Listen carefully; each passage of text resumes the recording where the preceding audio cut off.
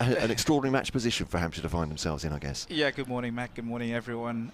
Yeah, it was a little bit of a topsy-turvy day for Hampshire. Obviously, would have been really pleased with getting Kent all out for 165, but obviously things took a bit of a turn for the worst, and that afternoon session where they lost, where they were bowled out for 57, has got them, I guess, firmly behind the 8 ball. But, you know, as we've spoken about, or as I mentioned earlier, it isn't over, and if any side is going to try and show some character and might be able to show the character that's needed, it would be this Hampshire side. Of course, they'll be disappointed with where they were at yesterday, but unfortunately that has happened, and they've got a big first hour, I think, this morning.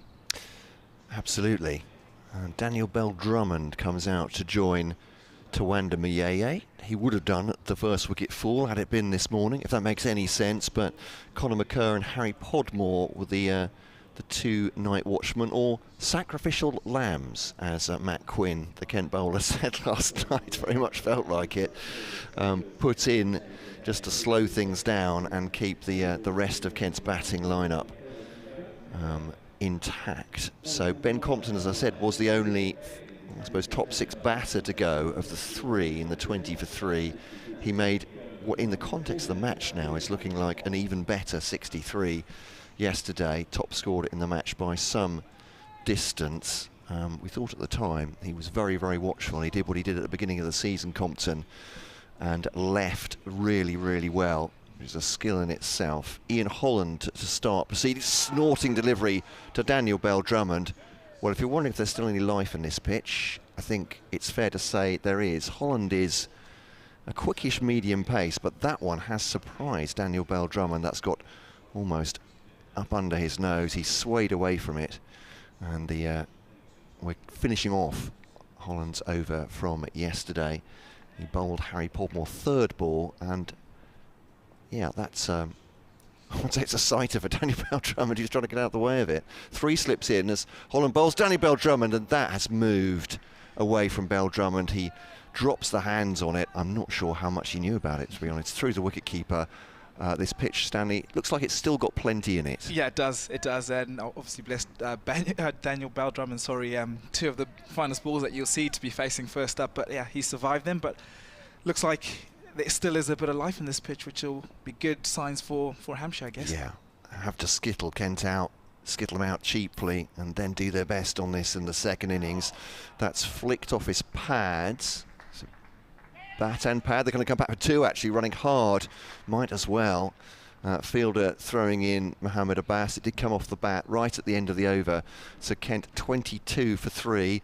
3 very eventful balls, but you can't take your eyes off this. We've had some pitches earlier in the season, Stanley, certainly Kent have, where scores of 500-600 have been racked up, and perhaps you can just take a little mental break. That this one is every ball is important. Yeah, definitely, and it will be interesting to see who opens up from this end, from the hotel end. It looks like it's going to be Mohammed Abbas.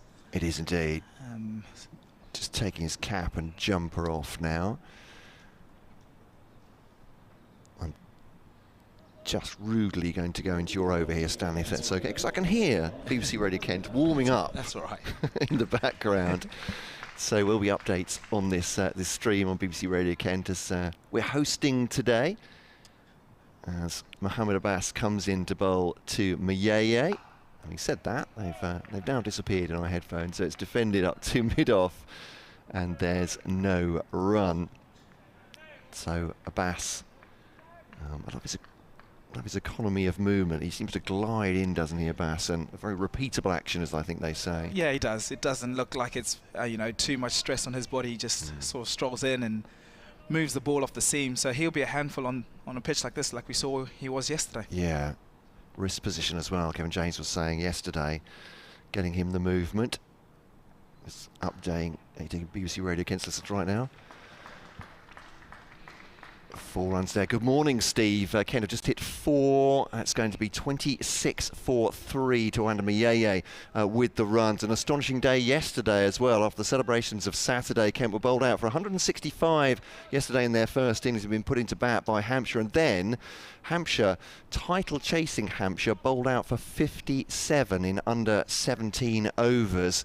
Kent lost 3 wickets last night, including 2 of their night watchmen, but they have this lead at the moment of 134, which looks very, very big indeed if you put it into context of the scores that I've just mentioned. Abbas is bowling to Tawanda Miyeye now. He has 22. Bell Drummond has 2. Can't keep your eyes off this one, Steve. This is a very, very lively pitch for the bowlers to bowl on.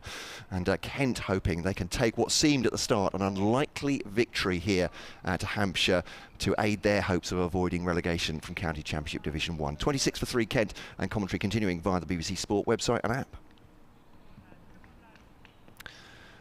Hampshire, of course, Stanley was saying, hoping to, as Abbas comes in 3 slips behind Miyeye, hoping to skittle out Kent cheaply here and get what they can out of this pitch. Did feel yesterday, I don't want to project on Hampshire, but when a collapse sets in, that there was just a little bit of panic. Yeah, and you know, like I said, they'll be bitterly disappointed with how things went. But I mean, sometimes it does happen in cricket when you have those situations where all of a sudden, before you know it, you're 6, 7, 8 down, and you know you just get blown away. And obviously, McQueen obviously had a fantastic spell, and you know sometimes you do get that. Abbas to Miyeye then, that's flicked off his pads. He looked very good last night actually to Wanda Miyeye, very comfortable. As much as anyone can be comfortable on this pitch, and runs a 2 then, glancing down to fine leg, 28 for 3. I thought he started really, really well. In contrast, Ben Compton was out fairly quickly, so interesting to see how he does today. I think, like you say, he seemed like he was defending the ball quite well yesterday, and it's I guess it's that sort of aggressive defending that you want to see, and that shows that someone is comfortable on a pitch that's doing a bit. Yeah, he's a wonderful shot maker as well. We saw one beautiful cover drive from him yesterday. He defends that one, and that's the end of the over. And well, in contrast to what we saw from the other end with Ian Holland, that was a fairly, well, in contrast to the match, it felt like a very calm over indeed. 6 taken off at Kent, 28 for 3, the lead at 136. Yeah, it was, and I guess Hampshire just going to try and slowly quickly get themselves into this game, or back into this game. Obviously this morning, like we said, that first hour is going to be extremely crucial. You know, as it stands, it's 134, effectively 134 for 3. Kent are, is the best way of looking at it, as Ian Holland is running in from the pavilion end and bowls to Bell Drummond, who just defends that one, pushes that into the offside, no run. Yeah, so like I'm saying, that Hampshire have got a crucial first hour here. We know this pitch, obviously it has had a bit of life to it, but we've seen throughout the season that it rarely gets any worse. So you know, Hampshire will be buoyed by that fact that it might get better as Holland comes in to Bell Drummond and pushes that through the onside and flicks that through, and that's going to race away for 4. Actually, his first boundary. So that's a pretty good shot there from Bell Drummond. Just slightly back of a length from Ian Holland, and he's just lent onto that. Actually, it's a really good shot. In some ways, if it is flattening out, well, for Hampshire that would be a good thing, wouldn't it? Because you want that 100 deficit to be less important than it looked yesterday. Yeah, definitely. And I mean, yeah, there's no mistaking that how big a deficit that is. So you're going to have to bowl well as Holland comes into Bell Drummond, who pushes that into the offside, and no run as Kent move on to 32 for 3. The 3 wickets down. Ben Compton, who was caught at first slip by James Vince. A couple of night watchmen that were thrown in by Kent just to try and slow things down. Harry Podmore and Conor McCurr both lost their wickets late last night. So effectively, from a Kent perspective, it's not the worst thing, as they've still got quite a few batsmen in the hutch. As Holland comes in to Bell Drummond, back of a length again, and pushes that into the onside. So pretty watchful stuff so far from the Kent batsmen. Yeah, just looking at what's to come for Kent beyond these 2. So Jack Leaning, the captain, will be out next. We'll be out into the middle next, I should say. It sounds like I'm calling his wicket already. Ollie Robinson, Harry Finch, Joey Everson, and then Nathan Gilchrist and Matt Quinn, the remaining bowlers for Kent. 3 slips in a gully as Ian Holland comes in and bowls full length, and Baldrummond just pushes that one out to Ben Brown at mid-off. No run again. So Kent would just look to try and nullify any Hampshire threat here and just have a quiet first hour, and if they can get themselves, you know, ahead, even further ahead of this game, so they'll put themselves in a really good situation, which they are already in, but it's obviously on a knife edge, I guess, as Ian Holland runs in from the pavilion end to Daniel Baldrummond and slightly full again and pushes that one out to end that over. 32 for 3, Kent, Tawanda Muyaya on 24 and Daniel Baldrummond on 6. Yeah, Kent-wise, Matt Quinn, I asked him the $64 million question. So how many do you need, Matt Quinn? From a Kent point of view, he said if it plays the same as it did yesterday, this pitch, that he thought a 200 lead would be enough, that they would fancy themselves to bowl Hampshire again, but for lower than that. But as we speak today, no wickets falling as yet.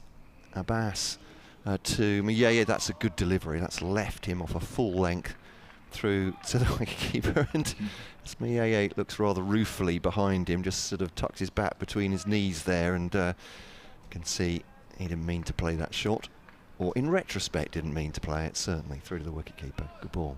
I think it's one of those pitches that you know you're going to get a good ball, and you have to just accept that you know the ball is going to beat the bat at some point. It's just about trying to focus on that next ball and trying to be positive, I guess. That full length working for Abbas, or almost. Muyaya very correct forward defensive, just holding the pose for a moment up to mid-off, no run. Saw yesterday from Ben Compton. It's hard to praise him enough really for that. And all the wickets were falling around him. Actually, Joey Everson stayed with him for a while, and they've been on a 68 partnership, which was really I suppose the turning point in that Kent innings at 32 for 5 when those two came in. That was what turned it around. But Compton, 161 balls for that 63 was watchful, to say the very least. It's Abbas again to Muyaya, defending that on off stump. Back to the bowler, no run. You know, it's just crazy to think that obviously when Kent would have had their first innings, they probably would have thought that they were massively under par with 165, and then to come out and do what they did in that afternoon session, like you say, just makes that innings from Ben Compton and those contributions from Everson and Podmore as well, those partnerships laid down in the order, very crucial, and yeah, I guess time will tell how important they are. That's Abbas then from the hotel end, bowling to Muyaya, and gets a little bit across his stumps there, but guides it out to mid-off again. No aggression in that shot. Dot ball. It is a beautiful morning here. Let's talk about the weather. I mean, it's England, so you have to. But pretty much blue sky as far as we can see. A few fluffy clouds beyond the trees in the distance. We look from the hotel end here at the Ageas Bowl. Pleasant sunshine for spectators. About the same as there were yesterday. A smattering all around, but this is a very big ground. As Abbas bowls to Muyaya. Oh, that's beaten him once again. Just outside off stump. Fraction of movement. Enough to draw him into the shot. Crikey, he's a little bit lucky. He didn't get anything on that for me. Which went to Muyaya through to the wicketkeeper. Yeah, that's typical Mohamed Abbas, and that's what we've seen throughout the season from him, and that's what he always does. You know, nibbles the ball around a little bit and attacks those stumps. So he's always coming at you. So you never feel like you're fully in against him. Hampshire will need him to pick up a few early sticks here. Abbas then final ball of the 14th over to Muyaya. He clips that to mid-wicket, again with no great force. Fielded by Felix Organ, I think, at mid-wicket. And that's the end of the over. A maiden over from Abbas, 2 for 11 from 4. He was very mean indeed yesterday in terms of his bowling figures as well. Went through maiden after maiden as Kent tried to see him off. But end of the over then. But Kent holding firm so far. 20 for 3 they resumed at, 32 for 3 so far. No breakthroughs for Hampshire, 140 the lead. There will be Ian Holland to continue from the pavilion end, running to us towards the hotel end. 2 slips now. A slight change as Holland comes into Bal Drummond, who leaves that one outside the off stump and safely through to Nyron Donald. So just one small change in the field. It looks like James Fuller's gone into a mid-wicket position after that last shot from Bal Drummond. It looks like they're just trying to plug the gap. And I guess from a Hampshire perspective, they're going to have to obviously try and take wickets, but also at the same time make sure that they keep those runs down and not give themselves too much to chase as Holland comes in past the umpire and bowls to Bal Drummond, who pushes that into the offside and says no run. As, like you say, a beautiful morning, Matt, and these Hampshire fans would have been obviously stunned with what happened yesterday, but they're still out today to support their side. Like we say, it's not over until it's actually over, so there's still a long way to go in this game, and Hampshire will fight to the very end. As Holland comes in, Bal Drummond waits and drives full, and back to Ian Holland, no run. 32 for 3, 12 runs scored this morning, so Kent will be pretty pleased with how things are going so far, and obviously after those first 2 balls that we did see that climbed and beat the bat, we haven't seen too much since then, but only time will tell, I guess, as Holland comes in again to Bal Drummond, who waits past the umpire and slightly short of a length and to the offside, and he's pushed that one through, and that looks like it's going to be another boundary for Bal Drummond, slightly short of a length from Ian Holland, and he's just lent on that for his second boundary of the morning. 36 for 3, the score moves on to. Wickets falling elsewhere. Looks like Surrey have lost 2 this morning against Yorkshire. 293.47 a few moments ago. Let's update that. 297.47 now. Important obviously for Hampshire. For Kent, Warwickshire have lost a couple of wickets. They're 259 for 9 against Gloucestershire. So Holland comes in. Bal Drummond drives through the covers and drives handsomely. A shot of authority. So from being slightly back of a length and being punched through the offside, square for 4, Ian Holland goes slightly fuller, and he's met with the bat of Bal Drummond. Really good shot. Yeah, absolutely. Timed that beautifully. So 4 runs through. 44-3. So this is, as you say, this first hour looks crucial as much as anything to see what this pitch is giving the bowlers. Looks like Abbas has found a length that works against Mieye. Holland perhaps not settling at this point. As he comes in, Bal Drummond waits and pushes that one back to the bowler to end that over. So 15 overs, I think it is gone. Yeah, 40 for 3. Bal Drummond on 14 and Tawanda Mieye on 24. So good over there for Kent. Yeah, so Bal Drummond on 14. Came out this morning with Tawanda Mieye, who's made 24 so far.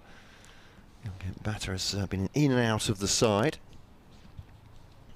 It's one of those that certainly you can see there's talent there, and I mean that there's no disrespect to him at all. I think he's just settling on pacing his innings, because he is a proper 360 batsman. Certainly white ball stuff. Abbas now to Mieye. He's found that line again. He's gone forward. You might say as he's got his back tucked in there, Mieye, but he's moving forward towards it. It's hard to argue that that's not a play and a miss for me. But you want to be as generous as you can, if you want to be as generous as you can to the batter, but that's another great delivery.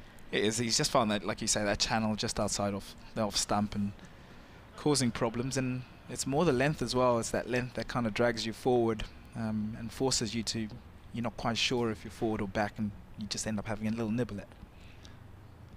So Abbas now to Mieye once more. It's just perhaps a bit back of a length. Mieye defends that, back up the pitch, no run. Sorry, have lost their 8th wicket against Yorkshire. 297 for 8 now. Good news for Hampshire, that happening elsewhere. So Kent have got an eye, Kent supporters, on the Warwickshire-Gloucestershire game. They would love Warwickshire to be turned over there, starting level on points with Warwickshire-Kent. The 2 of them second and third bottom, with 2 to go down into Division 2. Obviously at the top of the table, it's Surrey v Hampshire, effectively. For the title, Ageas to Miyeye, punches that back at the bowler.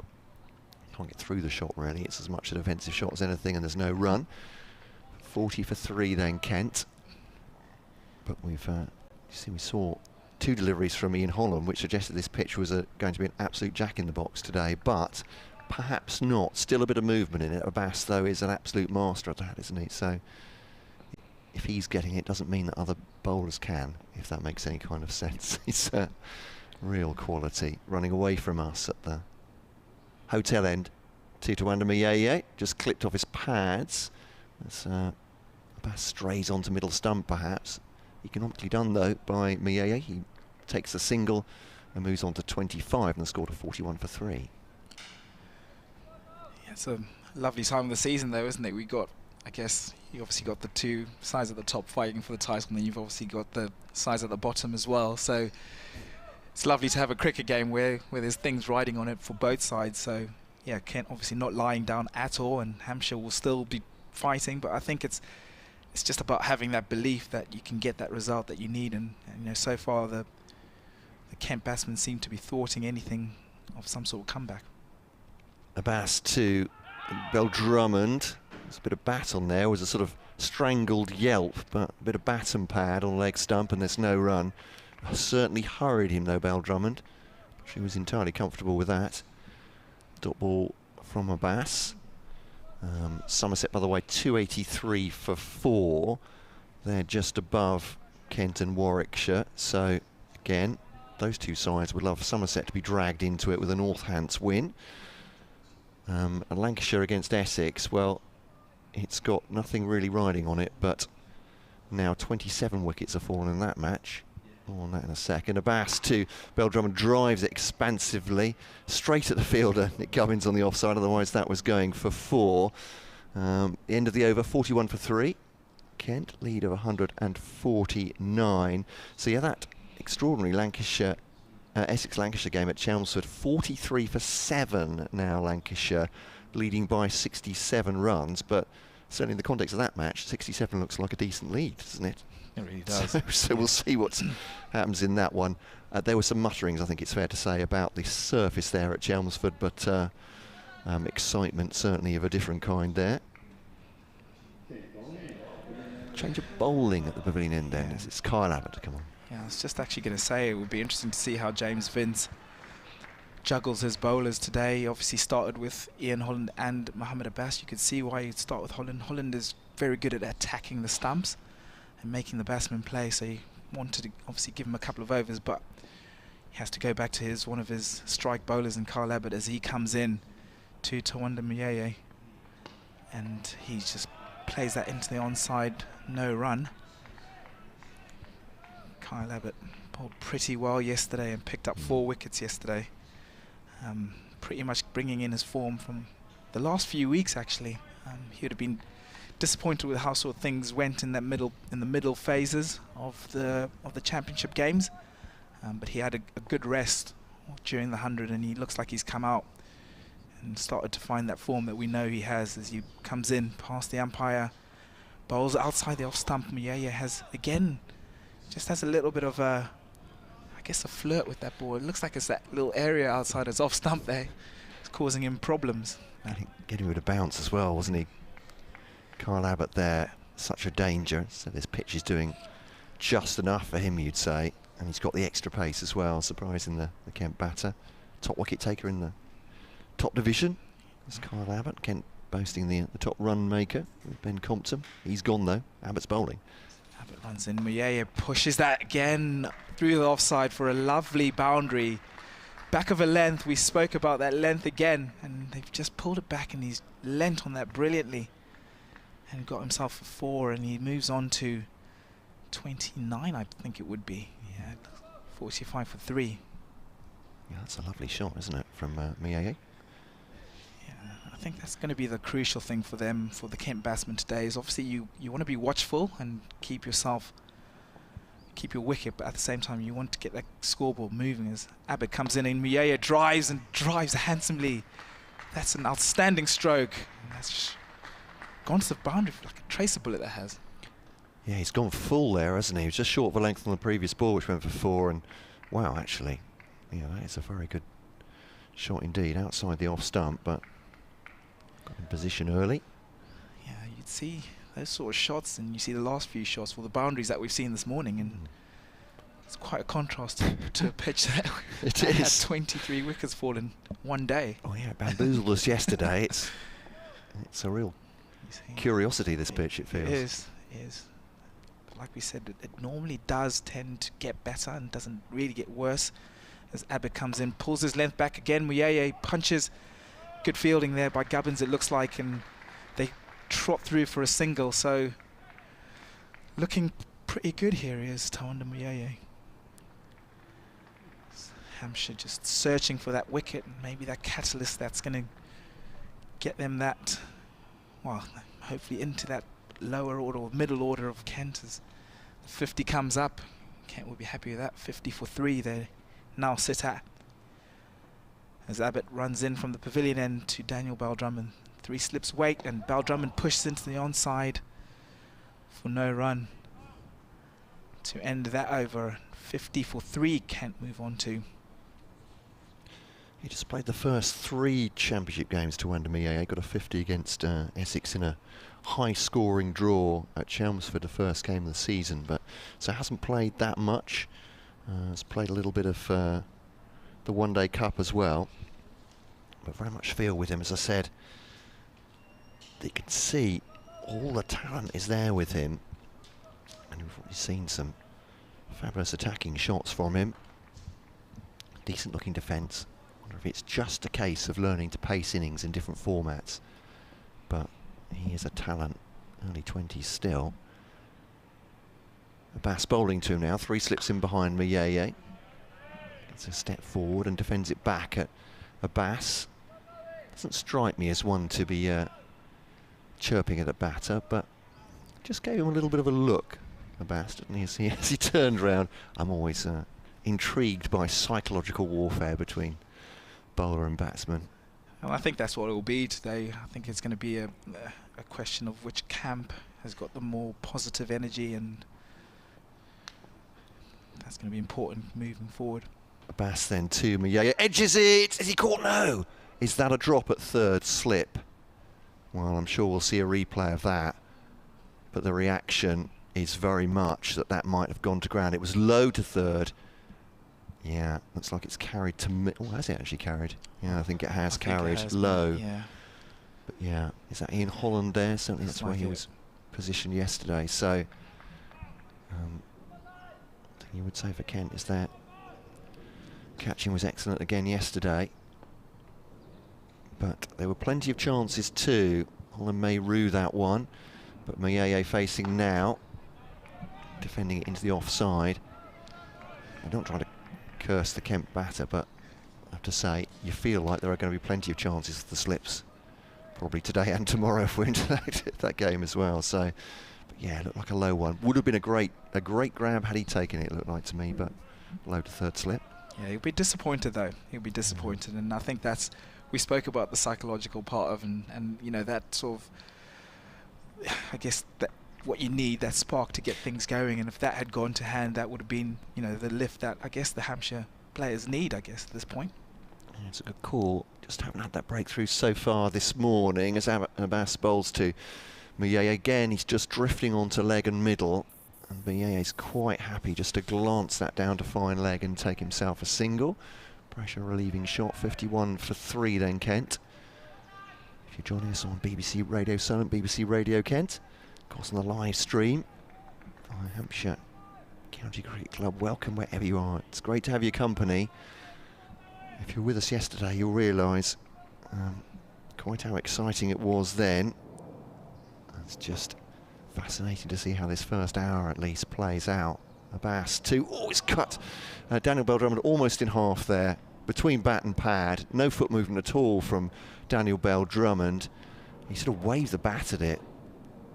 I think that's gone between bat and pad. Oh goodness, it has, and it's just missed off stump. Movement from Abbas. And the bowler can think himself a little bit unlucky, I think, there.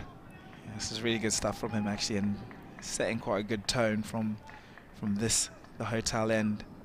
obviously had that chance go down. That would have frustrated him a little bit, and he's had a few words with the Kent batsman so far. That's a Bass then, bowling to Belldrummond. Oh, goodness me, similar delivery, and Belldrummond has managed to defend that into the top of his pad. There we are, between pad and whites there. Asking permission to remove it with his hand, he does, but once again in trouble from that ball from Abbas. Finishes the over with 2 snorting deliveries, but Kent still surviving. No wickets down so far today, 51 for 3. On the emails, by the way, and on Twitter, do feel free to get in touch at BBC Kent Sport or kentcricket@gmail.com. Kevin James is otherwise engaged today. He's watching the Vipers play the South East Stars in the Eliminator in the Rachel Hey-Ho Flint Trophy. 51 for 3 as Abbott runs in to Muyeye, who flicks that through the onside, and he could pick himself up 3 here. Looks like Keith Barker is... Oh, that's going to go for 4, actually. So it looked like a tired Keith Barker chasing that, and that's gone for 4. And Kent moving along quite nicely so far this morning. Yes, beautifully placed, wasn't it? But I was with you. I thought Barker was going to catch that up, and just moving a bit slowly, perhaps, the seamer. It's been a long season for some of these players, and a lot of overs, and they're going to have to dig deep, I guess, today and try and get themselves back into this contest. And just what they don't want to do is let it sort of meander away, and before you know it, that lead is up to 200, 159 the lead is at the moment, or should I say 163 with that last boundary. So that breakthrough needs to come quick as Abbott runs into Muyeye, and big shout given. That looked like it came back in and trapped Tawanda Muyeye in front. So that breakthrough that Hampshire were looking for, that looked pretty adjacent. So 55 for 4, the breakthrough that they were so desperate for. Got a reprieve in the previous over, dropped by Ian Holland off Mohammed Abbas. Unfortunately can't make them pay for that. So that's the first wicket. The first wicket of the day. Muyeye has gone for 39 of 59 balls. Yeah, as you say, looked pretty good, didn't it? Moving from outside, off stump in, and Muyeye just tried to get himself forward, but wrapped on the pad. So he goes 55 for 4. So if listeners you had, and viewers you had thoughts, oh, this is flattened out this morning, can they get off to a flyer? It's going to be a massive lead. Kyle Abbott has maybe just punctuated that a little bit. So first half hour, they do take their first wicket in the 19th over. Kent 55 for 4. Looks like it'll be Jack Leaning coming to the crease to join Daniel Belldrummond. 55 for 4. A lead of 163 with 6 wickets now remaining. So again, it's precariously placed. I guess it's sort of ebbing and flowing, and it's just difficult to tell who's ahead or who's in a better position, I guess. Well, obviously, you'd rather be in Kent's shoes, of course. But at the same time, they'll be wary of the position they're in, I guess. Absolutely. And Muyeye had seemed to have as much a measure as anybody of this pitch, certainly playing attacking shots, but Abbas had beaten him a few times outside the off stump, and that one from Abbott coming back in. Jack Leaning out for 8 in the first innings. I don't think he knew much about the Abbott ball that got him out, actually. A Yorker length delivery that seemed to disturb all 3 stumps somehow. I think it was only 2, but it didn't. It was a bit of a mess. He'll be keen to get a positive result. We've got 3 slips. Point, cover, mid-off as Abbott runs into Leaning, who gets an outside edge, a thickish outside edge actually, and he's going to get a boundary to get himself off the mark. So slightly streaky, but looks like that went down into the ground, and yeah, never really in the air, was it? He's played it with soft hands, hasn't he? That's the good thing from a Kent point of view, or for the Kent captain's point of view, so kept low. But yeah, past third slip. Kent move on to 59 for 4. Lead up to 167. Hampshire trying to get themselves back into this. They've got their main strike bowler Kyle Abbott on running in from that pavilion end. As Jack Leaning waits past the umpire and full and wrapped on the pad. Slight appeal, big appeal from the slips, but it looks like that was just sliding down the leg side, and umpire Long says not out. The good news for Hampshire is that the chat is back out on the field. They were very quiet last night, even with the wickets falling. But right now, I think perhaps they're just trying to almost talk themselves into this momentum that they need. Abbott runs in to Leaning and back of a length again, and Leaning coming down towards the ball, trying to meet it and maybe negate any sort of movement that is still going on this pretty lively pitch. Interesting you do say that, Matt, about the chat and the energy. It was quite interesting to watch the two sides warming up this morning. You could see the Hampshire side to the right of us here from the hotel end, and the Kent side to the left. The Kent boys were playing a bit of football, and there was lots of laughs and noise, and I guess the Hampshire were a bit more serious and trying to get themselves into the work as Abbott comes into Leaning, and who defends that in to end that over. 59 for 4. That's the end of the over, and Stanley Marissa is going to make way for Dave Allen on the commentary. Stanley, thank you very much. We'll be back in half an hour. And Matt Cole alongside me will be Dave Allen. I'll bring him in just a second. I'm about to an update for BBC Radio Kent listeners here on the online stream on BBC Sport.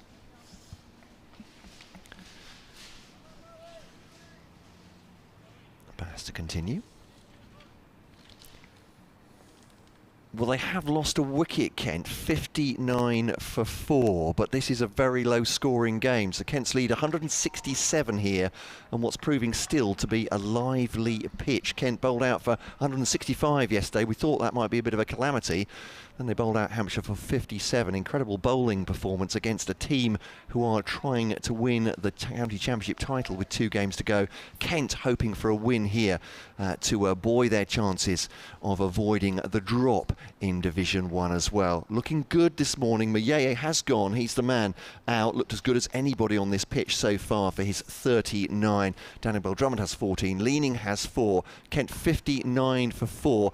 I don't think this is going to be around very long, this game, Steve. I might be packing up at the hotel tonight and making my way home one way or another. Let's see how it goes. Commentary continuing via the BBC Sport website and app.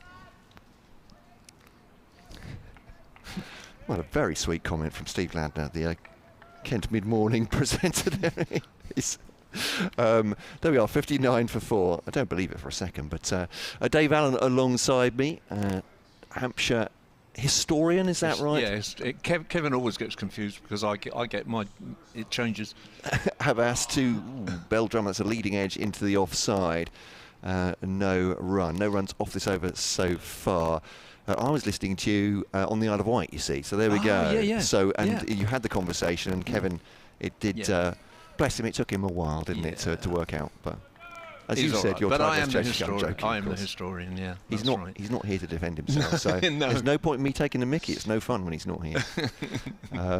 So Abbas back to his mark.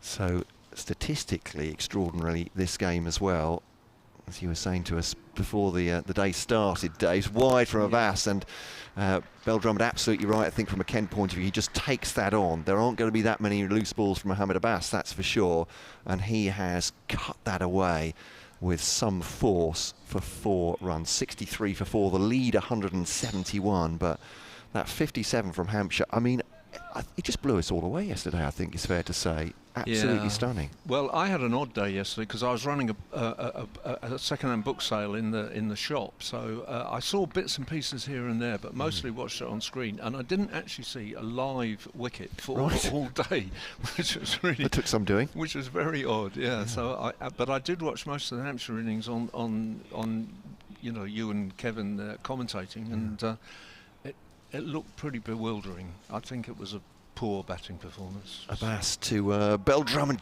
nips away from him that one, and that's not wide. That's threatening off stump and then just nibbling away. And Abbas is an absolute master. I love watching him bowl. I do, yeah, I do. I'd say to people who are much younger than me that I go on and on and on about my great childhood hero, Derek Shackleton, and he's just about the closest equivalent that I've ever seen bowling for Hampshire. It's very similar, that kind of nagging accuracy and that, and the pace. Shaq was probably slightly slower, but very easy run-up, easy action. Abbas to Beldra's Yorker length, that one. Are they saying it hit the toe first? It certainly sounded like there was a lot of bat on, but perhaps Mohammed Abbas hoping it hit low on the pad or the toe before he got the bat on it. Hard to see as it's jammed basically to the ground, that Yorker. Lovely delivery. As I was saying, that 4 from Daniel Beltram, an absolute rarity from I'm not sure how many boundaries Mohammed Abbas has been hit in this match. Very few, I would say, but you get just a bit of width from him, and absolutely took advantage of that. 63 for 4. They're going to have to here, Kent, though. 1-7 the lead. But yeah, it did feel like an almost nervy batting performance from Hampshire yesterday. Drive from leaning off Abbott. That's a lovely shot. He's gone full Abbott, and that's been driven back past him on drive for 4 runs. I noticed that Surrey,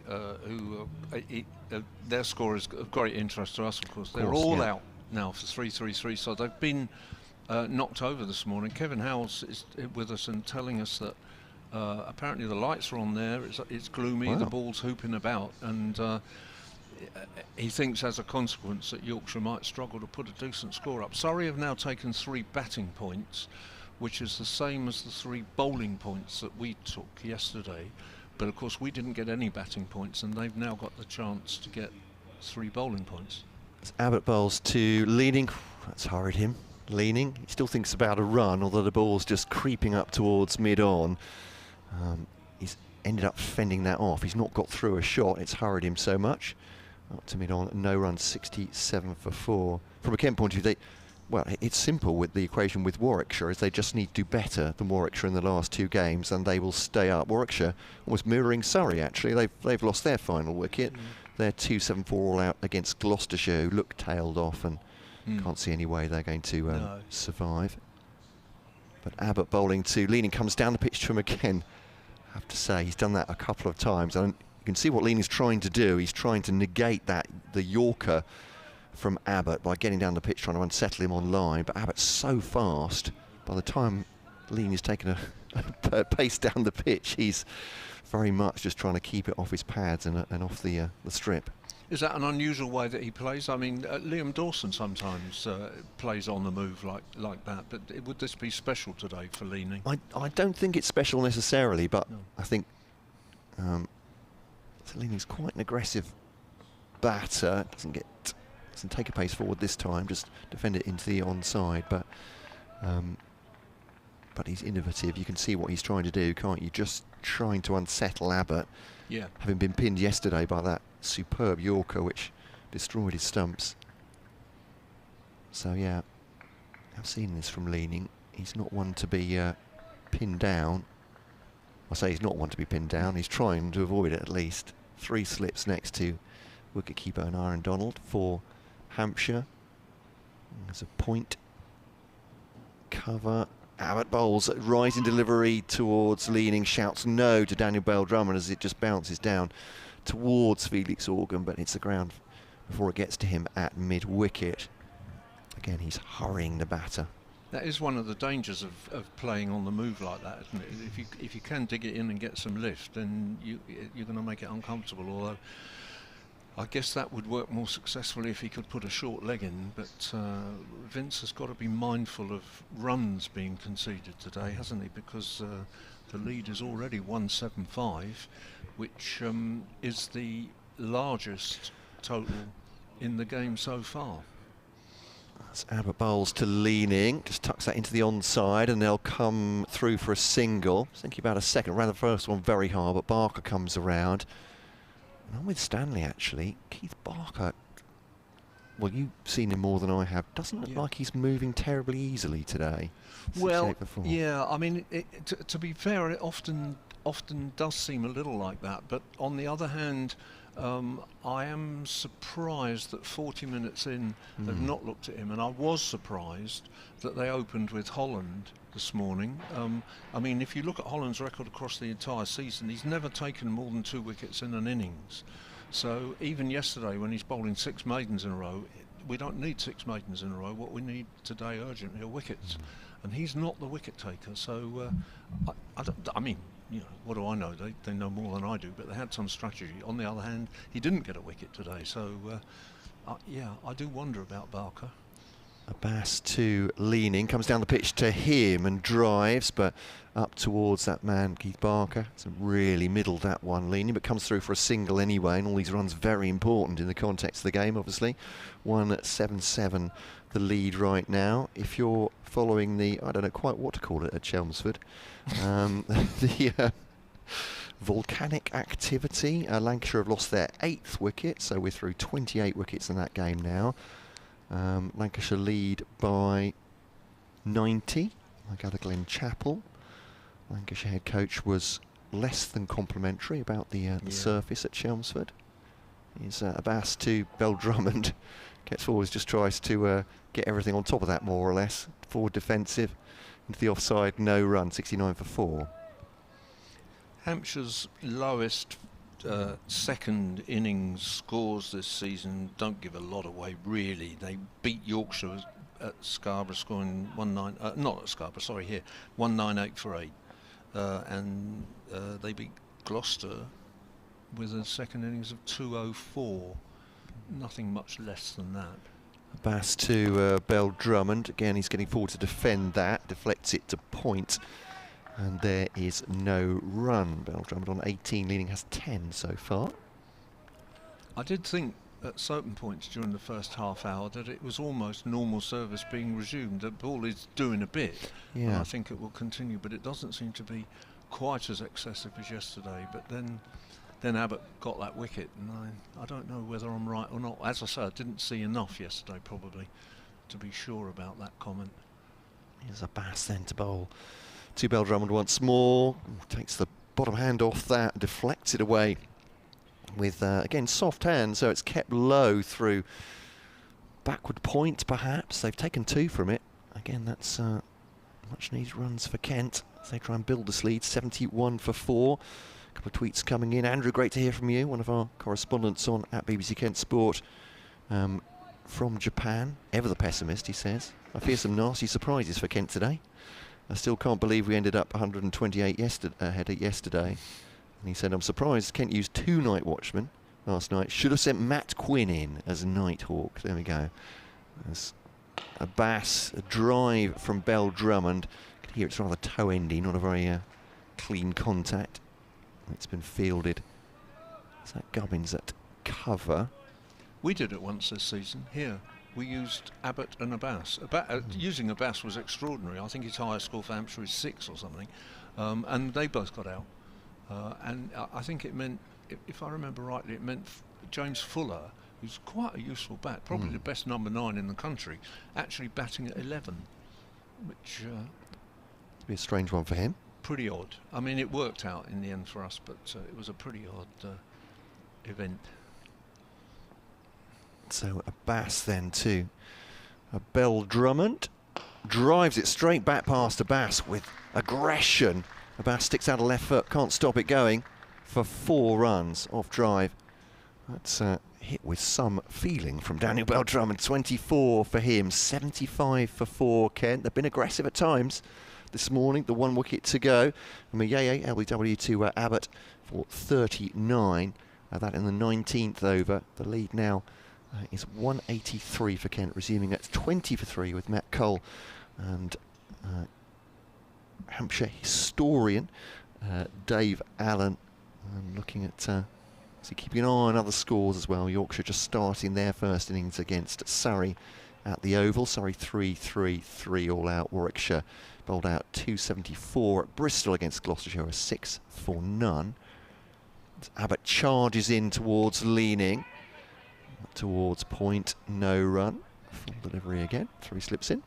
Keith Barker is signalling to the dressing room, which might mean he's about to have a bowl and wants something before he has the bowl. I don't know, or perhaps he's just getting bored at mid-on.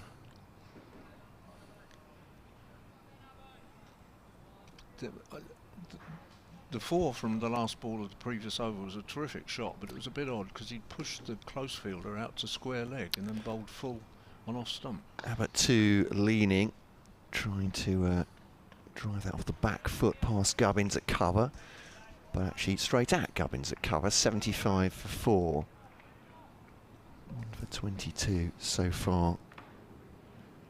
Abbott, you feel he may be the key, as he was down at Canterbury, breaking the Kent resistance at the end, but this is a very different match situation, obviously.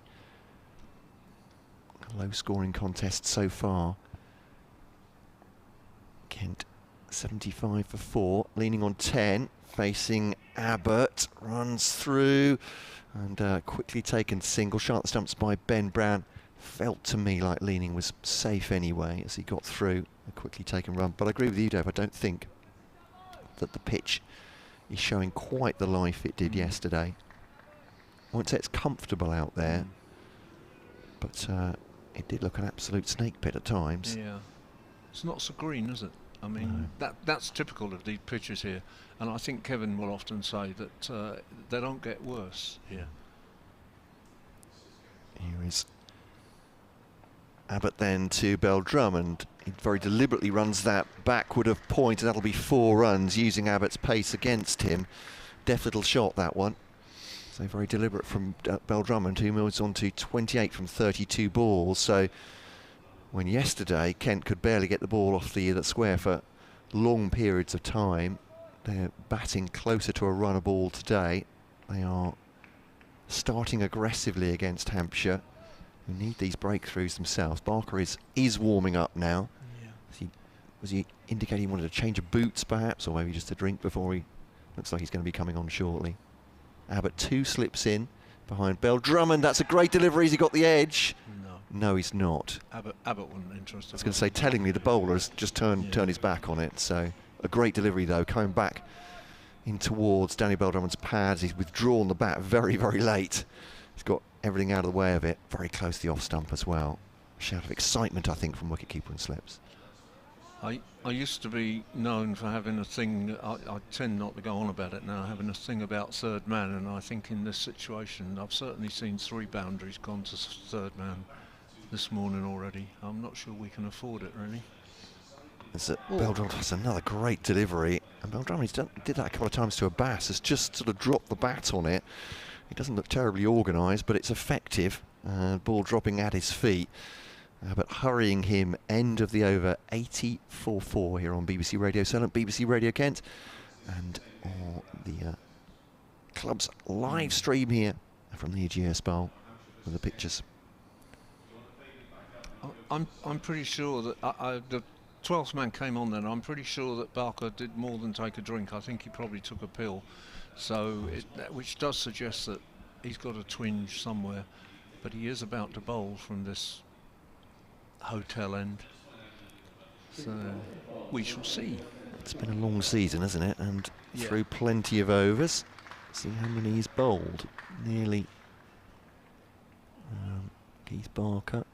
Yeah, he's bowled more than anybody else in the championship for Hampshire this season. He was also the only one of the big 3 to play at all in the 50 over competition. Right. I think he only played 3 games in that, but he did have a little bit of a bowl. The other 2 didn't. Through 420 overs so far. It's not an inconsiderable workload as Leaning defends that one off his off stump, and there's no run. Barker's first ball of the day.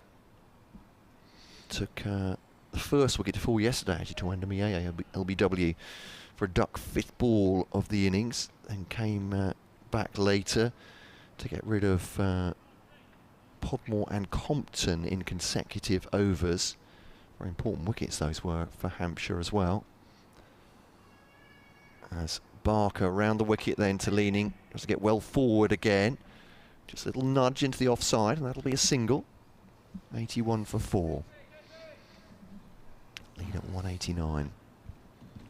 As we say, we do encourage you to get in touch.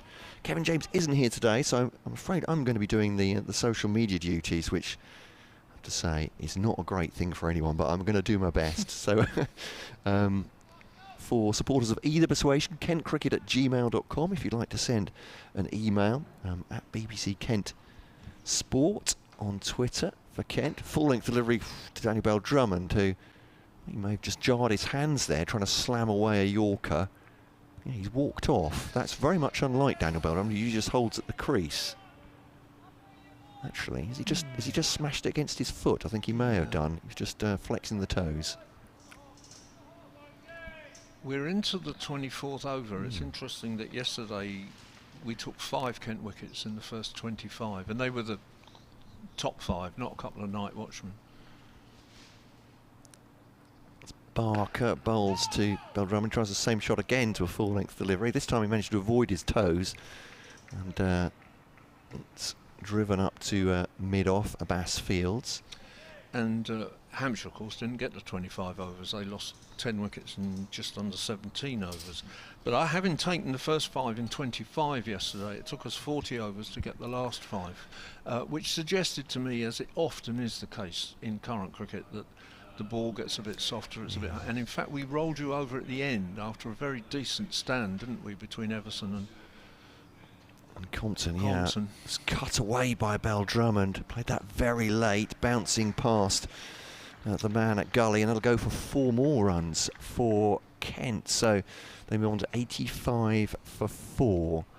It's lead creeping up to 193 now. And 4 more to third man. Yeah. I might start keeping a tally.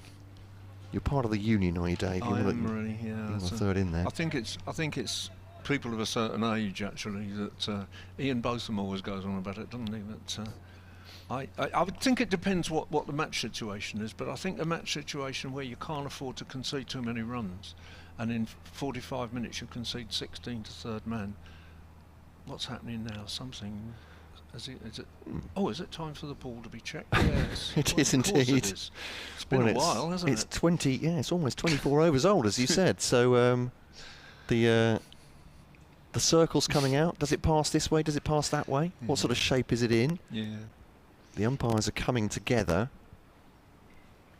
Couldn't be anything to do with the fact that we've only taken 1 wicket this morning. Nothing to do with that at all. And I'm sure he'd be very happy to bowl on with this one. He's going to have to as well. It's being tossed back from umpires Long and Bailey are not impressed by the appeals, but I wouldn't be at all surprised if they come back in a couple of overs' time and say it's now, I don't know, hexagonal or something, whatever they say to the umpires. Here's Barker then, round the wickets to Bell-Drummond, down the leg side that is, and through to wicket-keeper Donald, into the over, 85 for 4, the lead at 193. A few emails coming in this morning. Thanks for your company. Kester, one of the regulars on kentcricket@gmail.com.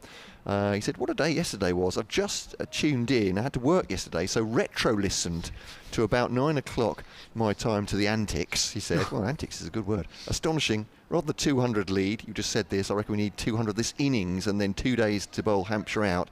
Kevin James says the pitch never does anything but get flatter during a game. Dev Allen was just repeating exactly that. So, yeah.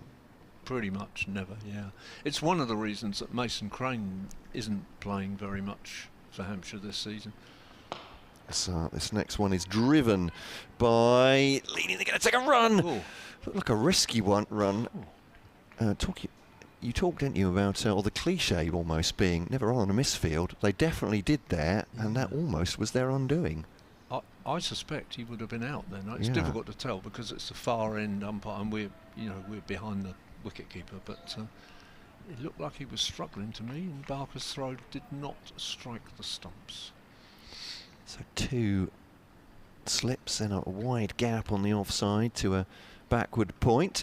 But on its up-ish, it goes near that man there, Fuller, but 1 bounce to him. They come through for another run. Shy at the stumps at the far end, Fuller. Definitely aerial, though, from Daniel Bell-Drummond. A miss-hit from the Kent batter. And I think since I've been on there, there have been 3 shies at the stumps that haven't struck. So he looked a bit fed up with himself there that he managed to hit them. Although he's... what is he, 50 yards away? He's got high standards. Yeah. Certainly. I wouldn't have hit them, that's absolutely sure. It would. I need to be a lot closer than that, that's for sure. Yeah. Albert gets the ball back from Keith Barker. And thank you for your kind comments, Kester. I appreciate that. Here's Abbott to leading, and it's full, driven up to Barker. No problem with that stop. Tumbling to stop it there. Sean, morning, he says, from the People's Republic of Crewe. Listening while delivering beer today, so can't see the live stream. I heard Kevin say yesterday that the pitch tends not to degrade at the Ageas. Yeah, this is a common theme. Is it playing a bit better today? I think it's fair to say it is. Is that there's still something in it for the bowlers? There's no doubt about that. Abbas has proved that, but I think the score also proves that Kent are a bit more confident in playing their shots today. Abbott to leaning. I was going to say that if anything's going to bring a wicket, it's me saying that, but he's nudged it into the offside. They're taking a quick run. He moves on to 14, the score to 88 for 4. What was it overnight? 23 for 20 for 3. So they're scoring at more than run a minute. Yeah. As you know, as well as a decent rate in terms of. Whereas yesterday they weren't doing anything like that, were they? I mean, we said about Holland bowling 6 over 6 maidens just before lunch, for example. So they're certainly able to score. Yeah, I'm saying it's up near run a ball today, isn't it? Or as Bell Drummond defends that one. I should read Paul's email here. It's well, the subject is fairness, so I was in some trepidation as I read down this. I went, oh my goodness, what have I said? What have I said, Paul? He said, as I'm enjoying the live commentary, sitting in a pool in Cyprus. It's 32 degrees, no clouds. You poor man. Well, you know, at least you got the cricket to cheer you up. We hope. He said, I'm shot yesterday. I went for birthday dinner. Hampshire 10 for none. Came back Kent 20 for 3. He says, but the main issue, he says, as Abbott comes in to bowl to leaning, just tucks that into the onside end of the over. Kent 88 for 4, 196 ahead now. He said, main issue is, do you think it's fair someone could get relegated because of who they've played? I think Kent played Surrey twice, Hampshire twice, Essex twice, Lancashire twice, probably the top 4 teams. He says, well, there is an issue, isn't it? Because there's, with the number of games played and the number of teams in this division, there's no way of making that equal. He says, and Ben Compton surely has to go on some England tour this winter somewhere, says Paul. Thank you for your email, kentcricket@gmail.com. I think he raises a very reasonable point there, but I fear, sadly, I have to say I'm not a fan of it, I fear from the report in the Times today and various other conversations that we shall soon be seeing 6 teams in the top division, 10 matches a year, and everybody plays everybody else.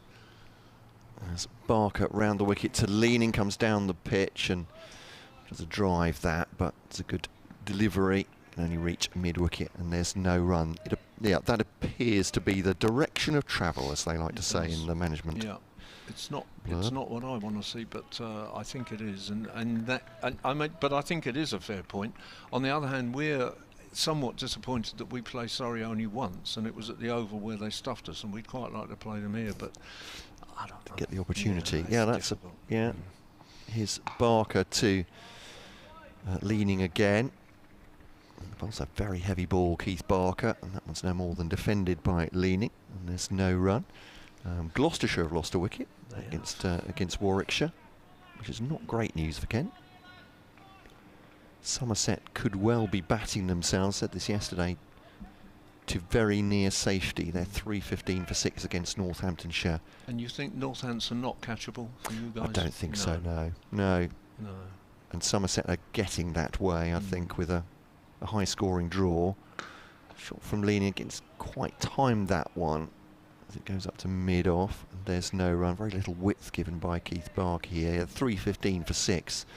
Yeah, a boring high-scoring draw for Somerset would be, because they face Kent next week. Okay.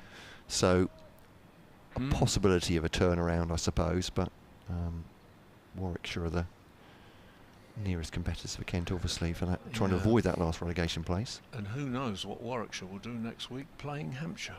Well, that's a very good point.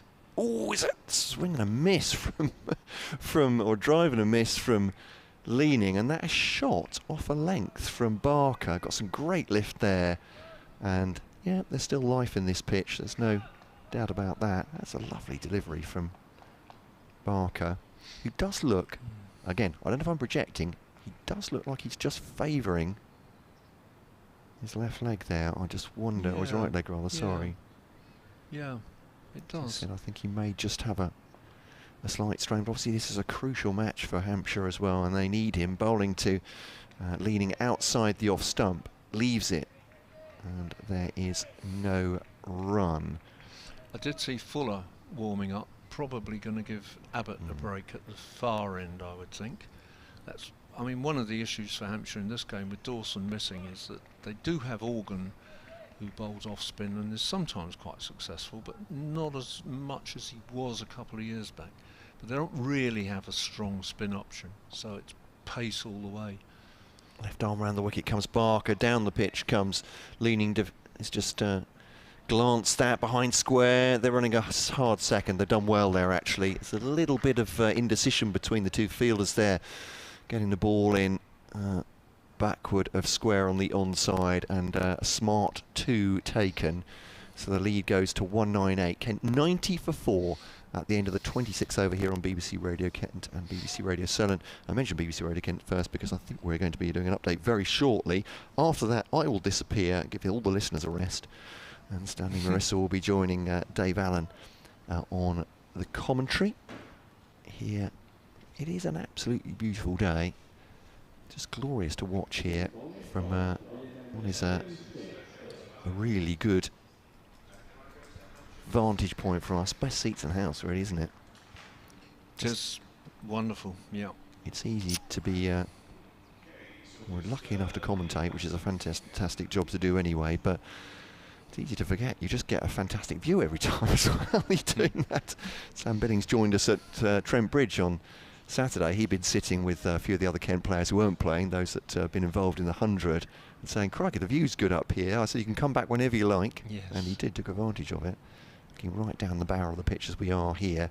It is Fuller. That's a fantastic delivery, and that's beaten Billings, and it's beaten Donald, and no disrespect to the wicketkeeper that at all, because that has moved from Fuller. Oh yeah, that has moved away from Bell Drummond, away from the keeper, given Donald absolutely no chance, and that's 4 byes, 98 for 4. And the lead goes above 200. Yeah. I listened to that discussion. It was interesting to me that that Sam Billings said, as far as I could make out, they were just in the crowd. They haven't got any special Kent box or anything. There were no privileges, no. They were patrons on Saturday. Did a pull from Bell Drummond, miss-hit slightly to Ian Holland, and there's no run. It's he and Zach Crawley, I think, was there. Marcus O'Riordan came up as well. Welcome to listeners on 5 Live Sports Extra. I'm about to summarise for BBC Radio Kent, but 94 for 4 here are Kent, resuming 20 for 3 after 23 wickets fell in the game yesterday. Kent are 202 ahead in the context of the match. Looks like a very impressive lead. Bell Drummond attempting to drive there. Dot ball, he has 33, Leaning has 16. Yeah, 94 for 4, so the last half hour they've not lost a wicket, which again in the context of this match is good work from Kent. Perhaps not as lively this pitch. Yesterday we saw 23 wickets fall yesterday. Kent resuming at 20 for 3, now 94 for 4. The one man to go. Tawanda Mieye on 39. Hit some very crisp shots this morning. The lead 202 for Kent could be crucial as they try and win a game to try and aid their hopes of avoiding relegation from County Championship Division 1. Daniel Bell Drummond has 34, Jack Leaning has 16, and commentary continuing via the BBC Sport website and app. And I'll just take you to the end of this over here on BBC Radio Solent and BBC Radio Kent, and then Stanley Marissa will join Dave Allen. The update was a little bit late from BBC Radio Kent. I don't mean to be critical. I'm sure they're talking about other things on a general show, but you know, so the cricket is the most important thing, as we know. Fuller to Leaning on the back foot, and that's driven away. Is that going to be 4? It is indeed. Organ won't make it round the boundary. To be fair to him, he is patrolling a massive space on the offside between third and, well, probably a narrowish cover, so he's trying to make his way around there. As typical of cricket captains, they're now putting him where the ball just went, rather than, well, pretty close anyway. Move around a little bit, Phoenix, they're saying. Leaning, Yorker from Fuller, dug out by Kent. End of the over. Kent 99 for 4, the lead at 207, and Stanley Marissa will join shortly after a few words from Dave Allen. Thank you. No doubt that at least in that over, the first over of the morning from Fuller, that the field was moving away from the bat. There were more men patrolling the boundary. Whether Hampshire are shifting towards it, well, I think they are now, because Barker is going to bowl from this end and he has just one slip. I've been banging on about a third man, and there is now a third man, so Hampshire have got to the point now where they're a bit concerned as Barker runs into bowl the first ball. A bit concerned, it's through him to the keeper. A bit concerned now about conserving runs, Stanley. Yeah, morning, Dave. Morning. Yeah, definitely a bit of a flat hour, I guess, from a Hampshire perspective. Yeah. Kent started 20 for 3 and they've moved on to 99 for 4 now, so nearly 80 runs added in just over an hour, which will be worrying, I guess. Yeah. For sure. For sure, I think it will, yeah. Barker bowls, it's very full and it's smashed away, but down to the man who is now fielding at third man, and they just take the single. But I mean, it's an odd thought that this game could now begin to stretch. Kent, applause there for the Kent 100, but I think it's more significant that Kent are now well into a lead above 200. And it's just an odd thought that this game could stretch into tomorrow, because I think when we arrived this morning we thought we'd all be packing up and going home as Barker bowls again from this hotel, and it's fairly full. This time it's flicked down to the man at long leg for a single. Yeah. But, they could bat and bat and bat, and I wouldn't put it past Hampshire in the sense of the way that they've often played this season. Yesterday really was an embarrassing performance, I think, but they have been extraordinarily resilient throughout the season, and it's been a very good season. Whatever happens, if yesterday is the disaster that finishes it all, so be it. But it's been a very good season for Hampshire. Barker bowls, and it's just played defensively but strongly up to mid-off. They could put yesterday behind them and bat themselves quite long. They've got the people to do it. You know, when you've got a line-up with Fuller coming in at 9, there are people to score runs, but it's difficult to call this game right now. Kent's certainly on top. Yeah, definitely. Barker again, and it's just met with a very solid defensive bat by Bell Drummond, who's not he's not dancing down the pitch so much as leaning, but he's looking pretty secure and scoring at a reasonable rate as well. His scoring his strike rate is over 70, which in this context on that pitch is decent.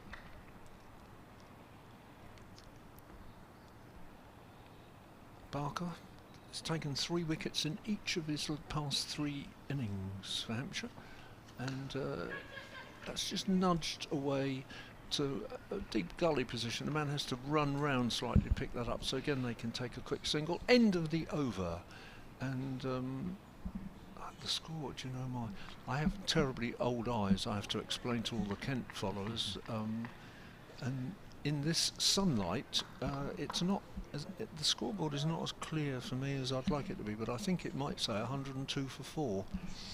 Would that be right, Stanley? It looks like it. You're younger than me. It does look like that, Dave. And yeah, I can usually see it okay, but it's just the brightness of the day. So James Fuller coming in from the pavilion end, bowls to Bell Drummond, who just nudges that into offside and says no run, and sends Jack leaning back to his crease. James Fuller, probably Hampshire's quickest bowler, will be looking to try and maybe make some inroads into this Kent batting or second innings. One slip and a gully now, so we've seen the field change and signalling that there's probably not as much movement as there was earlier, as Fuller comes in and Bell Drummond drives and it gets a thick outside edge and races away down to that sort of vacant third man area where Felix Organ in the previous over seemed to be patrolling on a more finer third man. A boundary from leaning that went square probably forced James Vince to move him round, and now the ball's actually gone to exactly where he was the previous over, Dave. I think I did mention something about runs to third man earlier on, so I better not go on again. I just noticed that it's the 50 partnership as well, which is exactly what Kent wanted and Hampshire didn't today. Definitely, as Fuller comes in to Bell Drummond, who pushes this on into the onside.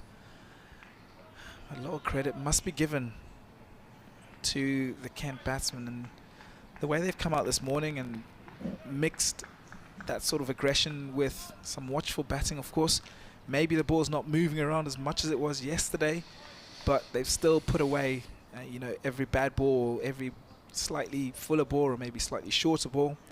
They've pounced on it and managed to get that scoreboard moving. Fuller comes into Bell Drummond, who looks solid again and just pushes that back towards the bowler.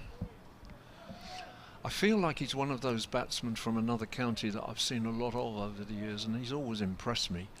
I know that on occasions he's been in the thoughts of selectors and the thoughts of the media people writing them up, and I don't know what kind of season he's had this season, so I can't comment on it particularly this year, but he looks a very good batter to me.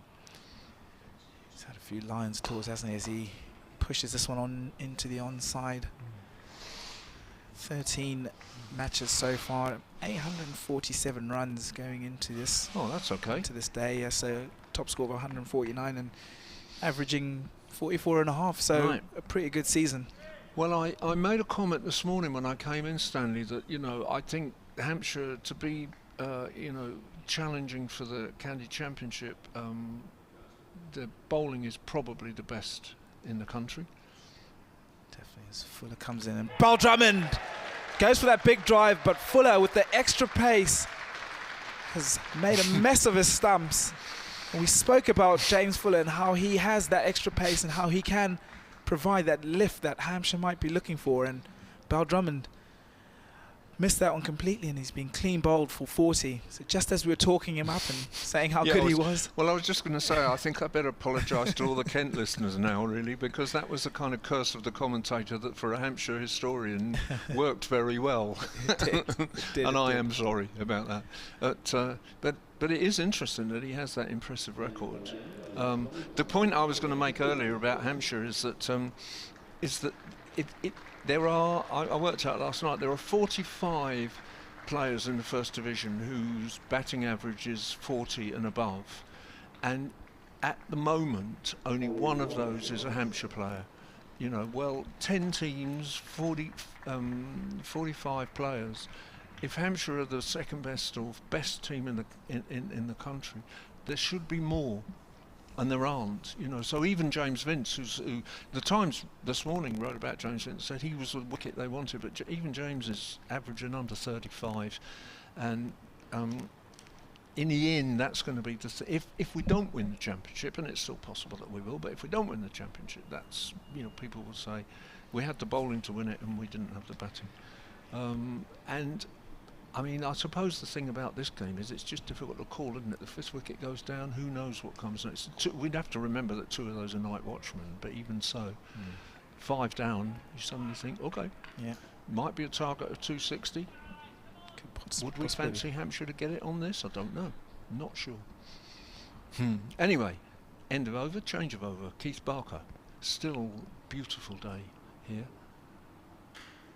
And resolutely forward defensive shot by Leaning there. Leaning isn't on the walk as he was against Abbott.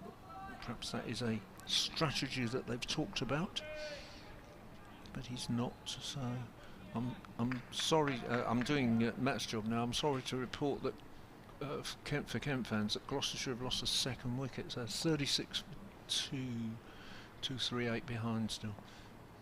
And again, a fairly resolute forward defensive shot there, but he misses the ball, which goes through to the keeper, and there's an ooh and an ah. The wicket's just lifted Hampshire, and a little bit more noise in the field now.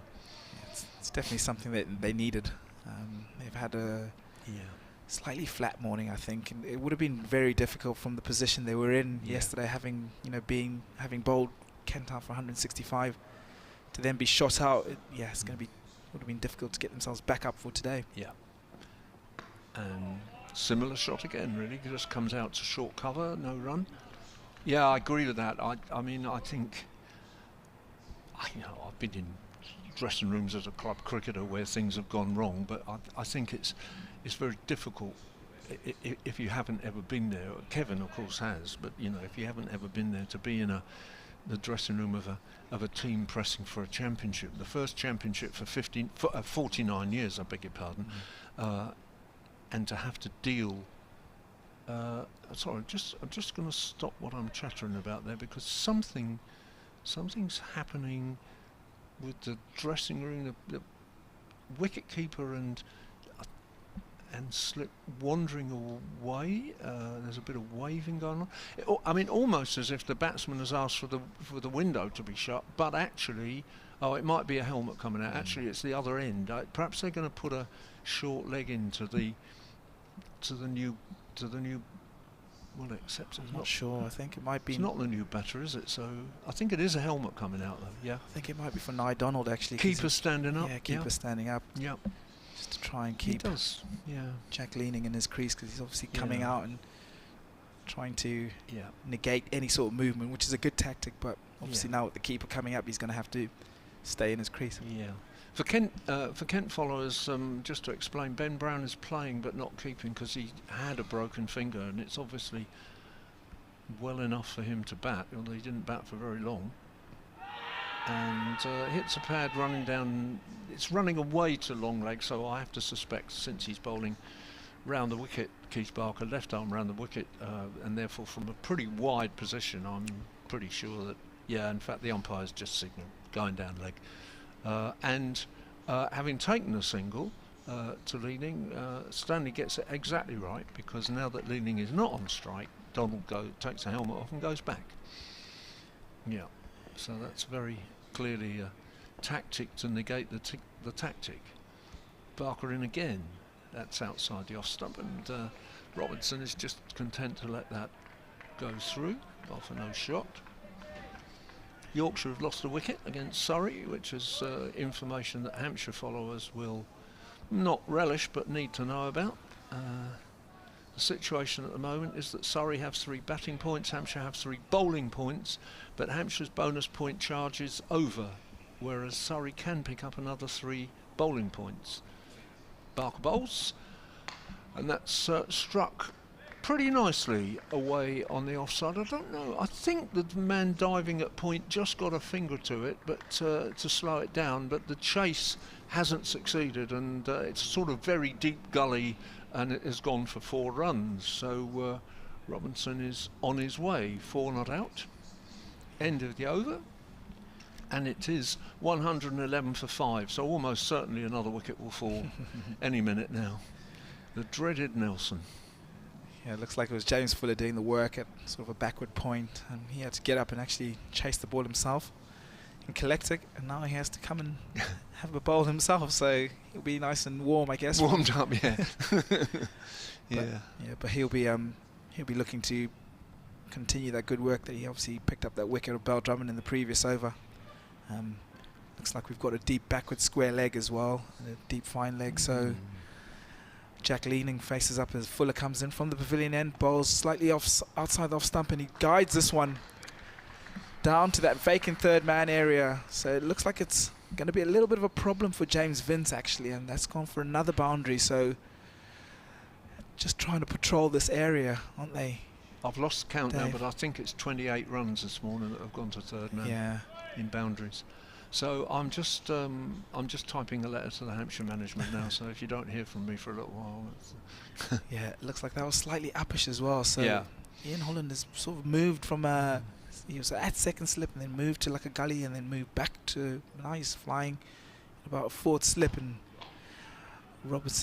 Jack Leaning's just pushed that one out into the onside and no run. So it's got a He's got a long leg and a deep square leg, both out on the boundary, and Ageas is the long leg and is in fact warming up. So I've got a feeling that Barker's spell is a short one actually, and maybe he has got a twinge.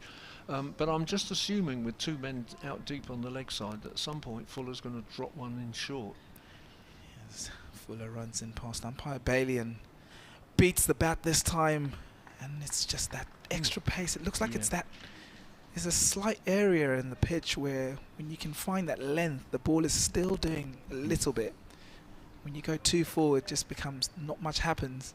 And he's beaten the bat there of Jack Leaning, so good stuff from James Fuller. He'll just maybe look and try and find a bit more consistency in that difficult area. It's 115 for 5, Kent. As Fuller comes into Leaning and bowls and down the leg side and no run. Just walks away from his stumps and gathers his thoughts again, Jack Leaning. I see that Lancashire are all out in that crazy game at Chelmsford, so 30 wickets have gone there already, and Essex are 9 for 0, needing 89 to win it. So they won't quite manage it by lunchtime, but before tea. James Fuller comes in and bowls to Jack Leaning, who pushes that out through to that vacant deep point area and picks himself up a single. He moves on to 26. Can't move on to 116 for 5. A lead now of 224. So effectively they are 224 for 5.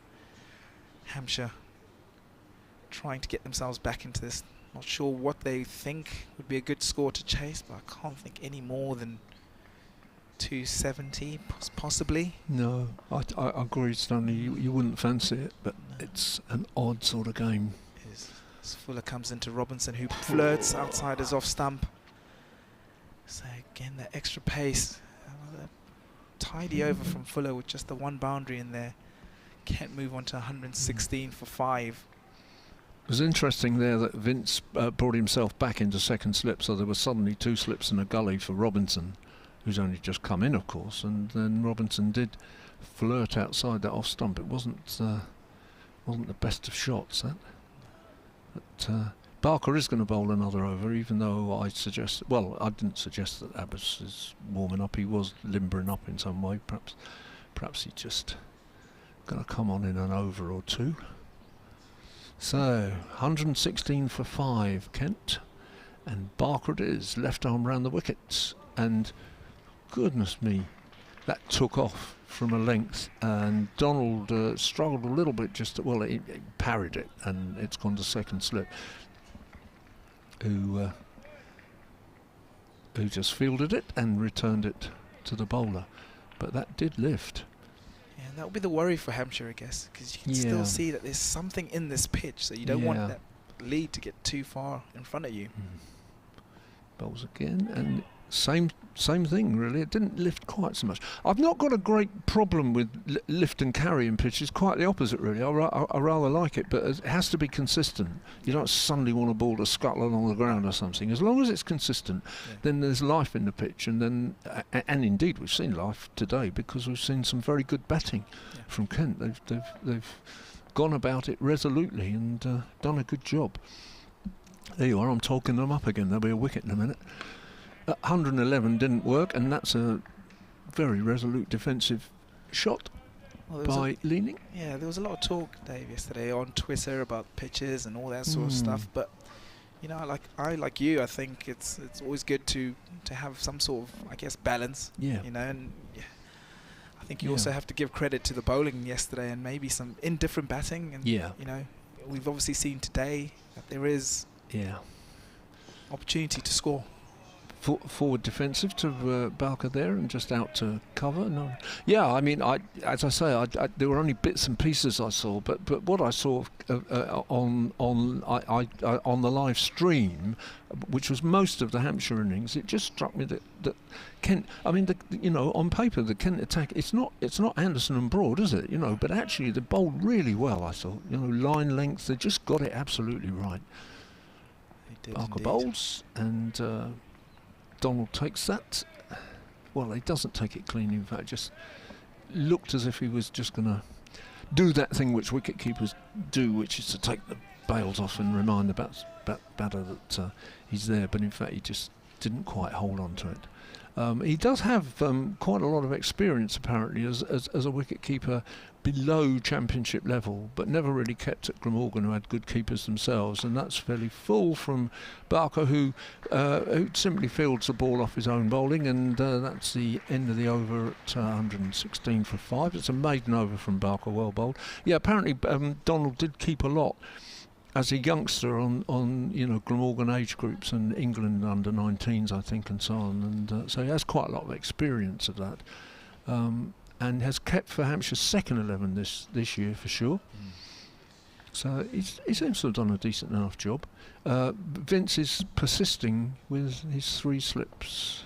Yeah, as Fuller will come in from the pavilion end to Ollie Robinson, and he's just pulled out actually in the mid run up. So I'm not sure if something in his eye. Yeah, it looks like something might have flown in his eye. I think so.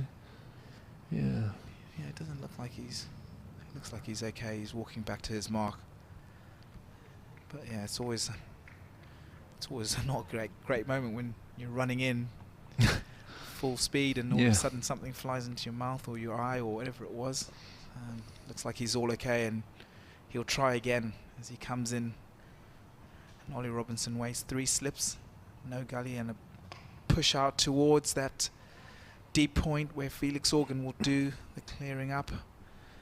Robinson moves on to 5 of 4 balls, and Kent 117 for 5, now a lead of 225, so getting themselves in a good position. Hampshire obviously looking for those wickets and those breakthroughs. Have only managed to make the 2 breakthroughs this morning.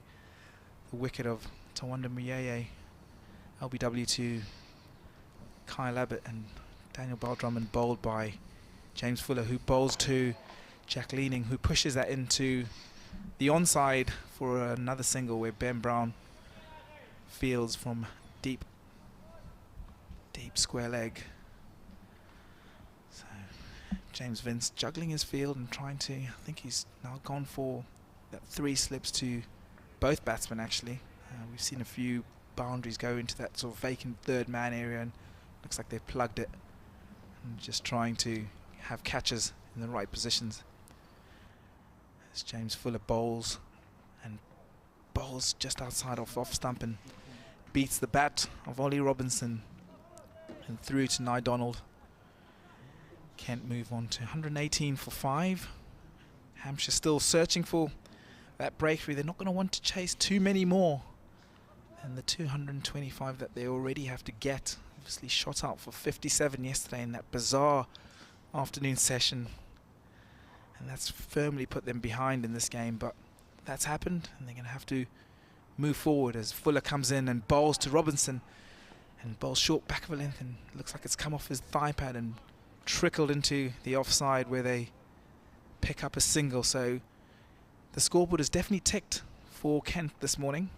Started on 20 for 5 and they're now approaching 120, so nearly 100 runs put on in just over 21 overs. So the scoring rate from their perspective has been really good, and that's what you want when you're playing on a slightly tricky pitch, just to keep that scoreboard moving. They've done that as Fuller comes into Jack Leaning, who punches this one into that offside, so they continue to pick up the singles. Yeah, this lead now is looking ominous for Hampshire, isn't it, with just the 2 wickets taken this morning. Looks big, doesn't it? 120 for 5 doesn't look that great for Kent, but the way they've been scoring on what's still a pitch with a bit of life in it, Hampshire must be wondering, well, must be thinking, yeah, I'm going to nick out a couple more in the next half hour, put them back perhaps on some sort of part. Yeah, they really need to, as Fuller comes in to Robinson, who waits, and he edges this one past third slip, and this is going to go for another 4. So that third man area continues to be a problem for James Vince, and Kent move on to 124 for 5, and Robinson moves himself on to 9. So you should be pleased with the way the Kent batsmen have gone this morning. Yeah, they're going well. Ollie Robinson always aggressive, and I think probably this situation suits that as well, doesn't it? They need to get runs on the board. I think if they try and defend on this pitch, there is a ball with your name on it. You're just talking about third man, which segues beautifully into a tweet just got from our good friend Andrew from Japan. Said, is it a sign you're getting old if you keep wondering why, oh why, isn't there a third man? There we go. Dave Allen was talking about that earlier, wasn't he? But yeah, as you were saying, runs have leaked through there. Barker then to leaning round the wicket, keeper standing up. As Ollie Robinson is backing up away. Throw from, is that Fuller at point? I think it is, yeah. He was disappointed last time he didn't hit the stumps from that distance, James Fuller. Incredibly high standards, but didn't hit it on this occasion, and Robinson is safe. Certainly hazardous for wicketkeeper Aaron Donald, keeping up to Keith Barker. Almost took his head off with one off of a good length, an over or two ago. Robinson backing up again, but this one's just turned into mid-wicket, and there's no run, gently by leaning.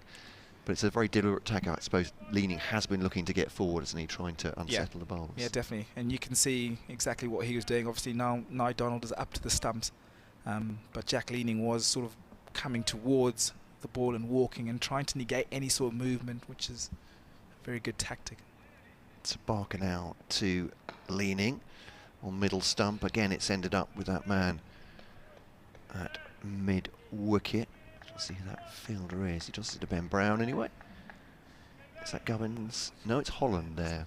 Yeah. A couple of listeners saying, well, obviously Holland had to bowl the first over, or the remainder of the first over, and we're talking about, obviously we were discussing whether Holland should have been bowling a more extensive spell this morning for Hampshire. Everyone's got an opinion, obviously, as this ball ends up very similar delivery. Actually, it's coming into the right-hander, round the wicket from the left-arm bowler, and again Holland is the first man to field it at mid-wicket.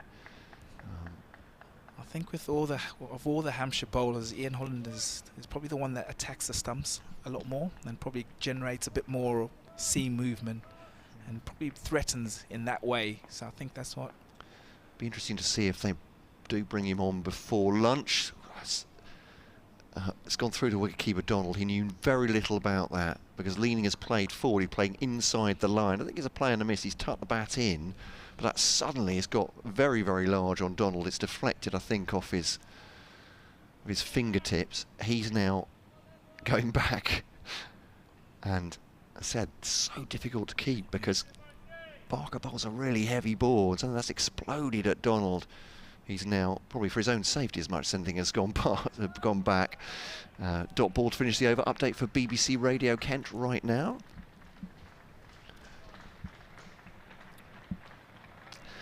They have lost a further wicket, Kent, here, but it's by no means a disaster. Daniel Bell-Drummond had made 40 before he was bowled by James Fuller, and Kent continue on here. 124 for 5. They're now 232 ahead, which in the context of a match, it will be by far the biggest total any side has made. I'll try and put that into context again. 165 for Kent were bowled out for yesterday, then skittled Hampshire out for 57 to give them a 108 lead on first innings, and they've done well so far this morning. Tawanda Mayeye hit some crisp shots for his 39, and Ollie Robinson joining captain Jack Leaning out there at the moment. Kent definitely with the advantage, 232 ahead, 124 for 5. Commentary continuing via the BBC Sport website and app. That's driven by Robinson away for 4, just wide of long off there. Good shot indeed from Robinson. He moves on to 13 and the score to 128 for 5. I think that's what we've seen this morning and so far in today's play, that anything that's been slightly over-pitched from the Hampshire bowlers, the Kent batsmen have pounced on. And we've seen some good cover drives and nothing short of that one from Ollie Robinson. Kai Labbert coming in from that pavilion end, change of bowling, replacing James Fuller. Runs in, pulls his length back slightly, and no run into the offside as Ian Holland at point. It looks like they've actually gone for a more conventional field now, actually. So we got 2 slips, no gully, a third man in a more, I guess, third man position, and point cover, mid-off, a mid-on, a mid-wicket, and Mohamed Abbas at fine leg. So trying to just wrestle with their field and their tactics as Abbott comes in. Robinson waits slightly back of a length again and just pushes this one into the onside. No run, 128 for 5. Halfway through the 35th over. Kent moving along nicely. 232 ahead with 5 wickets remaining. Worth remembering that 2 of the 5 wickets that have fallen were actually 2 night watchmen, Harry Podmore and Conor McCurr, who were sent in late last evening to try and, I guess, maybe delay things a little bit as Abbott runs in and Robinson pushes and gets this outside edge. It looks like it will go through to third man, where Felix Organ cleans up and Kent move on to 129. So looking, oh well, I guess they'll be pretty comfortable in that changing room, Matt. Yeah, I think building this lead as well. It's always a prospect, I suppose, that the pitch might have been as lively as it was yesterday, and perhaps they, go out in the low 100s, and then that will be a chase of the two sides. It doesn't seem to be the way that's panning out, though, does it? They're building quite a lead here. Abbott comes in one slip this time and pushes that into the onside, and he'll pick himself up another single. So Jack Leaning moving on to 29 looked pretty assured, actually. All the Kent batsmen this morning, we saw playing some positive shots. Daniel Bell-Drummond looked positive and pretty assured in defence as well. So Jack Leaning continuing on his merry way. Hampshire searching for that wicket, that third wicket of the day that might just get themselves. They don't want to be chasing any more than, I'll say, maybe 270. We spoke about this with Dave Allen as Abbott comes in and back of a length and into the offside, and a quick single taken. So rotation of strikes has been excellent, and that ends that over, the 35th. 131 for 5 Kent move on to. These are 2 very aggressive runners, Leaning and Robinson, on their toes to get through that run very quickly, putting pressure on the fielders. This is a real test for James Vince, isn't it, the Hampshire captain? This is not the way when they won the toss yesterday he would have seen, probably not in his nightmares, of the way it going on the first day. No. And now with the pitch maybe getting a little bit flatter, Kent getting away, he's thinking about his fields, wanting, I'm sure, to attack, but also looking at the mounting score for Kent, thinking that he has to be conservative to a degree, and trying to keep the morale of his side up as well. Well, this is it, especially of that bowling unit, because they've been asked. Oh, I guess they've been outstanding. The 3 obviously at the top, and just as a bowling unit throughout the season, but to then do it again a day after. Yeah, Abbas to Robinson, uppish as he drives. It's just gone past Keith Barker. Not sure that was a chance. It seemed to be in the air a long time, going past the man at mid-off. And yeah, it's a drive by Robinson. It's gone past Barker. Hard for us to see how close it's gone to his left hand, but it's gone away for 4. In any case, Robinson gone to 19, 135 for 5. Yeah, it's a perfect situation actually for someone like Ollie Robinson to come in and actually play his shots, because this is a Hampshire attack that are against the ropes really, and probably lacking in a bit of energy. So if you can come out and play positively, you can take the game away. Abbas to Robinson, and he's gone. Well, too aggressive on that one. He looks back at first slip, who's taken it high, and Robinson, is he wondering whether he's hit that? I wonder, he's looking quizzically over his shoulder. Umpire's raised the finger. It's gone straight to James Vince at high at first slip. Still looking over his shoulder, Ollie Robinson. Well, the important person in this equation is the umpire, who's put the finger up, and Robinson does go. Said very aggressively going at that one to drive it as again, perhaps over the bowler's head even. It's ended up high at first slip. James Vince holds on. Robinson goes for 19. Caught Vince bowled. Abbas brings another element into this game, doesn't it? A wicket falling.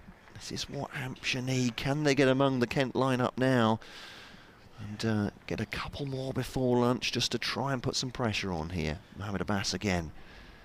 Excellent length and line. Kent 135 for 6 now, the lead of a 243. difficult one though, isn't it, from a Kent perspective, because you're so far ahead, you 240 runs ahead. You have to try and also think, what is a good score? What are you happy? You know, obviously we know the pitch has something in it, but at the same time, you don't want to. What's still left in this game is a lot of time. So, from a Kent perspective, you don't really want to give Hampshire any opportunity that they can actually get into their work, and time's not obviously not going to be a factor. It feels to me Kent are batting as if they believe there's a ball with your name on it. We're just going to play your shots when you can. As you say, there's all sorts of time for Hampshire to make any kind of total at this stage. And they're definitely not playing within themselves, no. If that makes any sense, are they? I think they are trying to force this lead, believing that at some point any batter is going to find themselves on the wrong end of that sort of thing. Mohamed Abbas delivery. It's moving away from them. But yeah, fascinating game, this one. Harry Finch then comes in. Golden Duck in the first innings. On a pair, obviously. Forward up towards mid-off. Barker has misfielded that. Finch runs. Shy at the stumps is a quick one from Barker, but he was slow picking the ball up there, and Finch took advantage to get off the mark. Gone under play. It's a big thing for a batter, isn't it? Out first ball in the first innings. He's just delighted to see Keith Barker misfield that so he can get a single. Oh, it's huge. He would have been waiting for that, and as soon as he saw that, he was going. You never want to be on a pair firstly, but as soon as you can get that first run, I guess even any batsman really, if you're just on 0, all you want to do is just get that first run, and all of a sudden have that sense of relief that you can actually get into your work. Leading taking a while to settle. Harry Finch, who played a full part, certainly in the field for Kent in the One Day Cup final win. Oh, it's edged by Leaning but low. Weatherly parrying it at second slip, and they take a single. Almost casually, it feels like Leaning's just taken a stride down the pitch. He's edged it, it's gone safe. There's no great shout from the fielders either, and he's got himself a single, the Kent skipper. He's looked to be aggressive, hasn't he? Taking on the bowlers, taking a step down the pitch, trying to unsettle them. And so far, it's working. 29 from 53. Finch then to face Abbas. 3 slips in behind him. And it comes off the pad. Didn't sound like there was any bat there. Thinks about coming back from a second down to fine leg. It didn't sound like there was any bat, but umpire Long says there was, so it's a single for Finch. He's on to 2, 138 for 6. I was as sure as I could be that was the leg by. There we go. Shows what I know. Just looking at the Vipers and South East Stars game at Beckenham, where Kevin James is right now, with Kevin Hand commentating on that one, and it's been a great start to that for the Vipers in the eliminator in the Hayhoe Flint Trophy. As Abbas bowls to Leaning again, coming down the pitch and defends that. Dot ball, end of the over. 36 gone. Kent lead by 2, 4-6, 138 for 6. Kent, but yeah, the South East Stars 86 for 7. Wicket there for at the top of the order actually by Charlotte Taylor, who was on commentary yesterday. I gave her 1 or 2 tips, Stanley, and she's managed to take a wicket. I said just push it through fast at the top of the order, perhaps get a stumping. It's worked out. There we are. It's worked out brilliantly. Not all her own work, of course, but yeah, they have the South East Stars 86 for 7 in the 30th over. Great start for the Vipers, needing to win that one to play the Northern Diamonds in the final. Here it's Kyle Abbott from the Pavilion end to Harry Finch on BBC Radio Southern, BBC Radio Kent, and on the live stream via the club here. As Harry Finch pushes that one just down to Keith Barker at mid-off. He's been quite busy in that position actually this morning. Just shows that the Hampshire bowlers have been trying to attack the stumps, and the mid-on and mid-off have been pretty busy fielders. 2 slips. No third man actually now. And a point cover mid-off as Abbott bowls, and Finch drives nicely for a single. Good work there from Gubbins. So Abbott continuing to try and wrestle back some sort of momentum for his side here. Kent moving along quite nicely. Now 247 runs ahead. So just trying to work out from a Kent perspective what they think they'll be comfortable with really in terms of runs. And we saw Ollie Robinson trying to play positively. Abbott comes in and leaning pushes this one out towards that vacant third man backward a point area for another boundary. 143 for 6 they move on to. It's been a bit of a problem area. It's just so many runs that they've not leaked, but I guess so many runs have gone into that area. They've had a third man, they've had a deep backward point. It's just trying to find the right, I guess, the right position, really. So lots to think about for James Vincent. Kyle Abbott as he runs in past umpire Bailey and bowls and back of a length, big shout. No, says the umpire. So it looks like, let's have a look at the replay and see. Oh, looks like, yeah. A body language from the batsman didn't look like he was particularly worried, Jack Leaning. No. But maybe that's just like Jack Leaning, I'm not sure. But, I'm pretty sure that the umpires will probably be in conversation that maybe Leaning is coming out of his crease, and they, they'll be relaying this information. So Abbott comes in and bowls to Leaning, who drives and drives well, drives that straight into the stumps at the bowler's end. So he's played positively and actually driven the ball really well today. And unfortunately, in that situation, the stumps are in the way, otherwise that was probably another boundary for him. just going back to James Vince's job as captain, again, when they do come to bat, it's a hard thing to do as a captain, because obviously you're an individual going out there to bat, but he and the head coach have to make sure this doesn't happen again to them in the second innings. Definitely not, as Abbott bowls, and it's a pretty quick over actually, as that's 37 gone now. Kent move on to 143 for 6, 251 ahead I think it is now. So yeah, like you say, it's a tricky one, isn't it, as a captain? You have to try and balance your own game and try and keep your players motivated, and when something like yesterday happens, it's really hard, I guess, and they would have been shocked really, but unfortunately that's happened, and what you have to do is now try and look forward, and whatever you do is just make sure that your performance second time around is a lot better.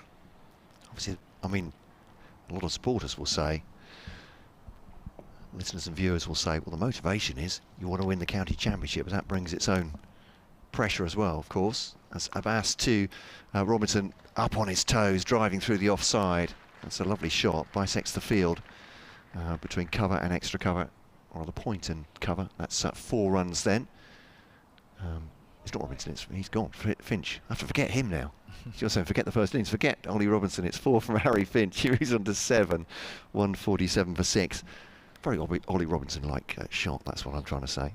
Abbas gets the ball back, lead at 255. Obviously on the other side of the coin, Kent hoping to really put that pressure on Hampshire now by building as big a lead as possible and put it in their minds that this game perhaps is gone, but plenty of time, of course, in the contest as Finch defends that one.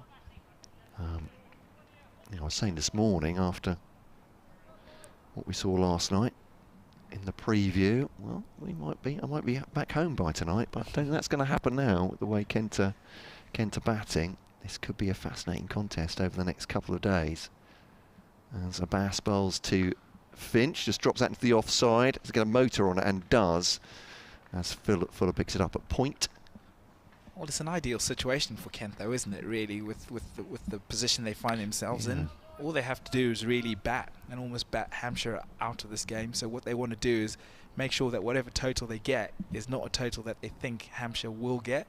Obviously, 247, 250 is a good lead on what we think is a pitch that's what we've seen, a pitch with a little bit of movement.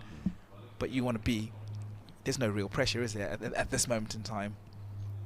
Gray, Abbas now bowling to leaning short ball. He takes it on, misses it as it goes through to wicketkeeper Donald, who takes it smartly down the leg side, but certainly leaning was intending to lift that one over the keeper and go for the boundary. Dot ball as it is. I don't suppose it could have gone much better for Kent though if you'd offered them this, as the old phrase goes. They would have been very glad to take it, I think, at this point. 256 lead, 6 down, but Harry Finch now facing Abbas, and sorry, it's leaning facing Abbas, getting the wrong way around there, out towards the point boundary. They take a single, 149 for 6, and batting still to come for Kent. Got through most of the top order now, but still Joey Everson to come, of course, who scored big in the One Day Cup on the weekend, and a very important innings yesterday. Again, given what was happening to Kent at 32 for 5, 34 from him, 62 from Compton in that 68 partnership, just steadied things for Kent, enabled them in the end to get a ton-plus lead. Finch defends that one, end of the over. Kent 149 for 6 here, 257 the lead. Leaning has 34 from 60 balls, 8 from 8 for Harry Finch. The men to go today so far, if you're just joining us, to Wandamia LBW to Abbott 39. The Bell Drummond bowled by Fuller for 40, and Robinson has recently gone, caught by James Vince at first slip, bowled by Mohammad Abbas, who has 3 wickets in the innings so far. Yeah, it's not often you can be bowled out for 165 and then go into your third innings with a 100 lead. It's still staggering as Abbott runs into Jack Leaning, who pushes this into the onside and sets off slightly for a quick single, but Keith Barker is in to make sure that there isn't one. Hampshire 57 all out yesterday, still probably reeling from that. Had to dust themselves up and start bowling again yesterday and managed to pick up 3 late wickets. But Ken have come out this morning and looked positive on the pitch that may be starting to not be as well, not have as much movement as it had yesterday, as Abbott comes in and Leaning pushes forward and maybe gets an inside edge, and a few oohs and ahs, and James Vince got his hands on his head. Still trying to G themselves up, Hampshire. Good crowd that's come in actually, and scatterings of people on a Wednesday afternoon, and weather is fantastic really, and perfect day to watch a bit of cricket. Temperatures set fair as well. Not so happy with what's happening on the field, but they are still here to support, and Hampshire still trying to make something happen in this championship run-in.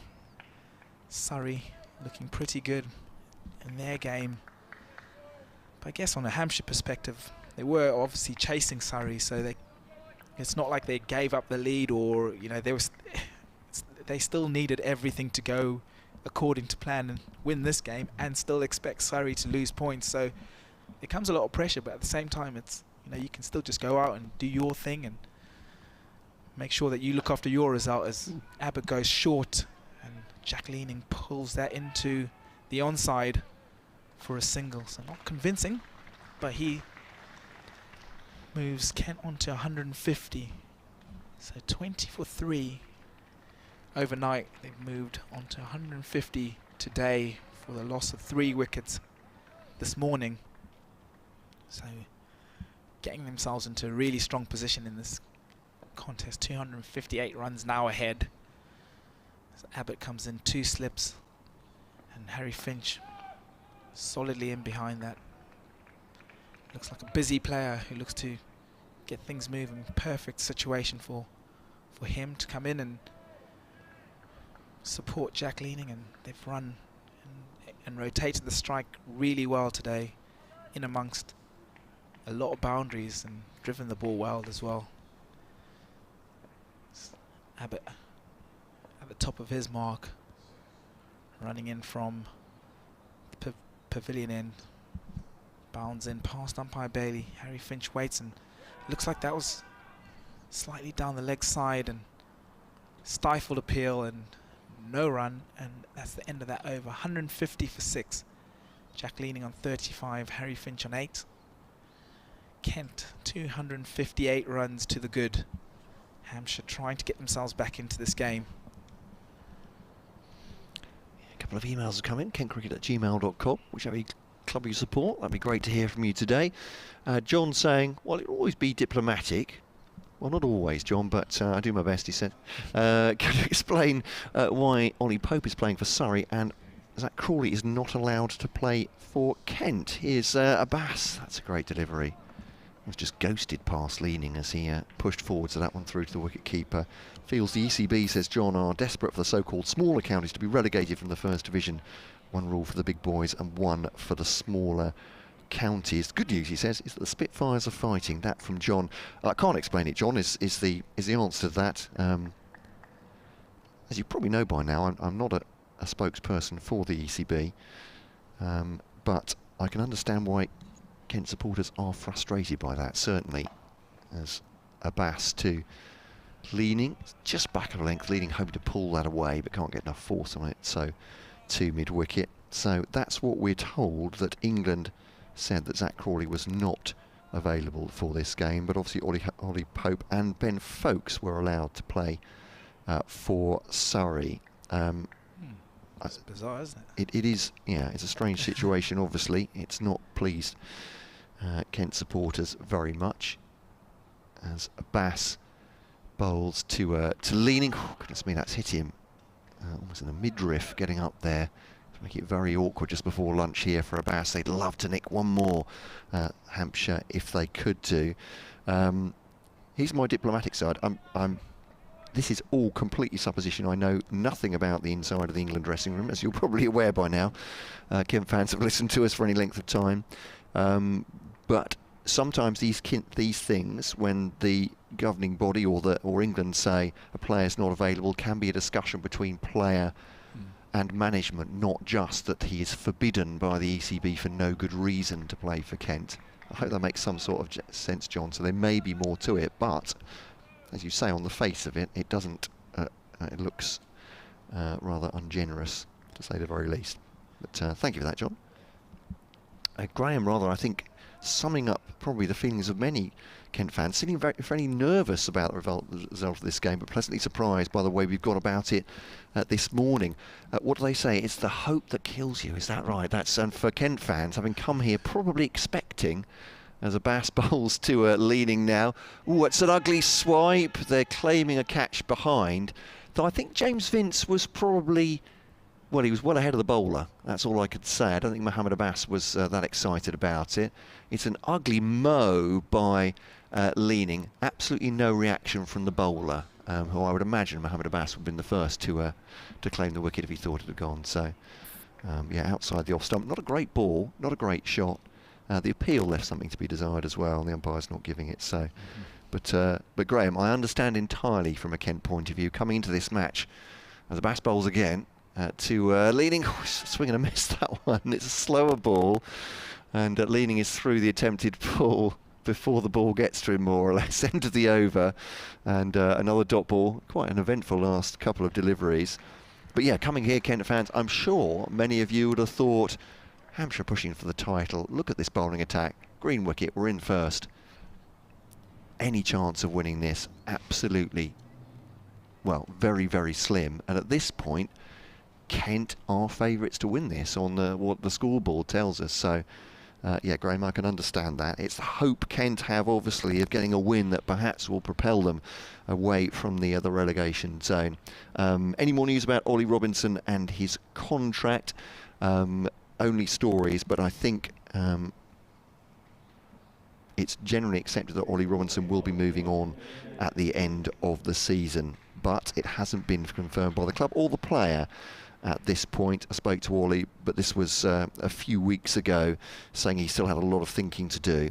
But update coming for BBC Radio Kent. just before lunch here at the Ageas Bowl, and Kent are 150 for 6, which in the normal run of things doesn't sound like a fantastic score for your second innings, but they have a lead now of 258 in what has been so far a low-scoring game. 35 for captain Jack Leaning has been innovative against a bowling attack, the best in the country on a very lively pitch as well. Finch has 9, is with him. Mayeye was out for 39, Bell Drummond for 40, Ollie Robinson for a sprightly 19. Kent are attacking on this pitch, which doesn't seem quite as dangerous as it was yesterday when Kent made 165 and then bowled out Hampshire for 57. A win would be massive for Kent in the context of their season, trying to get away from the relegation zone with one game to come after this. Just about to go to lunch, but commentary continuing throughout the day, and a sunny one it is too, both metaphorically and physically for Kent. 151 for 6 they are. Commentary continuing, as I said, via the BBC Sport website and app. As a single nudged by Leaning, Finch has strike now. 152 for 6. Just seize that one off, because assuredly we will be going to lunch in 2 balls time. As Felix Organ, I should say, sorry, is bowling some spin. The first spin we've seen in the game from the pavilion end. Well worth a try, as Finch just levers that one into the offside to take a single, and one more ball, well, from this pair I would say, to survive, but James Vince just trying to unsettle them, I suppose, give them something different to think about just before lunch on day 2. Leaning comes down the pitch, plays a blocking shot. End of the over. That will be lunch. 153 for 6. Kent 261 ahead. Have lost 3 wickets this morning, but have scored 133 runs. Can that be right? Assuredly it is. So they've scored a lot of runs just this morning. And Stanley Marissa, what have you made of the morning's play? Yeah, I mean, Hampshire obviously would have come out and trying to wrestle back some sort of initiative, but we saw the Kent batsmen play positively, and they've run really well between the wickets. So that scoreboard, like you say, 133 runs in a session is quite a lot of runs, but that's ideal for Kent, and they've put themselves, you know, more or less in the driving seat. Lots to think about, lots to discuss for the Hampshire players, but they will come out in that second half and try and add a couple of wickets onto the situation and see if they can maybe wrestle themselves out and give themselves a target of maybe, I don't know, 300 to chase. But yeah, still lots of work to do. So we will go to lunch now. Be back with you in around about 40 minutes time. From me, Matt Cole, from Stanley Marissa, and from Dave Allen.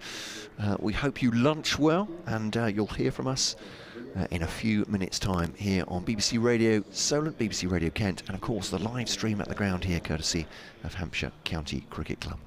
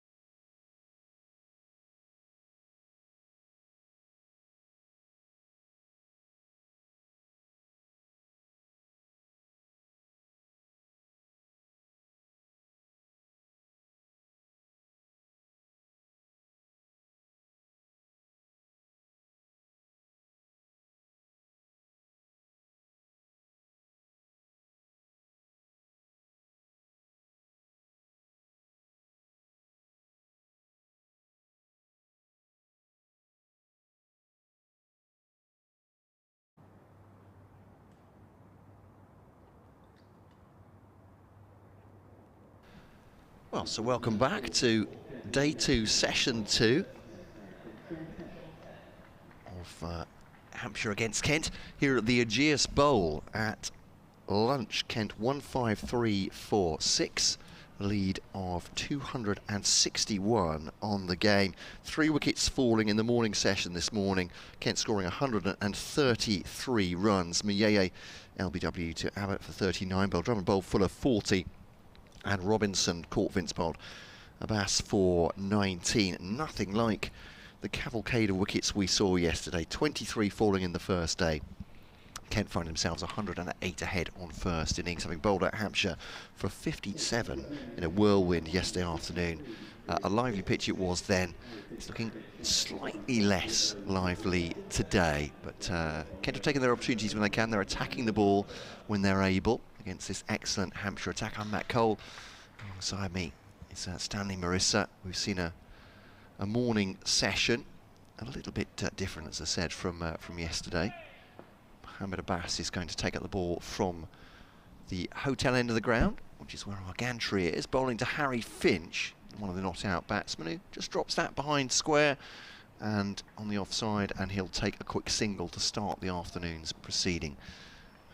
Finch on to 11, Kent on to 154-6, and well, good afternoon, Stanley. And well, for these two sides, I suppose the plans are very obvious. Hampshire need to get among the wickets quickly, and Kent happy to play it out here for as many runs as they can. Yeah, good afternoon, Matt. Good afternoon, everyone.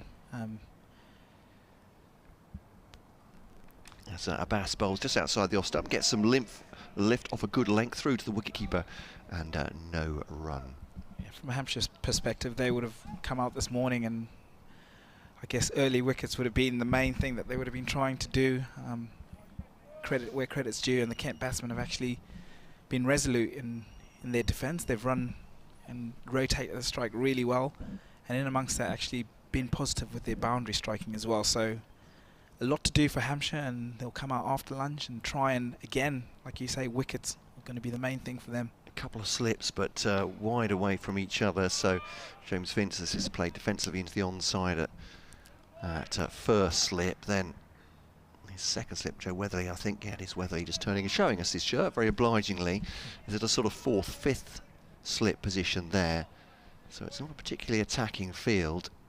It's, saying it before lunch with James Vince, this is tricky for him because Kent are scoring runs, scored them quickly this morning, 133 in the first session, and are building a lead. How much can you afford to go on the attack? It's leaning, defends that, onside, no run.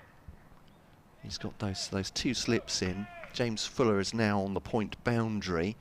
There's an extra cover, mid-on, mid-off, mid-wicket, deep square leg, again on the boundary, and a deep fine leg as well.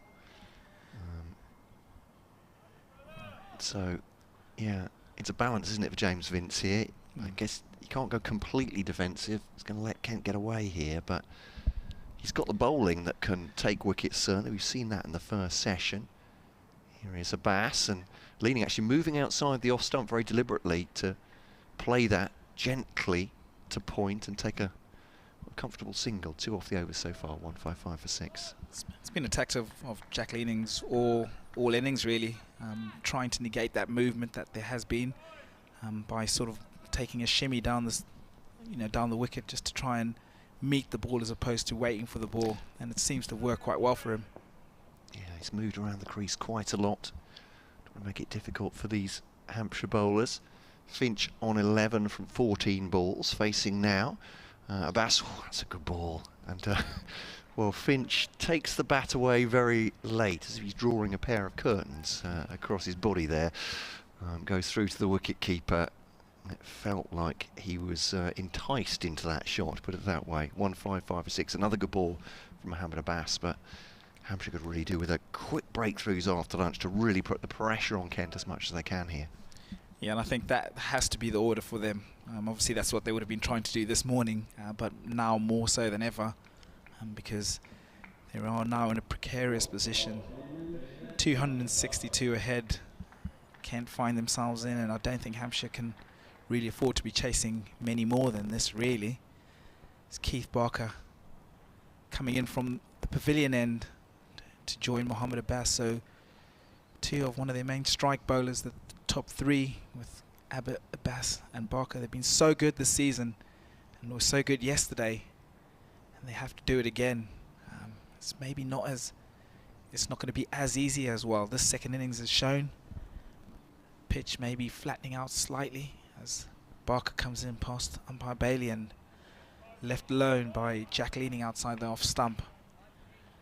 So the field as it is, two slips, or it looks like it's a one slip, sorry, and a Joe Weatherly looks as if though he's about fourth slip.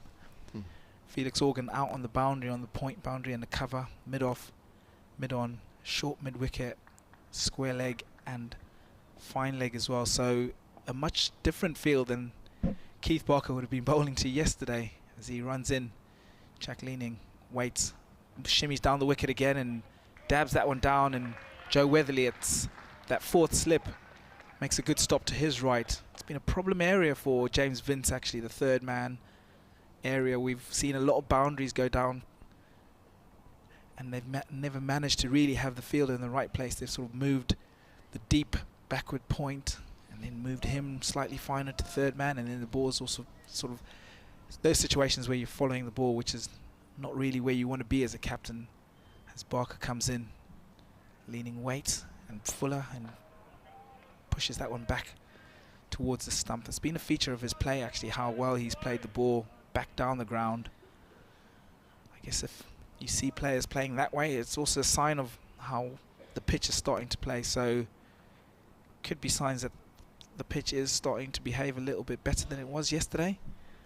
But from a Hampshire perspective, the scenario is still that they are 263 runs behind and quite a long way to go.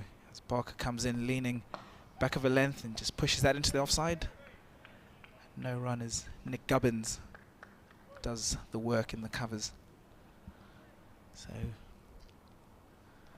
a tricky little session here for Hampshire. They need the wickets and they need them really quickly.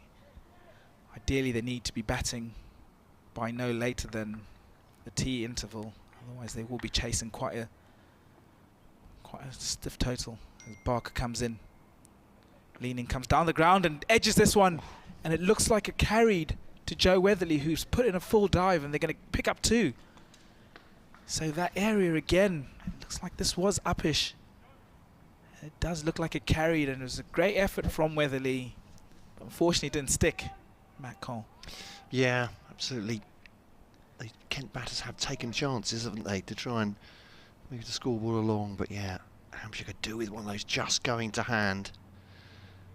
It's one of those ones, isn't it? It just hasn't stuck. Yeah. They've had a couple of chances. When we saw Moyeye dropped early on, and now that drop, it just maybe just makes things a little bit flat. You just need those to stick.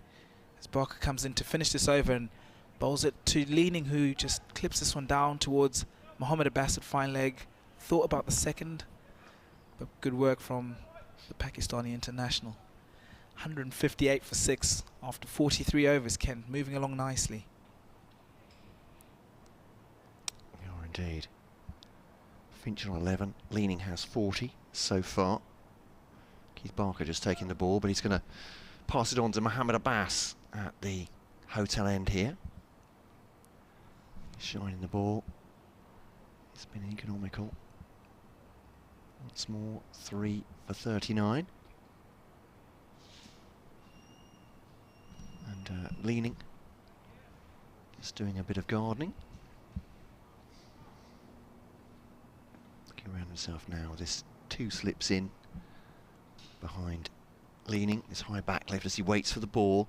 Leaves it outside the off stump, seaming away harmlessly. Leaning on 40, as I said.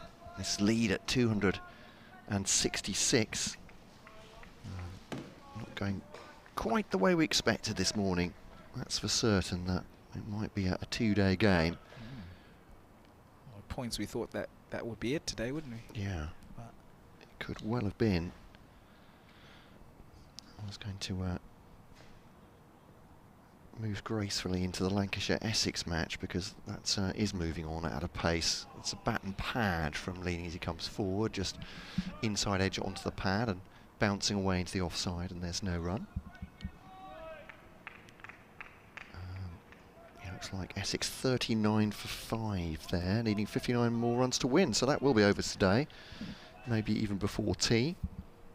George Balderson took a hat-trick earlier on. I was wondering if my scorecard has just frozen there, because it feels like they should be further on than that, but yeah, also has 3 for none. Here's Abbas to Leaning. Glances that behind square on the onside. That will be a single for him. Again, he's very mobile at the creases, and he's coming a pace down outside the off stump, turning it into leg to farm that single. Hampshire have to find a way around this, because this is looking a very different game now. Definitely, and James Vince will have to try and rotate his bowlers. I think maybe the lack of a spinner. I know, obviously, at this time yesterday, we probably wouldn't have thought that spin might have been an option, but something that might be just a little bit different. I wonder if Felix Organ might see some more overs this afternoon, just to try and vary the attack.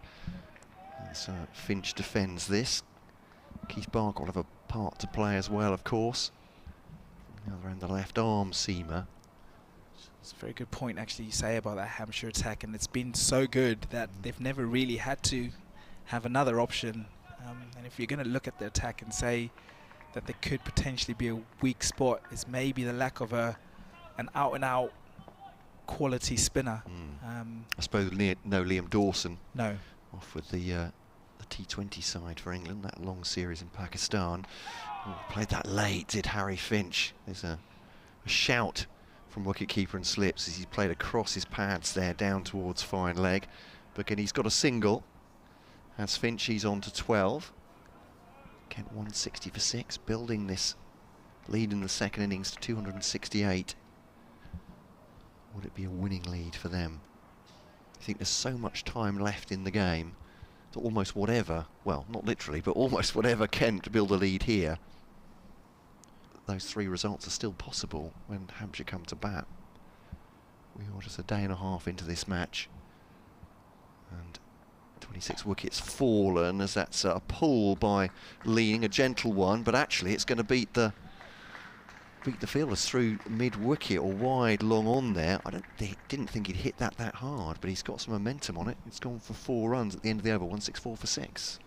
Yeah, he's continued with that ploy of walking towards the bowler, and obviously Mohammed Abbas is not of great pace. He's gone short, but Leaning still had enough time to pull that in front of square, and as soon as that beat the infield, that was racing along this quite lush outfield, actually, looking pretty good and in good condition. That seemed to race away. So much as the first session, things have started quite quietly in this second session, or should I say, yeah, post-lunch session. Hampshire still searching for those wickets. Kent, like Matt Cole said, just moving along quite nicely. Perfect position for them. They don't have to do anything, really.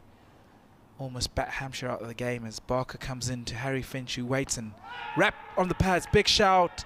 And umpire Bailey says not out. So big shout. Keith Barker coming around the wicket, so he's going to have to do quite a lot to get an LBW from that angle. It looks like might have just struck Harry Finch just outside the line, that one. And he continues on his merry way. 12 not out, providing a good foil to Jack Leaning, who's been kind of the mainstay of this Kent innings so far, and good performances from Tawanda Muyaya earlier, and Bell Drummond looked positive as well. So contributions all round so far, as Barker comes into Finch, who leaves this one alone this time, outside the off stump through to Nara and Donald.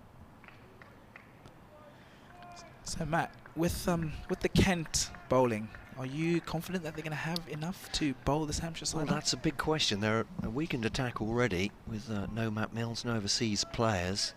So that is a big question. They've conceded a lot of runs this summer. I mean, notwithstanding, obviously, the first innings that we had here was quite extraordinary, but that's Barker bowling to Finch, just defended back up the pitch, but for no run. But yeah, that will be a big test for them. Conor McCurr didn't get a bowl in the first innings, did he? The quick from Surrey. So they'd obviously love to have him firing on all cylinders. But yeah, that is a question, and that I would say, as much as how good Hampshire's batting is, will be a hope for them. Is this is a Kent attack that first innings really was extraordinary for them. Barker comes in and Finch wraps him on the pads again this time. Big appeal, but again not out. From our angle, we're behind the stump, so it could be that it looks like he's getting a little bit of bounce. I'm not sure if that's going over the top, but again, causing some problems for Harry Finch from that round the wicket angle. Keith Barker with his left arm. A couple of good shouts, and Harry Finch living dangerously here. As Keith Barker comes in, 2 balls remaining in this, the 45th over. 2 slips wait as he runs in past again. Back of a length, and Harry Finch just plops this one down by his feet, and no run. So yeah, Kent moving on quite nicely, but again, like we say, they still got those 10 Hampshire wickets to get. And from a Hampshire perspective, they will, I guess, have that confidence that if they can bowl Kent out for a reasonable score, they've still got enough time to make some inroads into, well, towards that total, as Barker comes in to finish this over and bowls, and Harry Finch plays that one outside the off stump and gets a bottom edge just past the stumps to the keeper. So a little bit going on in that over for Keith Barker and Harry Finch, but he manages to survive, and Kent now 164 for 6. Yeah, it was close again. Hampshire, like with the Weatherly slip in the previous over, feels like they need a momentum. They need something to go right for them at this point. But yeah, it will be a test for this Kent bowling lineup, as additionally it will be for Hampshire's batters under pressure from scoreboard pressure. Which one of them will come up and top on the in the last innings? Abbas to Leaning. He's just deliberately run that down to backward point. They come back for 2. Will they make this 3? No, they won't. I was about to say yes, they will, but it's a good throw from James Fuller. He's made good progress around the boundary. Throws it in, 166 for 6. Leaning 47 from 88, very much playing the captain's innings. Yeah, that scoreboard pressure that you do talk about is always going to be a big thing, isn't it? And Hampshire would have been sort of rocked with how things have gone, so to then be able to pick yourselves up and make a good fist of it in the 4th inning is going to be a tough ask. If they can show character and perhaps even win this extraordinarily. Oh, it's an edge, regulation edge between wicketkeeper and slip, though low from Jack Leaning. Once again, he's taken a step down the pitch. I don't think he knew very much about that. He's looking to drive it. It's just come off the edge, and that is a 4. It's also 50 for Jack Leaning. Well, uncharacteristic perhaps of what he's done before. 89 balls, 7 4s, including that one. Well, that one was a mistake from Jack Leaning, but otherwise that tactic of moving around the crease, coming down the pitch, moving outside the off stump at times, has done him really well, and it's an important innings, it feels, again from a Kent batter. As Compton in the first innings, Leaning has 50 now in the second. Kent 170 for 6, a 278 ahead as Abbas bowls to Leaning, and he's wandered across his stumps again. There was a shout from Abbas, coming back for a quick 2, but Abbott wasn't that fast getting in from the boundary. A slightly sulky throw in that one from Abbott. You can understand why. Things not going Hampshire's way. They do come back for 2. And suddenly it's 8 off this over from Abbas. That really is a rarity. Yeah, that slip situation has been a problem for James Vince pretty much all of this innings, really, all day. They've never really managed to get people in the right position. He's moved from first slip to second slip to a wide first slip now. Abbas now to Leaning again, chops that into the ground outside the off stump, but they're coming through for a quick single. This is a good idea from Kent as well. They're pushing these 1s and 2s as well, and I won't say they're demoralising this Hampshire side, but that's very much what they're trying to do, to put the pressure on the fielders, just make it look like it's easy for them to score now. And they have taken 9 off the first 4 balls here. Yes, it's a good point you raise about the morale and try and dampen things, dampen the Hampshire boys' spirit. It looks like they kind of have done that, actually. is Abbas. Drive from Finch. It'll be stopped to cover. That's a really good stop, actually. Is that Nick Goins? He's quite often in the covers. I think it is him, yeah. Dive to his right. Stops it. Saves a couple of runs at least. Ball to come. 173 for 6.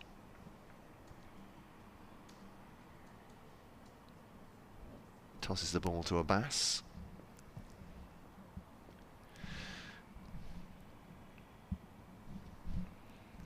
And batting on, 20 more runs added, Kent, after lunch. Jack Leaning has just gone to 50. Important captain's innings from him, as this last delivery from Abbas in this over is a dot ball, but they're starting to farm the 1s and 2s, Kent, as well. 173 for 6 they are. 281 ahead of Hampshire here, building a big innings, a second innings lead here, Kent, after steamrolling Hampshire. Astonishing bowling effort yesterday.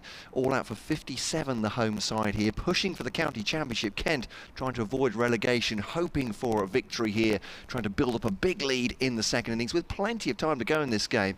2.5 days still left, and then bowl out Hampshire a second time for a win. All that's a long way away, and you wouldn't put it past Hampshire to chase down almost any total here on their home surface at the Ageas Bowl. At the moment, Kent have themselves a lead, and a lead of 281. Commentary continuing via the BBC Sport website and app.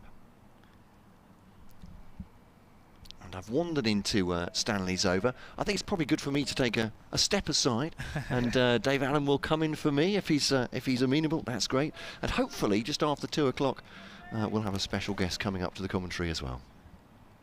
Keith Barker will continue from the pavilion end, run into Jack Leaning, who's moved on to really well played 54. As Barker runs in, and Leaning solid in behind that one, and no run. Gubbins does a clearing up in the covers. Good afternoon, Dave Allen. Hiya, Stanley. How are you? I'm all right, thank you. Yeah, been selling books, and that's gone quite well. But grabbed a bit of lunch, so I'm all right. And the day's very nice. It's a lovely day. The cricket is poised, but Kent are definitely on top. Yeah, they are. Yeah. Lots to do for Hampshire this afternoon. Yeah.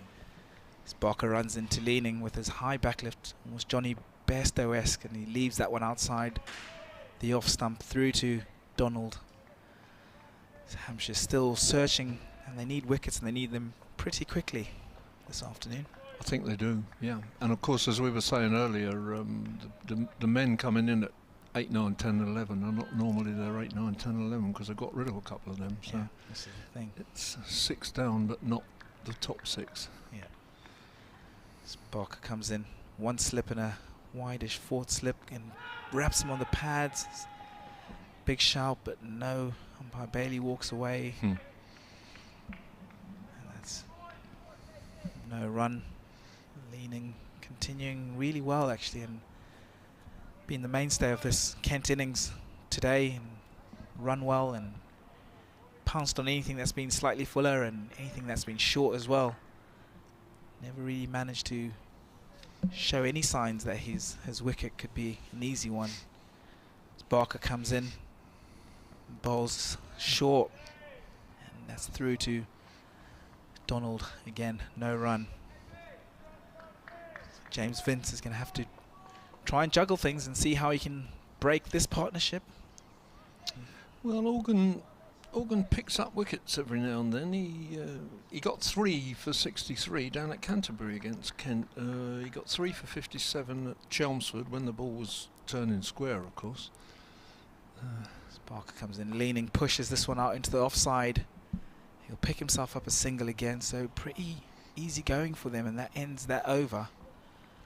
And the last game in which he bowled was at Cheltenham, which was just seems ages ago now, but he did get 2 for 47 in the first innings. At one time he had the best strike rate of any Hampshire spin bowler in modern times, and that includes Shane Warne. Wow. For the county. Wow. I don't think he does now. I think it was a kind of a freak of his early career in a sense, but you don't get a figure like that unless unless you are taking wickets, and he was. Now it's Mohammed Abbas from this end, bowling a bit quicker than Organ, and he just takes his hand off the bat as he plays that. It just lifted on him ever so slightly leaning, and even though he's in his mid-50s, I was just slightly discomforted by that. He was looking earlier, wasn't he, to come down the pitch to one or two of the Hampshire bowlers, and he does seem quite front-footed. He does. From what I've seen of him, I haven't seen a lot of him. Yeah, he does definitely. That tactic of walking towards the bowlers served him quite well actually, and just manages just to upset the bowler's length and not let them settle into an area against you. It's Ageas again, and again he's on his way, and looks briefly as if he might want a quick single, which would have been pretty bonkers, but it's come up to mid-off, and Keith Barker has fielded it, so there's no run. Looks to me like Ian Holland is having a limber up. He did get one wicket last night, and they opened with him this morning. But he's been tight rather than penetrative, and they just need wickets. Here's Ageas again in bright sunlight. Belts, and again leaning his forward, and that's just gone to cover.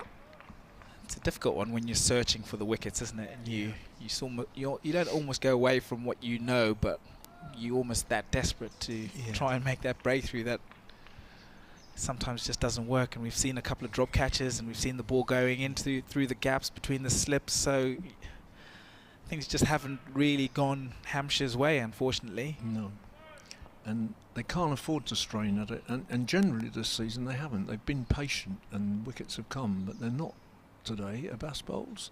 Leaming just lets that through, and I was talking before lunch, I remember, about bounce and carry. Well, there was no carry there really. Donald was taking that around his ankles, but that might just have hit a different. There seemed to be, you mentioned before lunch about patches, the little areas, and he didn't hit an area that carried. He hit one that just kept rather low. Yeah, we've got a ball that's probably 47, approaching 48 overs old as well, so that might be. Yep. Here he is, and again, leaning is quite content to come forward and play that defensively up to Barker at mid-off.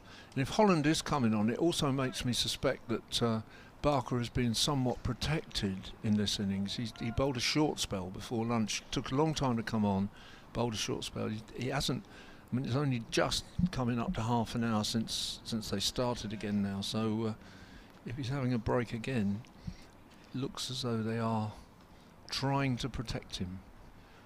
One slip and a gully from Ageas, and leaning pushes that to mid-on, who thinks about a shot at the stumps, decides he won't do that, and they take a single, which is the end of the over at 175 for 6. I'm not sure if it's just my old eyes, and I do have my super glasses on, or whether that scoreboard is not as bright as it sometimes is. Perhaps Hampshire is so conscious of the rise in energy costs that they're on 50% electricity today. I think we should phone up Liz Truss and see what deal there is for scoreboards on cricket grounds. Can we get a special dispensation? Wow. Only time will tell, Dave. But I think we spoke about that Hampshire attack earlier, and we spoke about how good they've been, obviously, with Barker, Abbott and Ageas. They've never really had the position where they've had to call in on the reserves of their attack and the variety of the attack. Obviously missing Liam Dawson in this game. Liam Dawson's quite good in a holding role. It's maybe the lack of that penetrative spinner that can maybe get you that breakthrough as Barker comes in and Raps leaning on the pads. And again a big shout, and umpire Bailey says no again. So that's 3 shouts in the last 3 overs from Barker. I thought that was the most confident of them, but the truth is leaning is coming. I mean, since DRS, people have been, umpires have been more willing to give LBWs to people coming down the pitch, but there was something about it that he didn't like. It was difficult to see on the replay what that would be, but I thought Barker was quite confident with that one. So he comes in again and leaning, shimmies down the wicket again and gets an outside edge, and again a big diving stop from Joe Weatherly, who half parries that, and they run through again for 2. So Leaning still rotating his strike and managing to keep that scoreboard ticking. He's done that a couple of times actually. We saw Weatherly put Leaning down off Barker before lunch with the full length dive.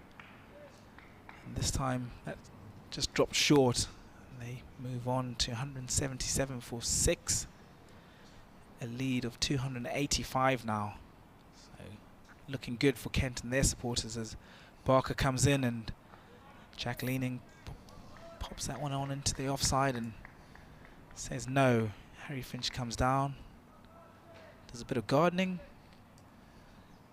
Hampshire scratching their heads as to how they can get this breakthrough. The breakthrough they need to get, and need to get it pretty quickly, as that score is heading towards 300 and they don't want to be chasing many more than that really. No, I don't think they do. I think that's absolutely right. So. Barker comes in, Leaning waits and drives again, this time with a big outside edge, and past Weatherly again for 4, down to that third man region. So Keith Barker asking a lot of questions, but unfortunately not going the way for Hampshire, and they just can't seem to get things correct behind the stumps, and again more runs down that area. Yeah, it has to be said that third man is on his way to a 50 today, I think.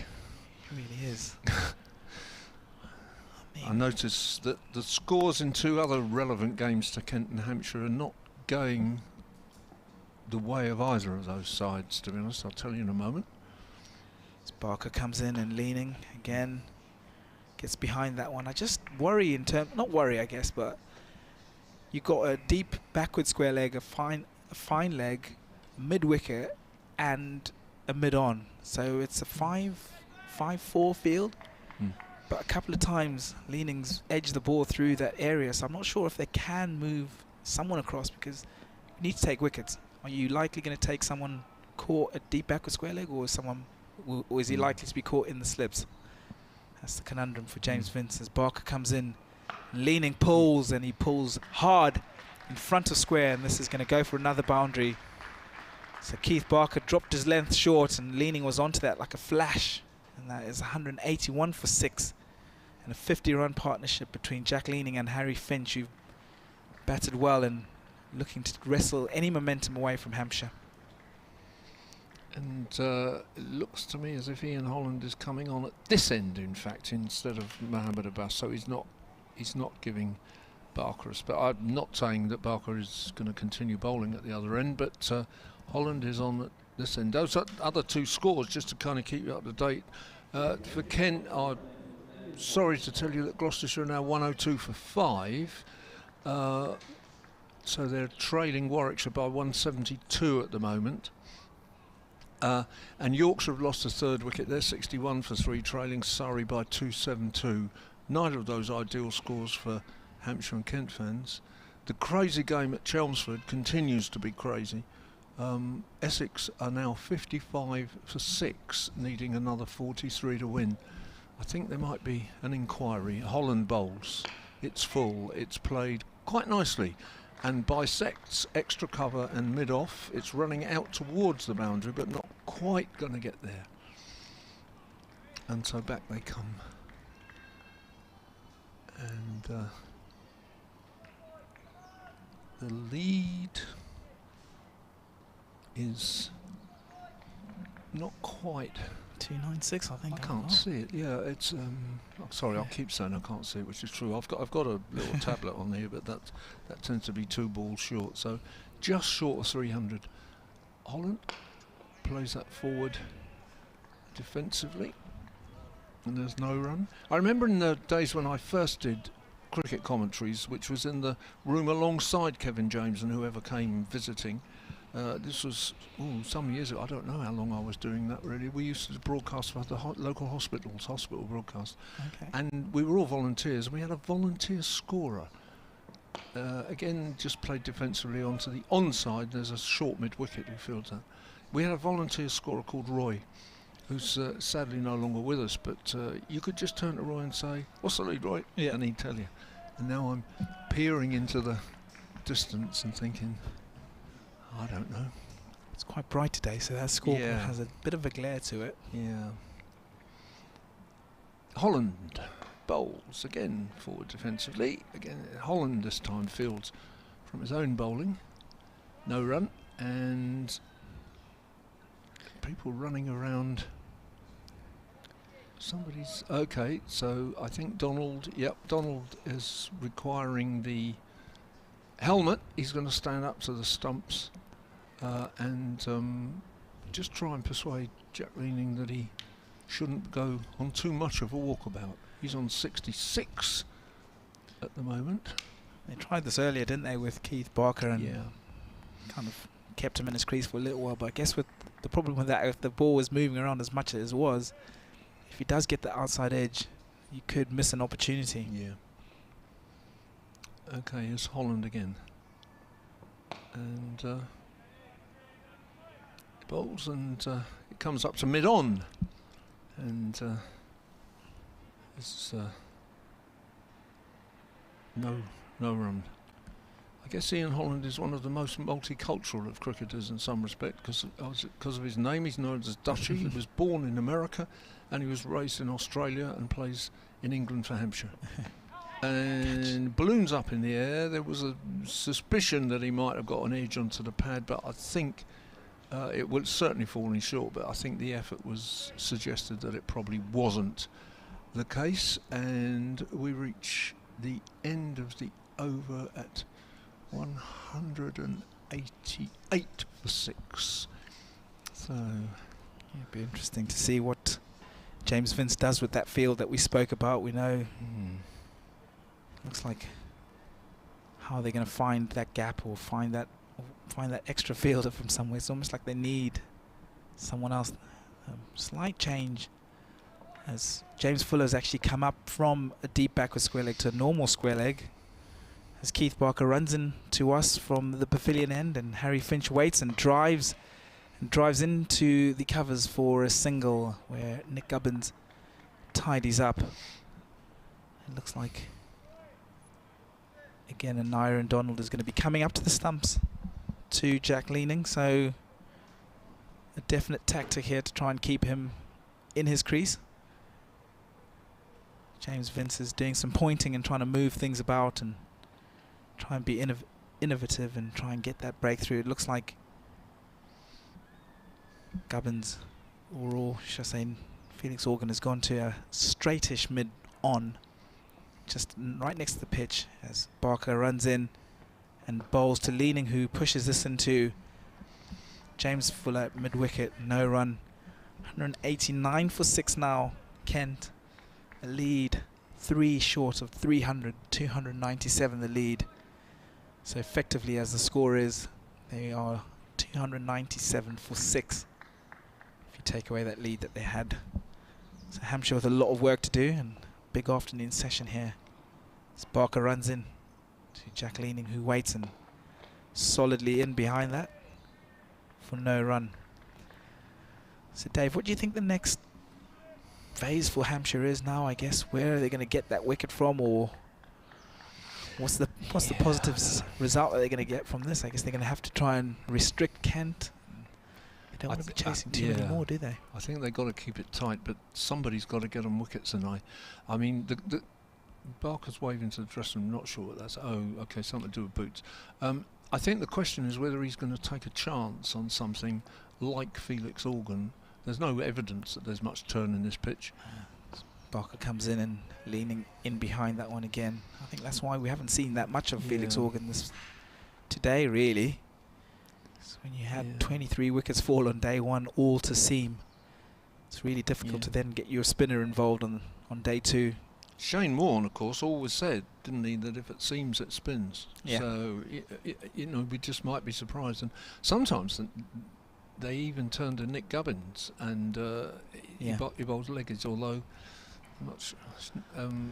Barker has taken his shoe off now, so we have one or two players. Well, I was going to say lying down. He's not actually lying down. He's exercising in the modern way.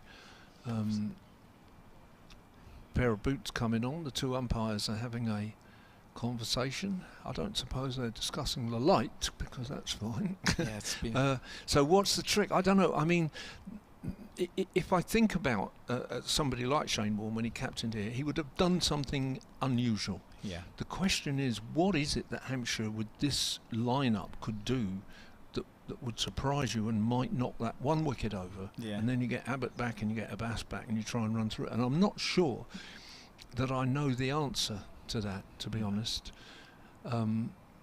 They've got variety with Barker because he bowls left arm. Other than that, it's right arm varying pace. All pace bowlers, right arm pace bowlers, of varying speeds. Yeah. You know, from Fuller, who's probably the quickest, then Abbott, Holland, who isn't, and Abbas, who isn't. So it's a tough one, isn't it? Yeah, I mean he's gone for what they call a slightly funky field, which is he's more of a short mid on than a silly mid on, isn't he? But he's one of those fielding positions that slightly obstructs the batsman's. Barker comes into leaning, pushes that into that gap on the offside, and again picks himself up a single. So yeah, like you say, it's just trying to find that breakthrough. I think the slight the problem for Hampshire today has been probably that session before lunch, you know, to I guess have Kent score at the rate that they did, 133 runs in maybe just over 28 overs, I think it was in the end. So they didn't have that control. So to be able to then vary your bowling, it gets quite difficult as Barker comes in and Finch drives to cover for no run and ends that over. Yeah, I think you're right, Stanley. The key point for Kent is they don't have to do anything, actually. You know, they've still got more than 2.5 days to go. Yeah. They just keep doing what they're doing. And, I mean, they're effectively 300 ahead now, or the target's 300. Yeah. Even if they don't do very well from now on, even if Hampshire skittle them out, they're probably going to be setting at least 350. Yeah. If, you know, and they might, you know, once they've batted through the tee, new ball is not sufficiently imminent to be useful to Hampshire. No. Kent are in a very comfortable position as Holland comes in and bowls, and it's pushed up to Barker, who just about feels it okay, but perhaps he's still settling into his new boots. And the other thing, of course, is that for Kent, at least a draw with bowling points, you know, will keep them in contention for a Div 1 place, but they know that Hampshire have got to strain all the way through here. Hampshire have to win, really, this game. I do. It's nicely driven, and there's a tumbling attempt at a stop in the covers, and even though it's slowing up, Keith Barker's not going to get there, so it goes through the extra cover for 4 runs. Very good shot by Lin, who's I think gone into the 70s. Have they added that? Yes, he has, 71. So the lead is for sure now 300. There are a few Kent fans here. I've seen a few, but I didn't notice anybody rapturously applauding the 300 lead. But perhaps they're all feeling very confident and comfortable now, just enjoying an afternoon in the sun. Holland bowls forward defensive, no run. The good thing that this will be doing is it will be giving their bowlers a lot of rest. So they'll be nice and snug in the changing room, watching and getting ready for their second innings. So it's an ideal situation for them. Yes, good point. There's a couple of them actually got out last night, so they've had all day off today. Well, they've all had all day off, but forward defensive again, Holland Fields. 1 or 2 will have to come and bat, but a couple of them have already done the batting, so they'll be okay. And they didn't have a lot of bowling to do either. They won't be very tired from the bowling they did last night. Whereas one of the things you feel here, I mean, Hampshire are much quieter now, aren't they, than when those wickets fell before lunch. And you feel that they've just lost a bit of energy. Gone to short mid-wicket, no run. And I've been in that situation where, you know, where you're out on the field and just nothing's happening your way, and it's difficult to keep that morale high and that energy, like you say. Obviously, they would have been ecstatic after bowling Kent out for 165, and then what happened yesterday afternoon is it takes so much out of you to be bowling again after the position they find themselves in. Yeah, again, just forward defensive. So frustrating Hampshire, and Hampshire have got to bowl almost 30 overs more to get a new ball. Well, if they have to bowl 30 more overs, the target's going to be 400, and I don't think anybody's going to score 400 on this, to be honest, in a fourth innings. Although, if I wear my historian's hat, it wouldn't be a record for Hampshire. They have scored over 400 to win a game.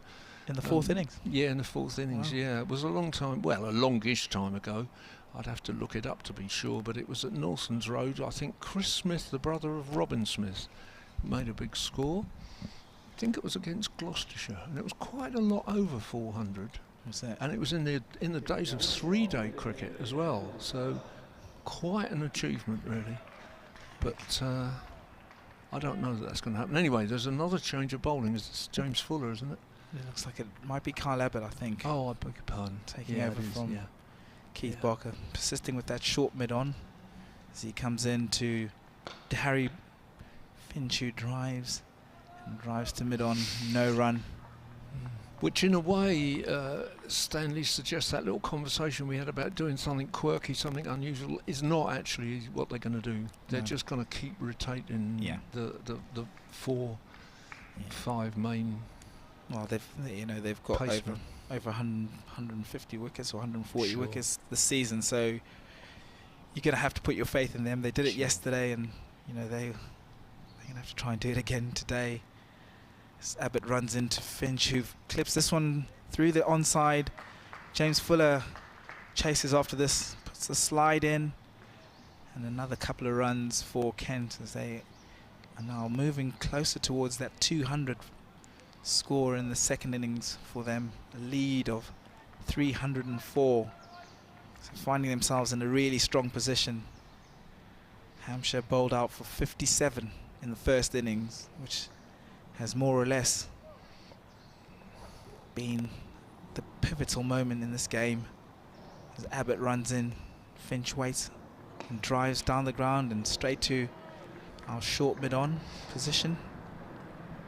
I did make a comment earlier, Stanley, about the fact that only one Hampshire player in the top 45 who average over 40 in the first division this season. There's only one Hampshire player, Ben Brown. Well, Nick Gubbins only just slipped out of that.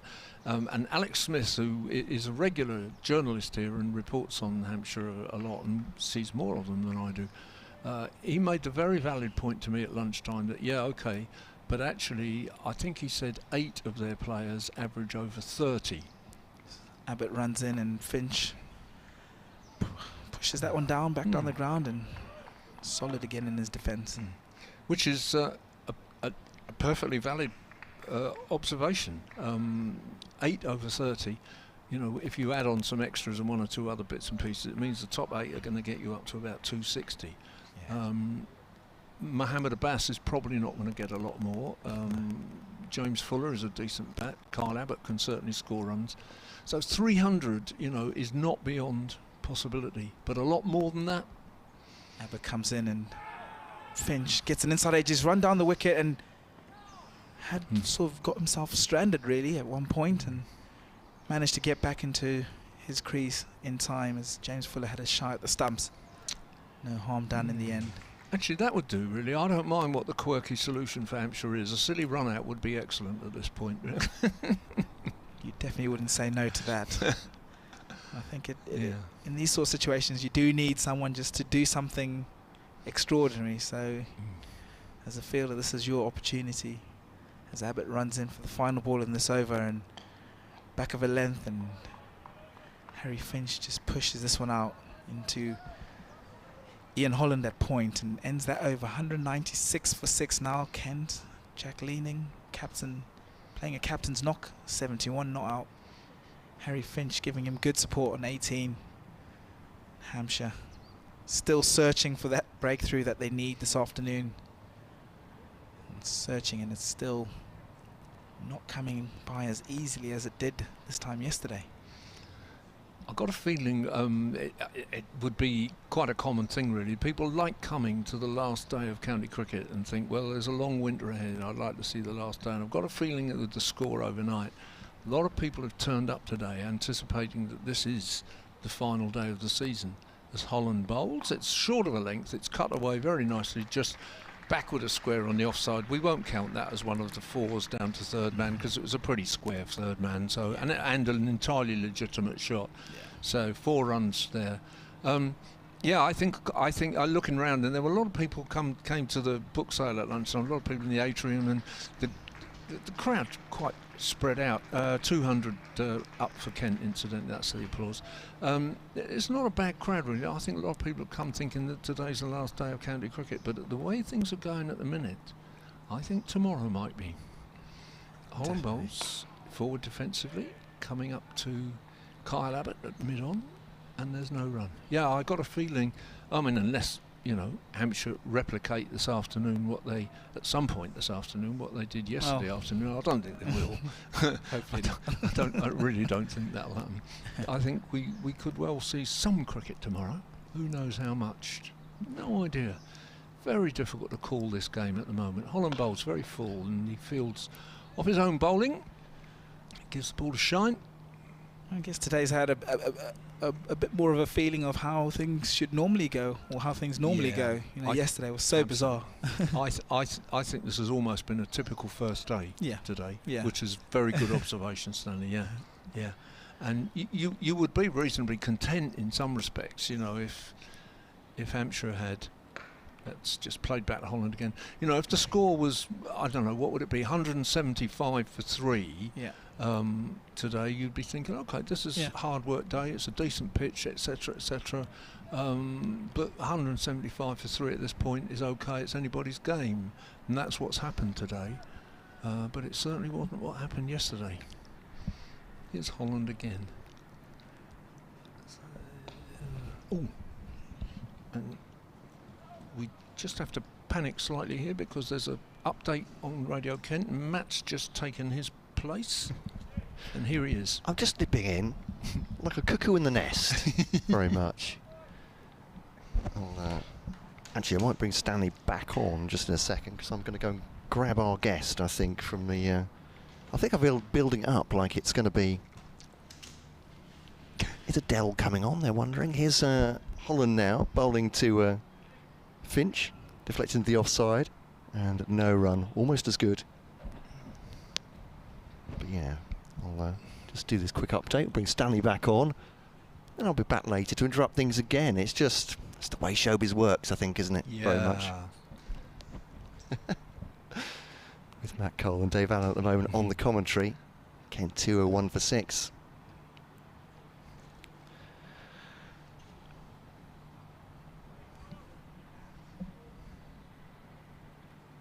Well, as you know, Pat, they had a spectacular day yesterday. Kent bowling out Hampshire for just 57 and getting themselves a first innings lead of 108. And they're batting on today in their second innings, Kent, and they already have a lead of more than 300. It's nothing like the pitch was yesterday. It was very, very lively for the bowlers as that one passes the outside edge. I'm cursing the Kent batters now. But Leaning has 76, the Kent captain. Highest score, individual score of the match. He's been absolutely brilliant out there today, taking on these Hampshire bowlers. And Finch has 18. Kent building a big lead, but as I said, this pitch looks a little bit flatter, a bit safer for the batters than it was before, so Kent will need a big lead, I think, to really test Hampshire's batters in the second innings and perhaps take a win, which could mean them avoiding relegation at the end of the season. All that to come. Commentary continuing via the BBC Sport website and app. There's an astonishing piece of information from Chelmsford, if you haven't seen it, which is that Lancashire have won comfortably. Well, I say comfortably. They've won by 38 runs, which in the context of that match, that's astonishing. What was the final Essex final score? Essex were all out for 59 in the final innings. Yeah, that's 40 wickets have fallen in less than a day and a half. Deary me. It's like Surrey in 1956, that kind of score. That's astonishing. Yeah. As Abbott bowls to Leaning, I'll take it through the end of the over. Sure. And then I'll go and see if our guest is there. As I said, I'll give it such a build-up that I'm hoping people won't be disappointed. I'm excited. But just in case he doesnn come, you know, then I don't want to say this person was going to come and they couldn't be bothered. But, and tell you who it was, because they have other things to do with their afternoon, we gather. Anyway. Did you say she? I'm not revealing the gender. Oh, you're not even doing that? I think I might have done, I thought you did, but no, that's okay. Yeah. The ball, it is with Abbott now to Leaning. That struck him high on the thigh pad, I think. as a half appeal. They've got a man now. What do you call that? A short mid-on, I suppose. It's not yet silly, is it? That mid-on. No, but we said that. on the drive, so. That's right. It's a short mid-on. It's a bloke that gets in the way of the non-striker when he's running. Yeah. Never seen a catch taken there. Anybody? No, I think Stanley, that's true. Dave? No, it's more about getting the batter's eye line, I suppose. Yeah. Making them think, well, I can't play it straight. I can't play an on-drive, maybe. As you say, getting in the way of the non-striker as well probably helps. Abbott to leaning again. He's done this expertly. He's come down the pitch a step to Abbott, who doesn't look as far as he did when he started this morning, but then the ball is a lot softer as well. They come through for 2. It feels, just briefly, Dave, it's a bit of a different game today, isn't it, this one? It's extraordinary, yeah. But it just really, I mean, against yesterday, I've been saying it's difficult to call. I'm beginning to think that actually Kent have got to do something pretty odd not to win this now, actually, the truth of it. You know, given that they've still got 4 good wickets to go. It's Abbott to leaning, defended, and there is no run. Ended over. I was just saying to our colleague Ben Watts, actually having a brief brief gossip with him, of course, but also talking about the cricket. But yeah, he was saying yesterday, a lot of people were thinking, as Matt Quinn was, 200 lead might be enough, and then Ben himself said, I thought 300 might be enough this morning. This afternoon I'm thinking, will Kent need 400? Yeah. Who knows? It's quite possible. Well, I think they might get that, you see. I think the way they're batting... At this point, it's 89 more, 4 wickets still to go. Still got Everson to come, who played so well in the first innings, and then a couple more of the tail enders with Gilchrist to come. Yeah. And Quinn as well. Holland bolts, and that's just played defensively out on the offside. I think certainly they might be setting 350 plus, and that's always going to be a challenge. But it is interesting to compare it with Chelmsford, because it looked as bonkers as Chelmsford yesterday. But Chelmsford is there's clearly something wrong there. You know, that 40 wickets can fall for, what is that, 200, 307, about 360 for 40 that game. Must be one of the... Finch plays it off his pads, or does he? Is it all pad? It says the umpire, but it's not outs. Leg by taken. Yeah. So that must be one of the lowest aggregates ever for 40 wickets to fall. Not the lowest, I know, because Hampshire have had a lower one, but it must be one of them. So, but this is not like that now. This game isn't like it at all. Incidentally, Yorkshire have lost a 4th wicket, which is even more bad news for Hampshire, I'm afraid. Sorry. 1 bowling point already as Holland bowls, and that just balloons up, but there's nobody there to catch it. Yes, you see, Surrey are 259 ahead of Yorkshire at the moment, and Yorkshire 4 down. And I mean, the part of the thing with Yorkshire, I think, at the moment is that there's too much unhappiness there, isn't there? There's not a lot to play for, despite the fact that they're all. Was a very proud county, but Holland bolts pushed to mid-wicket, short mid-wicket, no run. And if Surrey are going on winning and Kent win here, well, that you will still have to keep your eye on the Warwickshire game, even if you win. Oh, there's going to be another changeover now, so I'm chatting away to Matt, and I think he did hear me, but so if Warwickshire win and you win, it all goes down to the last game. Well, it does, yeah. Push around the corner for 2.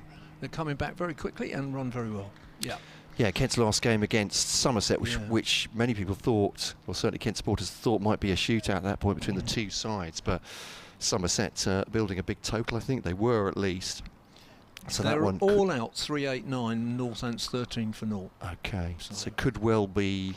Well, I suppose that could move either way, couldn't it? But could well be a draw at Taunton. Could be a draw, particularly if there's that rain about on Friday. It's fine for Somerset as well in that situation, isn't it? So Holland bowls and fields it off his own bowling, and there is no run. But yeah, that this game is that's an extraordinary. Yeah, so 5 for 14 for Balderson. I'd imagine those would be his best figures. Yes, I should think so. But that does just suggest checking, maybe they're not. That Glenn Chappell's comment that it wasn't fit for first-class cricket suggests he's right. Whereas I think there was something in this pitch yesterday, but everything after the first 20 overs of the Kent first innings actually suggests that Hampshire simply batted very poorly yesterday evening. You know, because after that there was that decent partnership by Everson and Compton. They made it look like you could bat on this nicely. The tail got blown away, but tails can get blown away by a very, very good bowling attack. We're chatting incidentally because the umpires are they're even going to change it. Oh, they are? Like. Yes, so that's exciting. 56 overs old. Yeah. So it was, we are talking about just under 17 overs of batting that really was extraordinary, against any criteria you might come up with, really. They just completely didn't do it. And Kent bowled very well. But as I said this morning, it wasn't Anderson and Broad rolling them over. And, I think they deserve great credit for that. We shouldn't just say Hampshire were awful. We should say Kent bowled very, very well. Yeah, but had the ball in the right areas, I think, if that's not too facile a thing to say. No, I think that's right. And then today, Hampshire have not bowled badly today, but there's not much in it, and they're not. And they put down 3 chances, we think. Well, one didn't hurt, did it? Because he was out in the next over. But that's one by Holland, wasn't it? A third slip. Yeah. Weatherly put one down, and Donald had a chance at spilled, or was that last night? Sorry, can't remember that now. But so you've got to hold your catches if you want to win the championship, and you've got to make your runs. There we are. Yeah, that's fair to say. It's Abbott then trying to make things happen from the pavilion end. He'll bowl to Finch. It's a bit toe-endy kind of sound. 18 he has. Leaning has 80. And Jack Leaning, been really impressed by the way he's done his work, basically. He's saying before, he's coming, even from early on, he was risking coming down the pitch to Abbott, moving across his crease as well, farming deliveries into the onside. He's taken risks in that respect, but what that risk has done is made him difficult to bowl at. Yeah.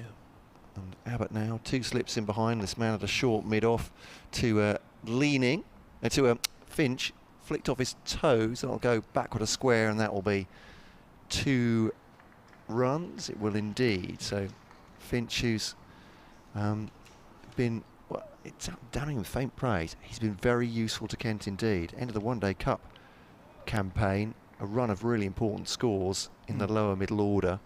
His fielding was fantastic, notwithstanding giving away 5 runs in the One Day Cup final, in an aberration. He won't do that again. No one knows what he was thinking, least of all Harry Finch, I think. Here's Abbott to Finch, but defends that up to mid-off.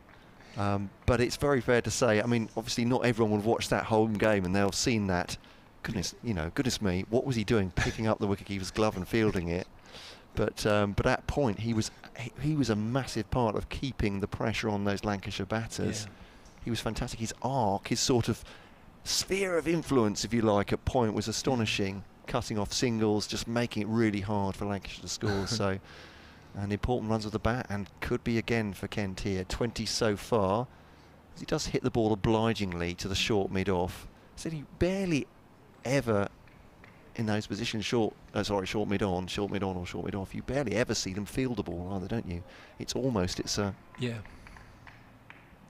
feels like a chess piece, which is just there for the threat of something happening 3 or 4 moves down the line. It's just to annoy somebody, isn't it? Yeah. It is. I was just looking at the table, incidentally, because they've updated it with Lancashire's win, which puts them on 201 points. So they're currently actually 19 behind Hampshire. As this was clipped into the onside, and there is no run.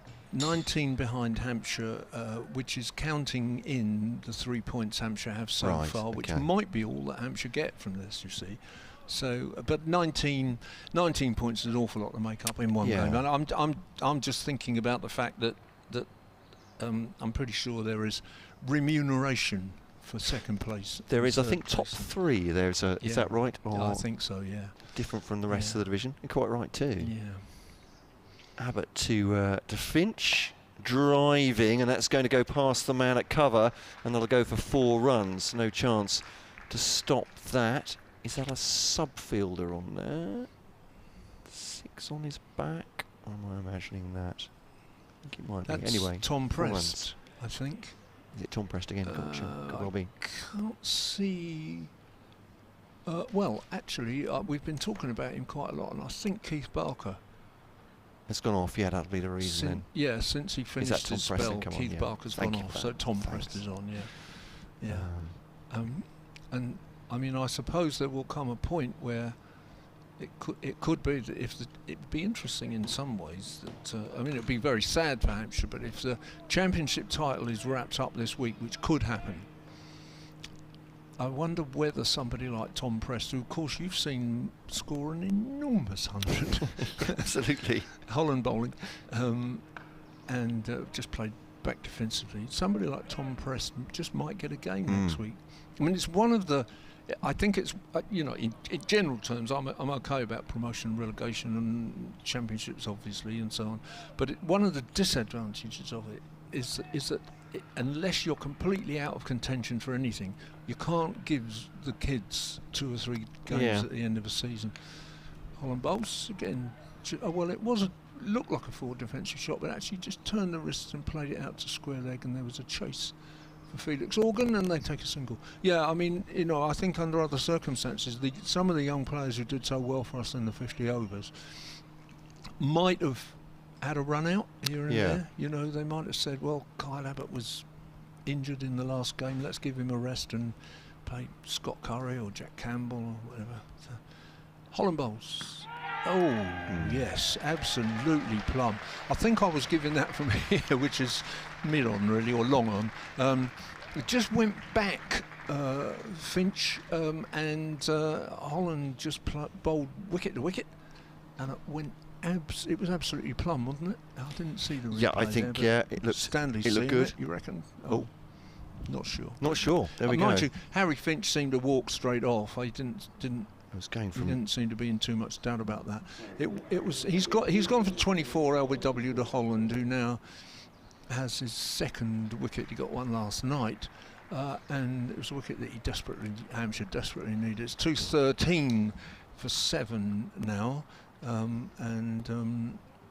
Well, we're certainly not down among the dead men yet, because your hero of Saturday will be next, won't he? Yeah. The new Darren Stevens.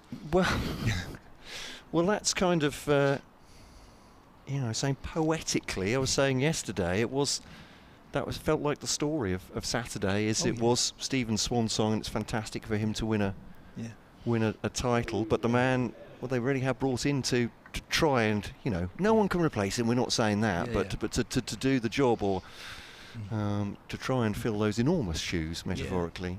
He had a day. I don't think it cheered up Nottinghamshire supporters very much. No, I'm sure. At Trent Bridge, one of their young prospects, showing how good he is. But sure. I wouldn't wish it on him, actually. I wouldn't. I think it'd be awful to brand him as a new, because then he got to live up to it and just let him be himself, you know. But he was terrifically impressive in every respect in that game, really. Yeah, he's only 20 as well, so we don't know. I mean, it sounds ridiculous because he's already making his way in the game, but we don't really know what he's going to be. I mean, all-rounders sometimes can turn to be like Darren Stevens. Started, I suppose, as a batting all-rounder, and then ended up being he would still say a batting all-rounder, but ended up his bowling being very important. I'm not sure. I think he hardly bowled at all back in those early days, really, and I think that's absolutely right. But it doesn't hurt your chances. Ian Holland is very similar to that in the Hampshire side. He's in because he can do both things as he bowls now to the new man Everson. And I was going to suggest that what we might do is get Kyle Abbott on to take a bowl an over like the over he bowled at Canterbury just after tea. Do you remember? You won't. Well, remember indeed, he took three and an over, didn't he? But yes. And I think your guest has arrived. He has indeed. Yeah. So I think maybe. Well, if you want to see I'll this, finish this over, David. Ian Holland bowls. We're not going to. Pushes it out on the offside, fielded at point, no run. The bouncers aren't turning up quite yet for you, Dave. Not yet. This is the young man who sits out with the punters, isn't it, that we were talking about earlier? And at least at Trent Bridge he does. But, he's a bit more than just a fan, but yeah, we'll. But yes, just a bit aren't more. we all though in many ways? Yeah. Just fans of the game. So absolutely, I certainly am. It's Ian Holland. He bowls, and that's for him. Yeah, that's a nice little ball. Yeah, done well. Okay, end of the over. I shall make way. Lovely stuff. Thank you very much. BBC Radio Kent, BBC Radio Solent, of course, here, and on the live stream via the club. Great pleasure to welcome Kent captain Sam Billings onto the mic. Sam, how are you? Very well, thank you. Thanks for having me on yet again. Not at all. A great pleasure. And well, Saturday it worked out well for us when you came and joined us in the commentary box and basically just talked Kent to a win. So hoping for exactly the same today. Well, yeah. And it's been good progress since I turned up this morning. Boys have batted well, obviously on a very tricky batting pitch. So, yeah, long may it continue, hopefully. And looking at these 2 days, I mean, it looked like a bit of a jack in the box yesterday, and a great bowling effort by Kent, 57 all out Hampshire, and that lead of more than 100 as Fuller bowls to Leaning, just tucks it into the onside and takes a single, 214 for 7. Is it much flatter out there, your expert eye today? I wouldn't say expert eye at all. Well, the first thing that has definitely changed is the weather. It was very cloudy yesterday, and we always talk about the overcast conditions really do help bowlers, and I think that's been a perfect case of that today. Not a cloud in the sky, or certainly above the playing field anyway. So it's definitely better conditions for batting. Statistically, this ground does get better as the game does go on, but as we just saw there with Ian Holland last over, and then well, he beat the bat a couple of times and obviously got the LBW. There's still plenty on offer for the bowlers. Jack Leaning 82 so far, highest individual score of the match. Obviously been impressed by that, but get your words on that in a second. Fuller comes in, 1 for 22 so far. Bowling to Everson, rising delivery, gets some life out there. Everson looked like he was offering the bat at it. Good take by Aaron Donald, but it's a dot ball. But Jack seemed to come out and was not exactly charging the bowlers, but moving around the crease quite a lot, shortening the distance, etc., trying to unsettle them. Yeah, on pitches like this, where the bowler, the conditions favour the bowlers, you have to do something as a batter. You have to be proactive and get him off his length. If bowlers like Carl Abbott and Mohammed Abbas can settle in, it really is difficult. It's Fuller now from that pavilion end. Cracky Yorker. Big puff of dust as Everson plays that away into the onside. I think the answer to that appeal could well be the umpire's lack of a signal here. It's bat on it. Did well to get his toes out the way. Yeah, So great we saw Yorker. that. Great Yeah. Yorker. We see that in one-day cricket from James Fuller a lot, and he is actually one of those bowlers that, as a batsman, quite hard to set yourself to because he's very two-paced. When he puts a kind of effort ball in, it can be at real decent pace, and sometimes, yeah, it might just be something with his action where it doesn't quite come out as quickly. It's Fuller then to Leaning. Just one slip in now for Hampshire. Just adjusts the shot there. Is it kept a bit low on Leaning maybe? Straight back at the bowler, no run.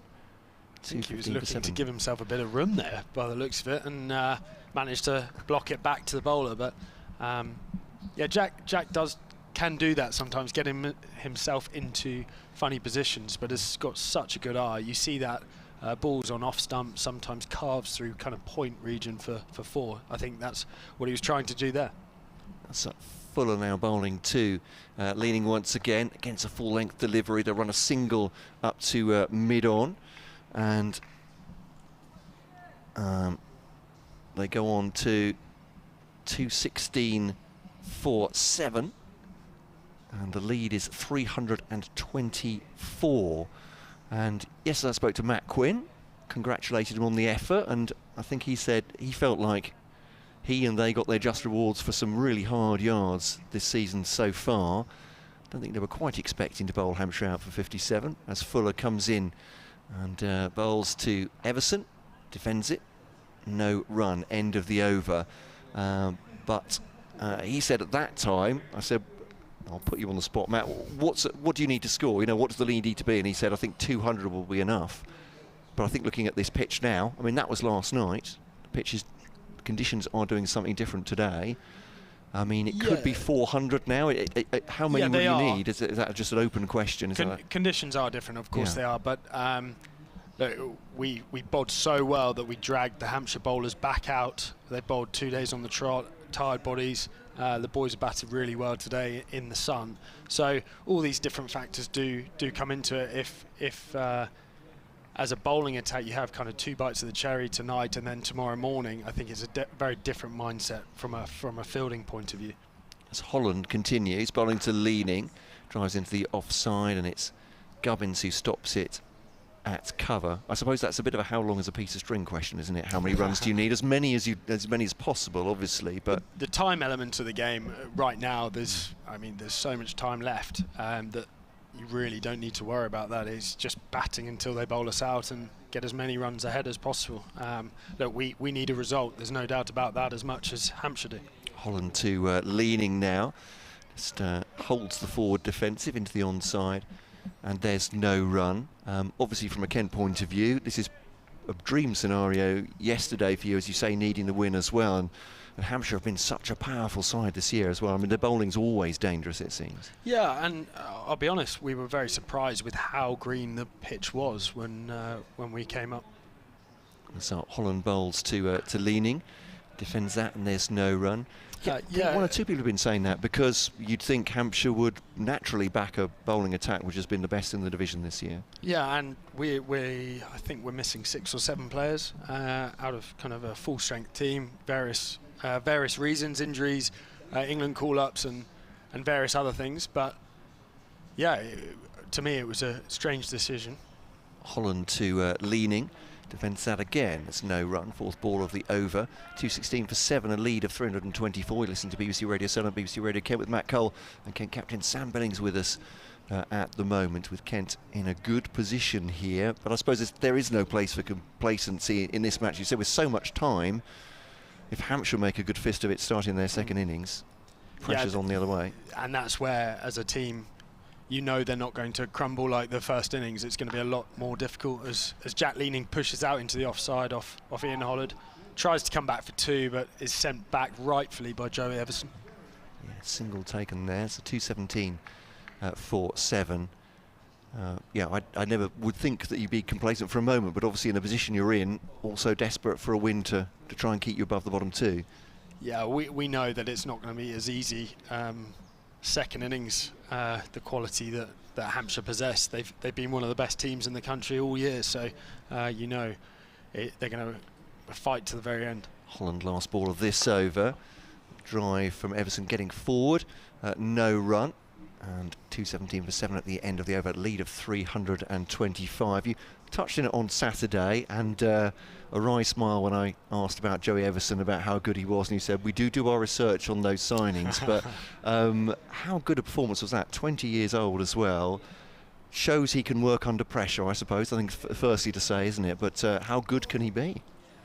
What a question. I think the first thing that sticks out for me, just having very limited time with him so far this year, but the kind of composure he has naturally around the place. Great guy, works very hard at his game as James Fuller runs in.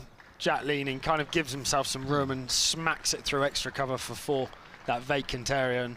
And might have had a little word to James Fuller there as well. as he turned around back to his mark. Yeah, Jack's not one to back down in a verbal contest, is he, I'd imagine? 2-2-1 for 7. I said I'm always obsessed by the psychology that goes out on the field, because we're set away from here and supporters are as well. You never quite know what's going on between the two. Update coming from BBC Radio Kent, so I'll just interject here and save Sam from having to give away any dressing room secrets about Jack Leaning's verbal skills. Is full of bounces of next ball. Well, maybe there was as you say, a bit of an exchange between the two, and that's a response through to the wicket keeper, and there's no run. You're on BBC Radio 7, BBC Radio Kent, and on the Hampshire stream as well with the pictures. Here comes an update for our radio listeners. They have lost a wicket since I last joined you. Harry Finch being trapped LBW by Ian Holland for 24. The first wicket to go down after lunch, but Kent in a very good position here. 2-2-1 for 7. They have a lead of 329 against Hampshire. Given that the conditions here in the pitch aren't as lively as they were yesterday when Kent's bowlers ran through a very good quality Hampshire lineup for just 57 runs to give themselves a 108 lead overnight. They have batted very, very well indeed. Today, Jack leaning captain's innings. It has been 89 not out so far. We've seen 39 from Ayeye, 40 from Bell Drummond, and a sprightly 19 from Robinson as well. Commentary continuing via the BBC Sport website and app. So Fuller's just turning for his fourth ball of this next over to Everson, left outside the off stump, and through to the wicket keeper. No run. So 2-2-2 for 7 on the board. Right now. Still plenty of bounce and life there as well, as we saw the ball fly through. Indeed so. Oh, Kevin Howells is he's just advertising you on the commentary here, Sam, which is fantastic. It gives us a big boost for numbers as well. We're getting it right now, he said. He's here right now. I hope I don't send anyone to sleep anyway. So. Well, you probably woke him up after me talking for a couple of days. Oh, that is a ballooning bounce. James Vince has done an incredible, well, nearly an incredible bit of fielding there. He's beaten Anota and Donald, and he's, as first slip, tried to get a hand onto it. Not enough, unfortunately, but yeah, that's a no ball and goes away to the boundary.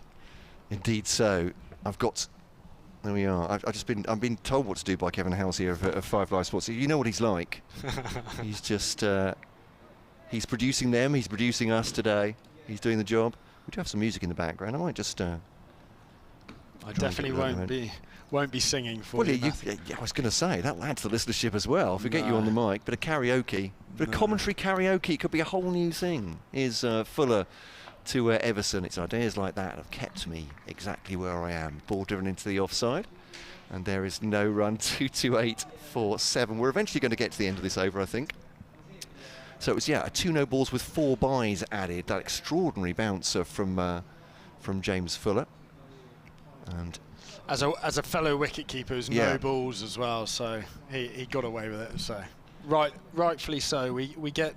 Do you take it personally? Yes, we do. Right. As wicketkeepers, the double teapot comes out as James Fuller runs into bowl, and it's solidly played up to mid-off. Full-length delivery. Yeah, end of the over then here on BBC Radio Sun and BBC Radio Kent with Matt Cole and Sam Billings. A few words from you then. I suppose on Kent's season so far, you've had the excitement of the One-Day Cup, but it really is, I suppose you have to come down to earth pretty quickly, don't you?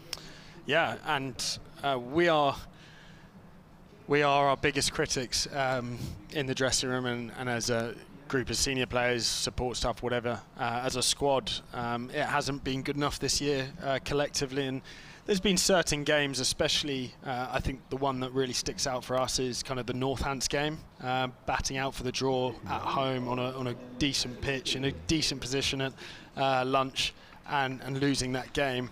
Games like that where we haven't played 4 days consistent cricket, so yeah, it's been very disappointing. Obviously, after what was such a great year last year with the T20, we really weren't at the races this year collectively. So very disappointing, but it's a show of the character of some of the guys we've got in the dressing room, especially Jack. This kind of knock, end of a long season, disappointing season, and really grafting it out for the boys. Yeah, Felix Organ to bowl from the Hotel End, thanks to the studio. Love a bit of Laura Brannigan and Gloria, but there we are. Musical accompaniment. It's not T20 this. I have to remind each other. The ball just nudged into the onside. There's no run off this first ball. 2-2-8 for 7. Gets a little bit low from Organ there. Having seen the pitch yesterday, I suppose it's no surprise that neither side picked a sort of front line spinner for this. Yeah, which I think is very disappointing based on the weather we've had all year and the conditions. I think that's something we've definitely tried to do at Canterbury, is produce pitches that again, just got a bit big on leaning, plays it late, gets a single, slips at the non-striker's end. It's just one though. Yeah, you're trying to give, so at Canterbury, trying to give pitches that will bring the spinners into the game, as it were. Yeah, and play 4-day cricket. Sure. Kind of yesterday was a bit of a throwback to most of my career, unfortunately. And as batters, you just cannot trust that forward defensive. It really is difficult. You feel as if you've got a ball with your name on it. That's Organ to Everson, driving it back at the bowler, and there's no run. Now, Glenn Chappell was very strong with his words last night about that. The wicket at Chelsea. I'm not going to draw you in, don't worry, I'm not going to get into trouble, but that's finished today. I don't disagree with the word that he's saying. Actually, I think he was pretty. I think some people may say he's strong with his words, but he didn't say anything that was kind of factually incorrect or disrespectful. I think he was just in typical Lancashire fashion saying it as it is. So, yeah, I don't think anyone wants to see 26 or 23 wickets go down on the first day of a 4-day game. Yeah, especially in kind of the penultimate round of fixtures at the end of the year. Yeah, you just want good cricket wickets that are fair between bat and ball. Simple as that, really. And I think the ECB, certainly they've tried to have an influence this year, haven't they, to make it a better contest between the two, and deflected into the offside. Just gently with soft hands by Everson to end the over. 229 for 7. The lead of 337 for Kent here. It's Matt Cole with Kent captain Sam Billings. You were very much a spectator on Saturday, weren't you?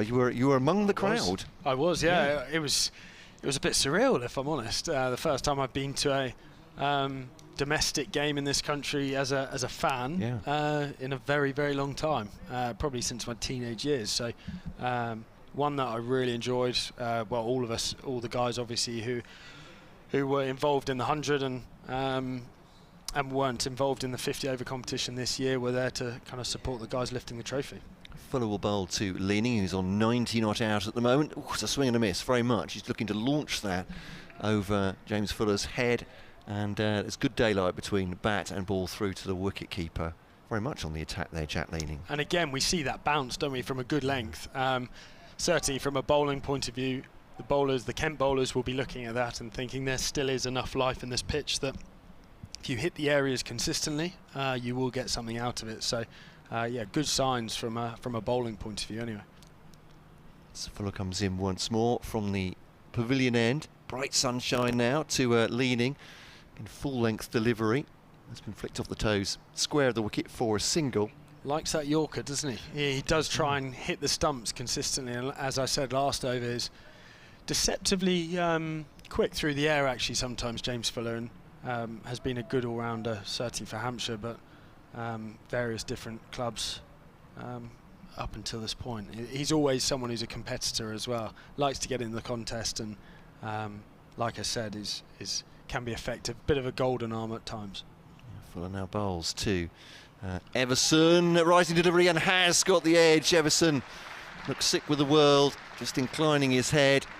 Can hear the contact, but umpire Long at the far end puts the finger up. It's up by Bailey, I think, actually. But anyway, Everson has gone for just a single. Meant to be commentating from a Kent point of view and calling him a golden arm has not worked out well there. But like I said, there's plenty still in this pitch. A ball that's reared off a bit of a length and thin nick through to the keeper.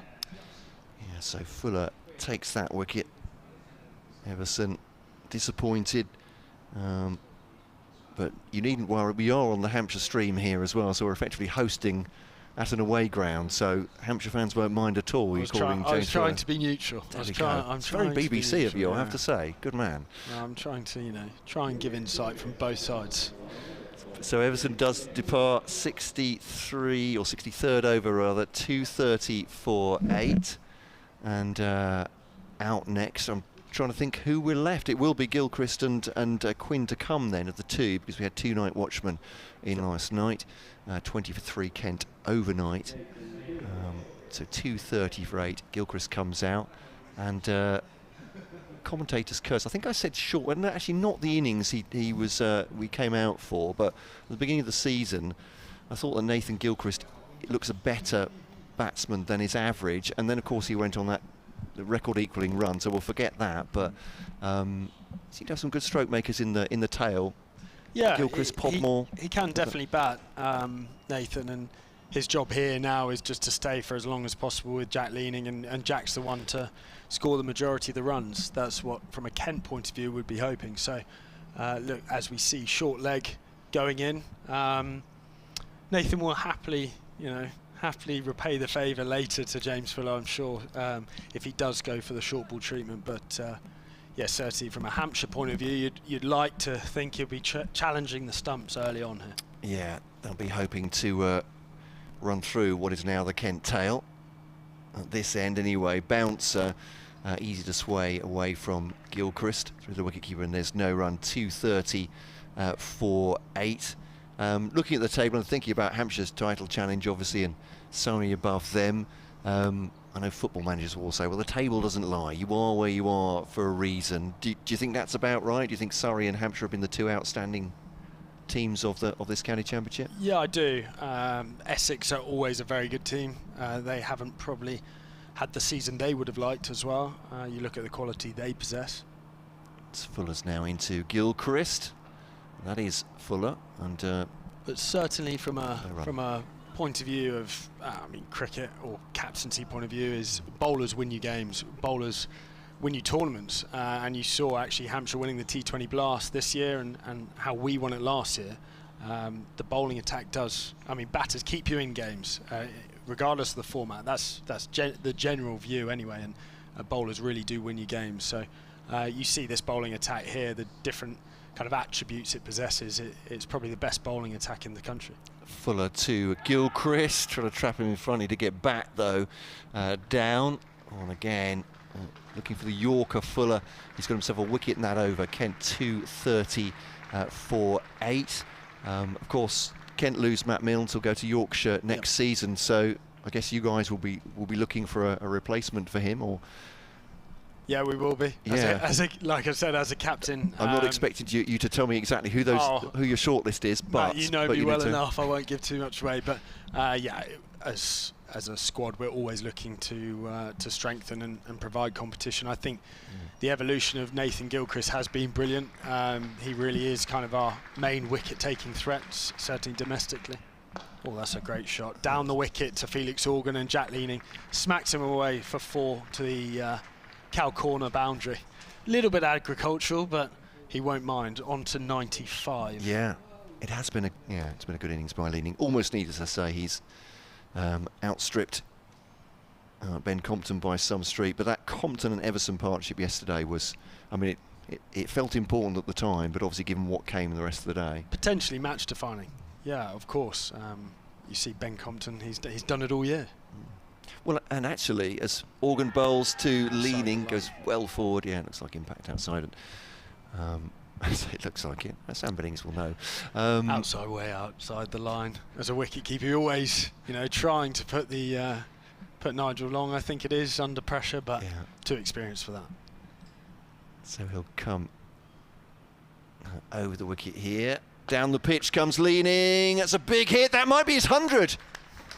That is the 6 that takes him to 3 figures. What a shot that is from Jack Leaning. Signals to the balcony.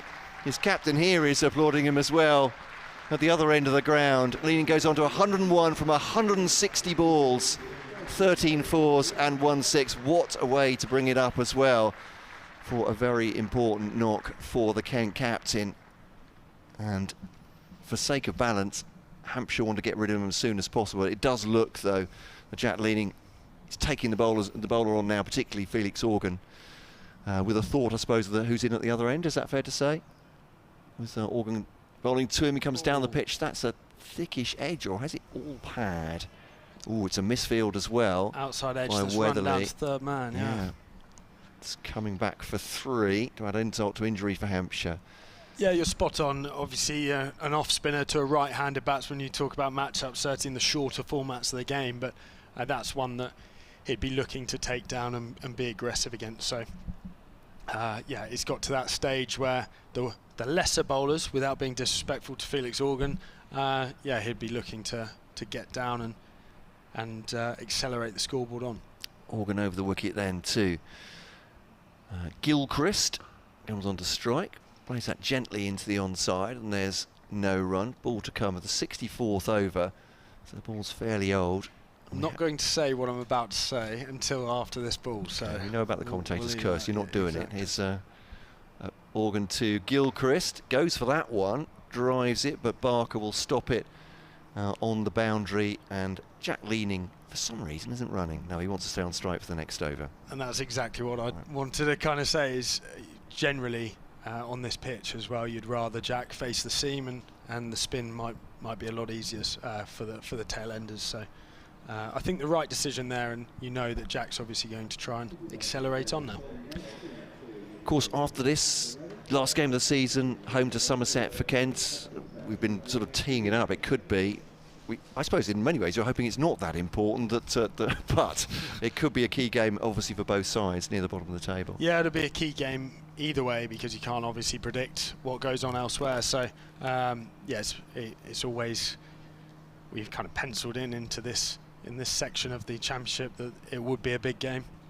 It's full of bowls to Leaning, swing and a miss. No, he's agricultural. It's almost baseball style there. So it's strike one through to the wicketkeeper for 2-4-3 for 8. And of course Hampshire could do you a favour. They're playing Warwickshire next week as well. That would be obviously, if you match or better Warwickshire's result here and Hampshire beat Warwickshire, then you will stay up. I mean, there are all ifs and buts. Yeah, exactly. So we've battled ourselves into a really good position here, but as you said, is a quality batting lineup that will have to finish the job here first. Fuller to Leaning, we'll just give that a nudge into the offside. The field's pretty well spread for him, as you'd understand. They're allowing him a single, and they give it to him now. Field will come in for Nathan Gilchrist. Good bowling there as well, a little off cutter, rolled it out of his fingers, so took all the pace off. Jack had thought he'd beaten him and got the 2 runs to come back, but yeah, cagey bowling, and now he'll have, I think, 4 balls at Nathan Gilchrist. So there will be that short leg in, 2 slips as well. As Gilchrist faces Fuller from the pavilion end. Now it's flat back, almost flat bat even back at the bowler. Jack Leaning takes evasive action and grounds his bat as well, flying almost. He was horizontal getting back to his stumps, but a good stop from Fuller, and it's just a dot ball after all that. 2-4-4 for 8. Plenty going on. Yeah. The game's kind of come alive in the last 10 minutes, really. Plenty happening. Indeed, and Fuller can make it happen as well. As you said, the golden arm getting rid of Everson for 1. He will come in once more. Gilchrist just plays, nibbles at that, over the top of middle stump, more or less. You could say that was a leave on length, but I don't Very think so. Very generous of you, yeah. I said you could say that. I don't think it was, but just a word on Hampshire, as we were saying before. as there's no doubt to me that they've been the best bowling attack this year with Abbas, Abbott. Keith Barker really does kind of get better and better with age, and yeah, it's been a formidable thing. Actually, listening to you guys on the way down here today, the batting has been a bit more of a struggle. Fuller to Gilchrist outside the off stump, left through to an Aaron Donald. Yeah, I think their top four are around about 6,500, something like that, in total runs. Whereas obviously, you know, Ben Compton scored 1,200 now, but he has been extraordinary, hasn't he, for you this season? Need to ask you how you are as well. I know you've had this injury, and is that I think you were saying perhaps on Saturday it's going to keep you out of the next game as well. Is that? Yeah, it is, unfortunately. I've been, hence being down here the last couple of days, trying to get my rehab done as James Fuller runs in. Back of length, and Nathan Gilchrist plays it back up to mid-off. Yeah, unfortunately, my English season, domestic season's done, and I've been trying to get my rehab done to be ready for next week. But yeah, as the physio put it, no chance. You're dreaming. 2 words. So yeah, it's very disappointing. Of course it is, and it's my first soft tissue injury that I've ever had. So a bit bizarre, really. A bit of a bizarre feeling. Obviously, I had my shoulder a couple of years ago, which was a traumatic injury, but this is, yeah, I think it's just the result of a very long kind of 17, 18 months where I've been on the road without a rest. So yeah, I think that's a culmination of a lot of different factors, unfortunately. But I'll be there supporting the guys next week, and like I said, I hope it's not as important a game as we all thought it was. Yeah. Hopefully we can wrap this game up and get the result. And make it perhaps a bit more straightforward next week. It's Abbas to be brought back into the attack. Leaning's charging him. That definitely is a charge. That's not just a step down the pitch. He's on 105 from 163 balls. Kent 244 for 8. 352 is the lead. If you're just joining us on BBC Radio Sun and BBC Radio Kent, we're spending some time with Kent captain Sam Billings. Almost as England captain there. It's not too late. England Lions. There we go. It's but you're talking about that 17, 18 months you've had, and we've been chatting, I suppose, throughout the commentaries this year about Abbas 2 leading swings across the line, but he has pulled that for 4 from outside the off stump. But Abbas, as we know, is a very skillful bowler. That's 4 runs through cow corner. That's not too bad a shot. Unbelievable shot, not that short as you said, and has fetched that from way outside off stump, and front foot pull shotted that to the cow corner boundary. Hit so hard the boundary sweepers can't get there. So incredible shot. A man who definitely looks as if he's on 100 plus anyway. Yeah. There's Abbas then bowling to Leaning again. He's going outside the off stump, just moving across his stumps. Outside off, this time just pushing it defensively into the offside for no run. Paul's been on the emails. A question for Sam. Don't worry, these are carefully vetted. I'm joking. Here we go. Is it possible to ask Sam what his favourite moment is of the season so far? It is possible. It is. You might have to give him my favourite moment of the season. After don't worry, we'll give him time to think. That's fine. Abbas to Leaning pulls that away. Low, actually more of a hook, but very gently down to fine leg and takes a single. I don't know if this is a suggestion from Paul, but and has Matt Quinn mentioned his walk-off 6 against Warwickshire very much? Actually, that would be a close second, I think. But I'd have to say, again, because I wasn't involved in the journey, but certainly watching the guys lift the trophy on Saturday was definitely my favourite moment of the year. 2 trophies in 2 years, it's definitely an achievement that we should be very proud of. And Abbas to Gilchrist. Sort of looking defence outside the off stump. No, but Matthew Quinn, a little bit of context to that story as well. So there was 1 ball left in the over, Danny Briggs' over, and we were going to declare anyway. And there's no point. I thought, might as well send him out. I'm calling him out afterwards. And I said to him, I'll buy dinner for the week if you hit this for 6. So he doesn't even ask for a guard. He scratches his mark and smacks it miles off Danny Briggs into the, well, not quite the holly stand, but to the side of it, into the pavilion. It was a wonderful moment. It's Abbas to Gilchrist up to mid-off. Quite a lot of entertainment, certainly for the lads. They enjoyed me, but Quinny definitely reminded me a couple of times, and a few others, that he was eating for free that week, so he was very happy. And I gather he's quite a character in the dressing room, is Matt Quinn. He is certainly a unique character, as you can tell with his choice of haircuts every now and then, and a moustache. But he's been brilliant. I think what he does definitely offer is certainly a bit of experience and control. Certainly in the bowling attack, he's been brilliant. He's kind of gone at 2.5 and over, and really provided a different dimension to our bowling attack when we've been going around the park quite consistently this year. So he's definitely a competitor, and someone as a captain you can rely on. He'll keep trucking in all day.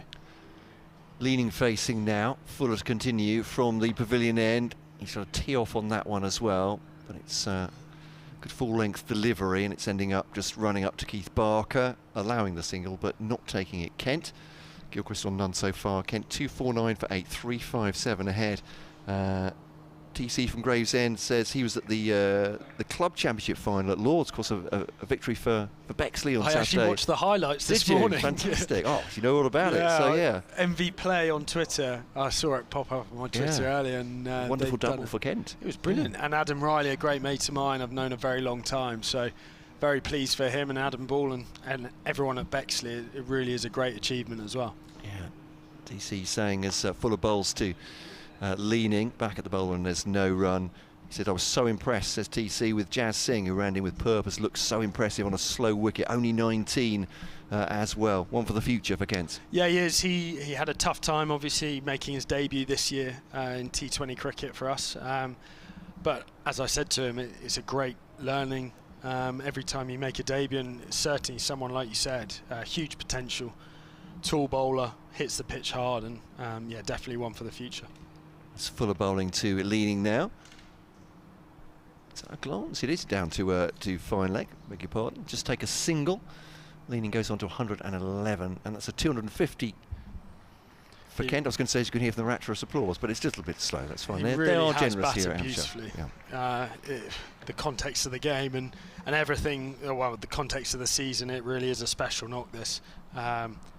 Plenty of character, and has grafted out through those tough periods where this is a quality bowling attack. This is in favourable conditions. Really is an unbelievable knock from Jack Leaning. Here is Fuller to Gilchrist, back at the bowler, and there's no run.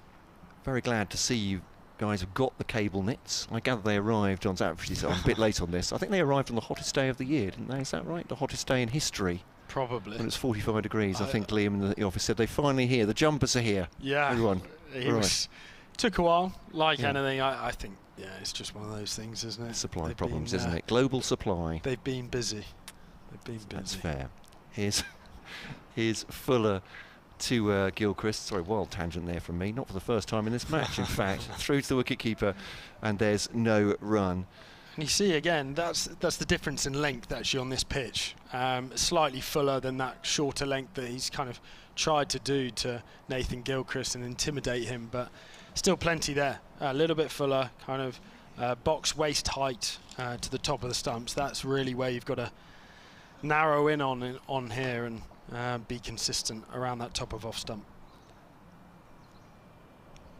So Fuller then into Gilchrist once more. Just defends that. No intention, Jack Leaning, of taking a run there.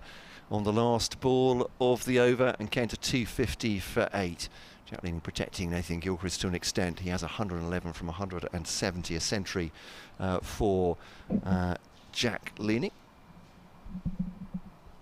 I was going to try and scribble your note here, but my handwriting's so bad you won't read it, Sam. So I don't know how long you can stay with this. Is what I was going to ask you. So I'm in no rush. I'm enjoying the cricket with all of you. You said to me on Saturday something which we take for granted a little bit as commentators. I heard you say this. Okay, sorry, yeah. Oh, that's fine. Okay. No, on the way down, for listeners, yeah. I had the radio on, and you said about the view. Yeah, you so much take it for granted. I think. I mean, you don't. We've never taken the job for granted. I'm sure you don't either. It's wonderful to work around cricket, but you forget is that.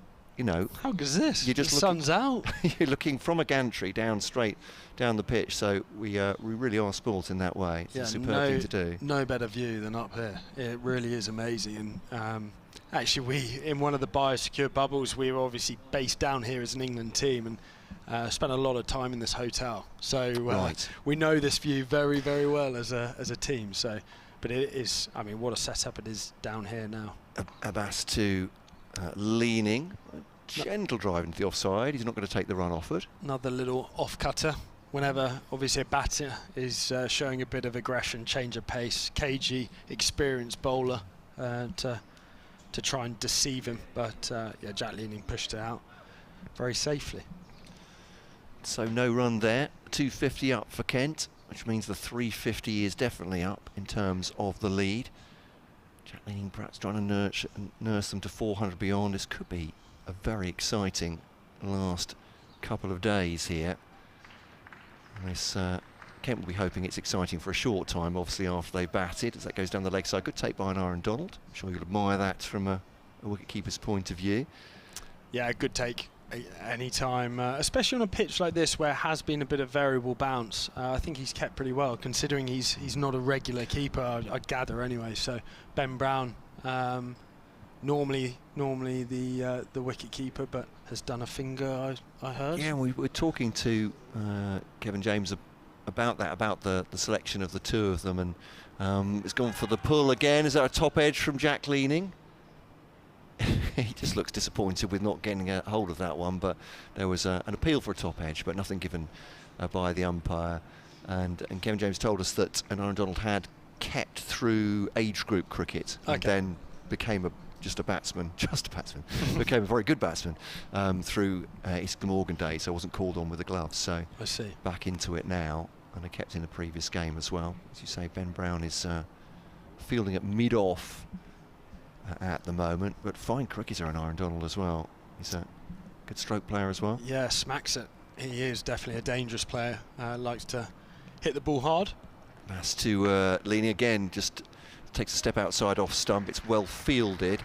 There's that Nick Gubbins there. He certainly has been fielding there most of the match, but no run. 2:50 for 8, coming up to 3 o'clock. There'll be an update for BBC Radio Kent's radio listeners coming very shortly. And we'll bring in Stanley Marissa with Sam Billings. Just say for our Hampshire listeners, they think that it's just a Kent takeover, basically. No, we're trying to be fair. We do try to be fair, absolutely right. And we understand from your point of view, Kent, from a Kent point of view rather, Sam Billings, that you do want Kent to win this match, but you're keeping it under wraps. It's driven into the offside. Good stop on the boundary, actually, and that'll be just.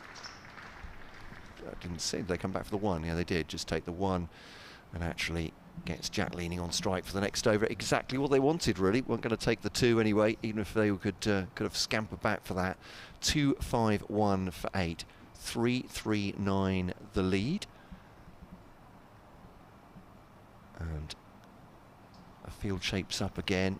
Conversation between Leaning and Gilchrist in the centre. For Hampshire, I'm going to put it on the other side of the fence here. This is just frustrating for Hampshire. They want to get into bat, obviously. I mean, it's Kent's job to do that, but yeah, it really want to is. nick off these final 2. It is. Yeah, especially when an in-batter is kind of rotating the strike and controlling the strike, it really is infuriating. Fuller to Leaning. Short ball into his body. Slightly pace off there, and Leaning just deflects that out to the offside, and there's no run. The interesting thing again, and it's been a kind of theme of the year, is seeing the game evolve and seeing these Duke's balls. They do go soft. 68 overs old, and it really is a different proposition. So from a Hampshire point of view, when they do come to bat, kind of the mindset is to try and get somehow through pretty unscathed to about 40 overs, and then it becomes a lot easier. Fuller to Leaning, lifts that into the offside. Will it be caught? That's a good catch, running in from the boundary. Joe Weatherly leaning back, no pun intended, and trying to lever that over backward point. Weatherly runs in from the boundary, takes a good low catch in the end. That's the end of Jack Leaning. 112 though. That is a big innings for Kent. In the context of the match, it could be even the match winner, but Hampshire will have a say about that when they come to bat. But Kent now 2-5-1-4-9. And Leaning goes, who played a full part, caught by Joe Weatherly, off the bowling of James Fuller, who's taken the last 2 wickets to fall.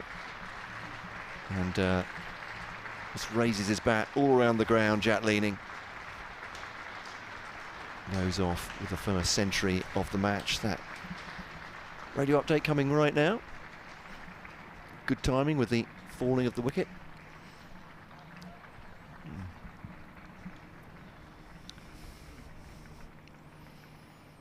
Well, they have lost a couple of wickets, Pat. The man to go just now, captain Jack Leaning for 112, has played a full part in Kent's second innings, and a major part of why they have a 359-run lead now. It could be that will be enough for them to beat Hampshire here, but they'll have to bowl them out. Well, depending on what runs Matt Quinn gets with Nathan Gilchrist as well, the last pair, but they may not last that long, to be fair. And what's still a wicket with something in it for the bowlers. Hampshire will come out to bat with all sorts of time to make that total. Kent's task then will be to take the 10 wickets to get them a win here, which could help them towards safety from relegation in County Championship Division 1. All that to come. Commentary continuing via the BBC Sport website and app. And I'll come off commentary now. Perfect time. I think we bring Stanley Marissa back in. I feel like it might be a hospital pass from a commentary point of view, is that this might last 2 balls, it might last 10 balls, but I'm sure the audience are more than sick of me. Stanley Marissa to join Sam Billings.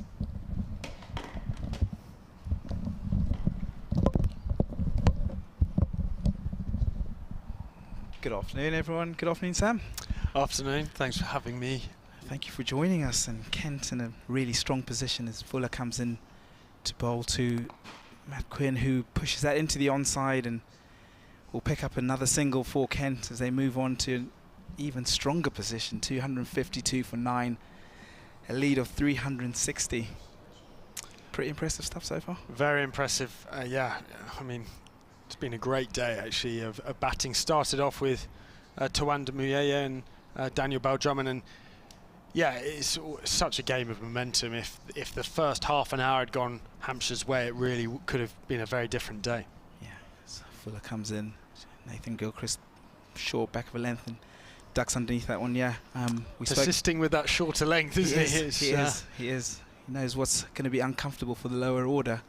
He obviously has that extra pace. I know we spoke about it this morning about how crucial that first hour is, and I know it's always a cliche that the first hour sort of determines where the game goes, but I thought the way the Kent batsmen batted this morning, and Bell-Drummond, they sort of took that sting away, but made sure that they kept that scoreboard moving as well. Exactly. It's a very different mindset, isn't it, as opposed to just surviving as Fuller comes in and full of a length, a thick outside edge, gully line to the boundary, and it'll only be a single.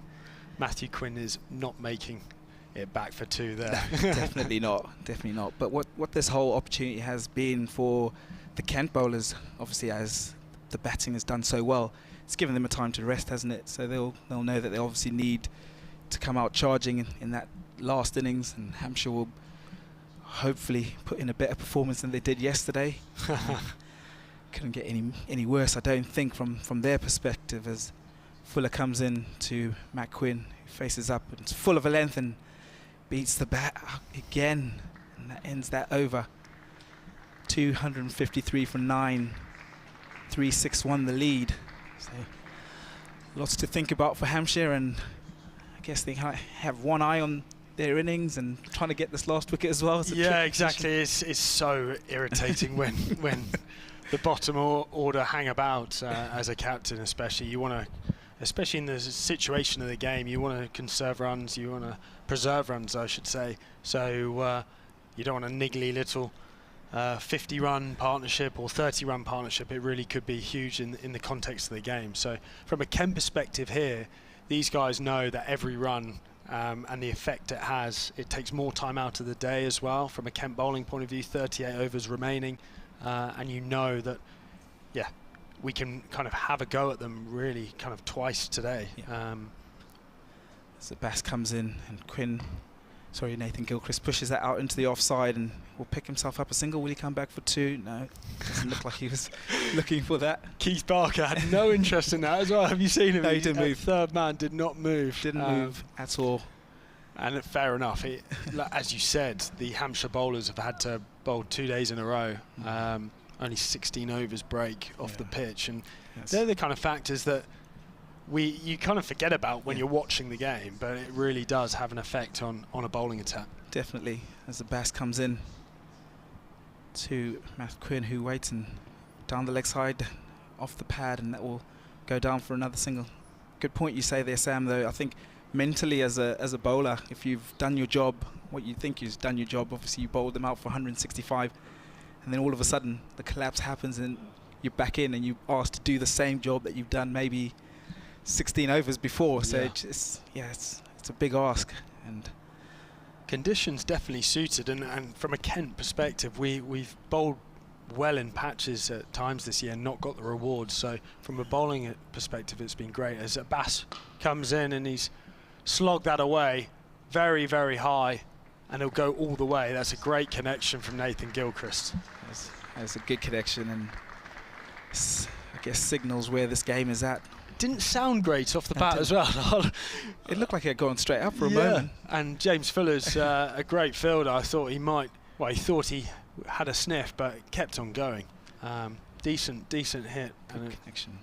Kind of beat the rope by about 10 yards. So what it does is it pushes that lead again.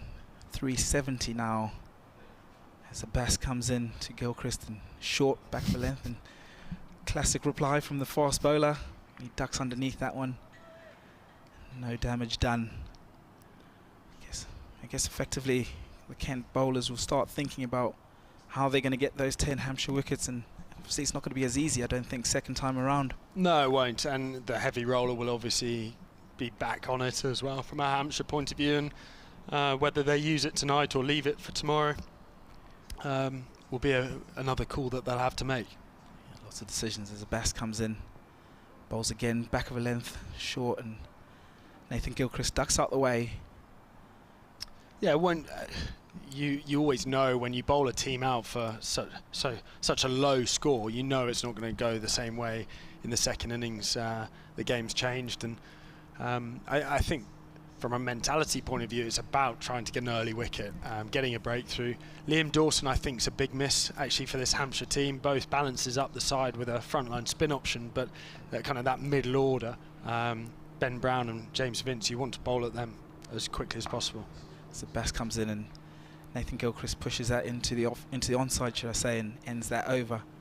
261 for 9. Kent are now lead of 369. A well played century from Jack Leaning, the captain of Kent, has more or less wrestled this game into Kent's advantage, if they didn't have the advantage already after bowling Hampshire out for 57 yesterday. It's not very often that you score 165 in your first innings and then walk into your second innings with a lead of over 100. So Matt Quinn, with his bowling performance yesterday, a lot has to go towards that, and everything seems to stick yesterday for the Kent fielders. It was one of those days where Hampshire nicked everything and we caught everything, which was brilliant. So long may that continue. Definitely, yes. Fuller comes in and bowls full to Matt Quinn, who moves away from his stumps and pushes that one back towards James Fuller. No run. Yeah, it just seemed as though yesterday there was movement, but just enough movement. Sometimes you don't want too much movement, do you, Sam? I think initially, early on in the day, it was excessive from kind of Carl Abbott and Mohammed Abbas. So, yeah, as the day went on, actually, we just nibbled it enough, and sometimes Ben Compton played and missed so much that it had done too much for the bowlers. Yeah, Matt Quinn pulls, moves away and gets a thickish outside edge to a little bit agricultural, but gets a single down and down the other end to get Nathan Gilchrist, the more recognised batsman out of the two of them, on strike. Is that who you'd rather have on strike, Nathan Gilchrist? Well, I don't want to be a commentator's curse yet again. So you've got 370 lead, Sam. Yeah. You should be all right, shouldn't you? Hopefully, push that up to 400. Fingers crossed. That really would be good for us. Definitely not good for Hampshire. James Fuller seeks this last wicket. Can he get it as he bowls to? It's a lovely shot. Nathan Gilchrist, who clips that elegantly through the onside, and he's going to pick himself up a couple. Not really pushing for 3. I think he wants to hold that strike. He's in the groove now. Beautiful outfield here, isn't it? It really does race away the ball once you get a decent connection on. You get such value here for your shots. So. Yeah, we've seen kind of the trend of this game. The guys who have got in and got through those first 20, 30 balls. Ben Compton did it brilliantly. Yes, played and missed quite a bit initially, but yeah, it's a lot harder to start on a pitch like this. Definitely is. Fuller comes into Gilchrist and back of a length again, and he pushes that into the offside. He'll just trot through for yet another single. 265 for 9 the score moves on to. And just a quick update on the Southern Vipers, who look like they're going to be heading towards that Rachel Hayhoe Flint final this weekend. Bowled Southeast Stars out for 139 in a currently 114 for 2, so only 26 needed for them to be able to face Lauren Winfield Hill and the Lightning this weekend. So good from them as Matt Quinn gives himself a bit of room and he must have heard me. Slaps this one through the offside for another boundary. So what a shot. That's kind of shorter format kind of shot. Steps away, that left leg way out towards the leg side, and smacks it through extra cover for 4. Yeah, what a shot. Just to add more insult to injury, I guess, to this Hampshire side that have been well and truly outplayed so far in this game, and this niggly 10th wicket partnership that they just want to break and get into their batting work. Don't think this will be filled, this one. I think it's going to be another short ball. Here we go. Sam, you called it, back over length and through to the keeper. No run. 71 overs gone, is it? Yeah, 71 overs. 269 for 9. Nathan Gilchrist and Matt Quinn frustrating Hampshire here as they seek for that last wicket to just get themselves in and try and somehow work out how they're going to try and get these 377 runs. 377 behind. A long, long way for them. Yeah, but you never know, do you? I mean, you've got to look at it from a Hampshire point of view. Plenty to play for. They have to get a result. They have to get a positive result here, really, by the looks of it. So you never know. Someone like a James Vince, of the quality he is. And like I said, it all depends on that start. Those openers have really got to kind of set the foundation for a Hampshire. Definitely, as Abbas comes into Nathan Gilchrist, who gets him behind that. For the Kent listeners, I'm hoping obviously that doesn't happen, but yeah, you're always wary when a James Vince is in a team, and well, I mean, Ben Brown batting at 6, I know he's a little bit injured, but he's been prolific over the last few years from a batting point of view. So yeah, they've got the quality to do it. Nick Gubbins also a very good player. So yeah, you know for sure that Kent won't be taking it lightly, and will have the right mindset to dismantle hopefully this Hampshire batting lineup. Definitely, as Abbas bowls a slow ball outside the off stump, and Nathan Gilchrist lets that one through to the keeper. Good point you make there, Sam. Obviously a good Hampshire side, and what they've got on their side is they've got time. There's still a lot of time in this game, so with 2 days left. Sometimes that's the problem, too much time. Way too much time. Yeah, again, there'll definitely be a result one way or the other this game, and yeah, we'll have to wait and see. Well, as the Abbas comes in again and short of a length, Nathan Gilchrist ducks underneath that one and lets that one through. A little bit of shape actually, as that seemed to move a little bit after it passed the batsman. So still a little bit in this pitch, and Kent will be pretty happy to see that. Yeah, I still think there is plenty in this pitch. So the amount of grass that was on there at the start of yesterday obviously has changed colour slightly, the pitch, but as we said, we've seen the Hampshire bowlers still, with a 70-over-old ball, beat the bat a couple of times. Even the man who was in, Jack Leaning, as Abbas comes in to bowl, again beats the bat that little bit of nip away from a decent length. It's just that fuller length. Whenever they've erred a little bit shorter, it's definitely been a lot easier. You saw a lot of back foot punches from Jack Leaning through that extra cover, and yeah, certainly you want to drag batsmen forward here to try and get that nick and bring the stumps into play ultimately. Definitely. No better exponent at moving the ball around than the man that's got the ball in his hand, at Mohammed Abbas. It's been a pillar of strength really for Hampshire this season, together with Kyle Abbott, and Nathan Gilchrist pulls that, and that will be the last wicket.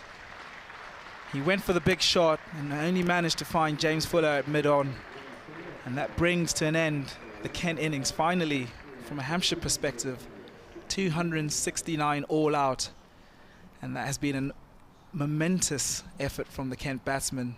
377 Hampshire are going to need, and all to do for them, as Kent will be boisterous and really pleased with how things have gone, and they can actually now get into their work. But pretty good from Hampshire in those closing moments.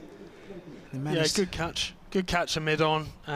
Is in that kind of no man's land halfway to the boundary, and didn't quite get all of it, unlike we saw earlier, that 6 that Nathan Gilchrist hit over long on. But very happy for the Hampshire Hampshire boys will be very happy to wrap that up, but probably tea now, and then from a Kent perspective, have a full session to try and make early inroads into the Hampshire batting lineup. Definitely, it will be that new ball session that Sam Billings spoke about, and how Hampshire start. They will look to nullify that new ball and try and make some inroads a little bit later in the innings. But for Kent, they've done their job and they've got to now defend these 377 runs, so they'll be pleased with that. Sam, thank you for joining us. No problem at all. Thanks for having me, and what a wonderful view to watch the cricket from. So, yeah. No, thanks for having me. Definitely, thank you, and join us after tea. Thank you.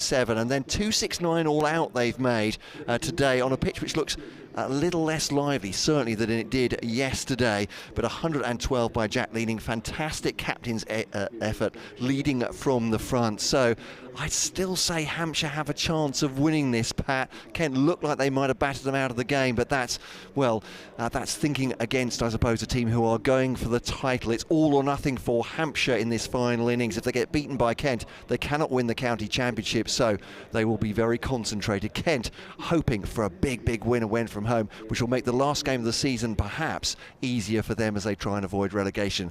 So that's to set it up, and the final session coming up in about 5 minutes' time via the BBC Sport website and app.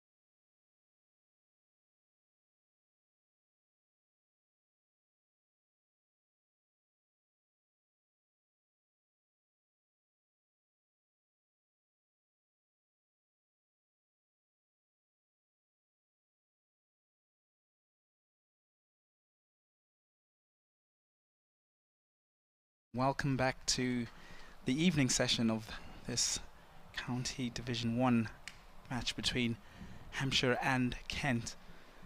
Kent batting first and being bowled out for 165. Hampshire in reply 57 all out. Left themselves with a lot of work to do. Kent, second time around, scored 269 on the back of a pretty good century from Captain Jack Leaning, which ultimately has left Hampshire needing a target of 378 to win and maintain their hopes of any hopes of winning their County Division 1 title. But they all know that they've got a lot of work to do as Felix Organ and Ian Holland come out to face the Kent bowlers. Good afternoon, Dave Allen. Hiya. I'm going to be the historian for a moment here, if that's all right, Stanley, and just try and cheer up some Hampshire fans by telling them that okay, the Southern Vipers have played and have won. Actually, this isn't what I was going to tell you, but the Southern Vipers have won and will play the Northern Diamonds in the final of the Rachel Hayhoe Flint Trophy at Lord's on Sunday. So Jomo will be happy. I was going to tell you that Hampshire have 8 times scored more than they have to score to win this game in the past, and they've won 4 of those 8, and the biggest score they've ever made to win a game in the 4th innings is 446 for 8 back in 1990 at Northlands Road, and the biggest score they've ever made here in a 4th innings is 390, so they don't have to break any records to have a comfortable victory. Harry Podmore to open up from this end, the hotel end in E-bowls, back of a length, and Felix Organ just pushes that into the offside, no run. So still hope is what you're saying, Dave? Well, there's nothing else, is there, really? I'm sorry, I'd like to apologise to all the Kent followers, but you did have quite a lot of Sam Northeast this afternoon, so I've got to tell you that Hampshire's highest ever 4th innings total is 463 for 8 in 1911 against Kent. Okay. So there's got to be hope, because I keep looking at the Surrey score. Yes, and that's not looking good as Podmore comes into Organ, who pushes slightly outside his off stump and guides that one down, and a pretty good stop actually in the end. Looks like it's Harry Finch, a 3rd slip, who makes sure that there's no run and keeps Felix Organ on strike. Yeah, it was a good stop. Be interesting to see how the Kent bowlers go on this pitch second time around. Obviously buoyed by that 57 all out that they did yesterday on Hampshire, and it might not be as easy second time around, you'd hope, from a Hampshire perspective. Yeah, I certainly hope that. As Podmore comes in, Felix Organ waits and pushes again towards that 3rd slip gully region. Bit of lift there, wasn't there? Here Bit of lift. He just looked as if he was taking his bottom hand off just as he played it. It'll be interesting to see we saw the ball still moving around a little bit today, probably not as exaggerated as it was yesterday, but there is still something in it, in this pitch, and Sam Billings spoke about it before the tea interval, that if you get the ball in that sort of area, in that channel, there still is a little bit of life in this pitch, as Podmore comes in and Organ waits, and he pushes again down towards that 3rd man area, and it looks like he's going to be off the mark with a couple of runs, and it looks like Joey Everson does the cleaning up, and Hampshire are away. Only 376 needed now. It's not a very attacking field, is it, for a team that's set that many? They've got 3 slips, but otherwise it's mostly a ring of men saving 1 plus a wideish long leg. Yeah, mid off cover, point, mid on, mid wicket, and then 3 slips. As Podmore comes in, Organ waits and slightly down the leg side, and good work there by the keeper, Ollie Robinson, who cleans up, and again no run. Ian Holland comes down towards his partner, and a little bit of gardening, and they consult in the middle of the pitch, just have a quiet word with each other. It's going to need them as an opening pair to somehow nullify this new ball, and if they can get through maybe the first 15 to 20 overs unscathed and take some of that shine off that ball, Hampshire could well still be in this game, as Podmore comes in for the final delivery and bowls Felix Organ solid behind that, and that ends the first over, 2 for none, Hampshire. Well, not too many alarms so far. At the end of that, it's still a beautiful evening. A few more clouds over towards the Solent. We look south from the hotel at the Ageas Bowl. For those of you that don't know it so well, we look south towards the stands and pavilions, Colin Ingleby Mackenzie and Shane Warren's stands, and the Rod Bransgrove Pavilion for the members. Pitch is pretty central. I think it's the same pitch they used in the first championship match of the season against Somerset, when we did score 428 on it. So there's another little piece of hope for us. Anyway, it is the mighty Quinn. I have a blog where I'm playful with popular music titles quite a lot, and here he comes from the far end, bowls right arm over, and it's just played out defensively on the offside. Yeah, I have a Hampshire Cricket History blog that I'm playful with popular music titles in headlines and things sometimes, but one of my bloggers, Paul, beat me to it yesterday by. I was trying to recover from the 57 all out when he came on and quoted the lines from the Bob Dylan song. So there we are. Well done, Paul. You got in before me. It's Quinn again. It's not a long run. And Holland just turns it off his hip down to long leg, and he gets a single off the mark. So I'll make him feel a bit better. He's made scores this season, but he's also made 4 ducks, I think, opening the batting. Yeah, maybe 4. Yeah, 4 ducks and a 0 not out, which was the game at Taunton, which we won with a score of 1-0. We won by 10 wickets. Okay, so Quinn to Organ. 3 scored. Down leg side. A hopeful shout. Keeper Robinson chases it himself down to short fine leg and returns it. And in fact, it's off the bat. It's given to Organ. Because it was Ian Holland and Joe Weatherly opening the batting at the beginning of the season, wasn't it? That's right. Until Joe got injured after the home match here against Lancashire, so they opened for the first 4 games. Quinn bolts. That's slightly short of a length, bit of lift, pushed out on the offside, runs away to deep gully and comes back for a very useful 2 runs. Scampering there. I think it's we were saying earlier that even with the rain forecast on Friday, they've got about 130 overs to bat until tomorrow night. And to be honest, if they're batting 130, if they're still batting tomorrow night, you'd think they'd have won the game. So I don't think Friday's rain is going to be a problem. Whether they will be batting by the end of tomorrow is another question. But keeping the score ticking over will be useful as Quinn bowls, and that's just played defensively by Holland back to the bowler.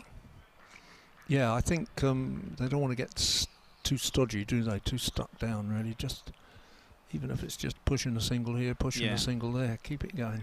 I think that's what we saw from the Kent batsmen actually earlier on today. Is their rotation of the strike was really good in amongst obviously all the boundaries that they were getting.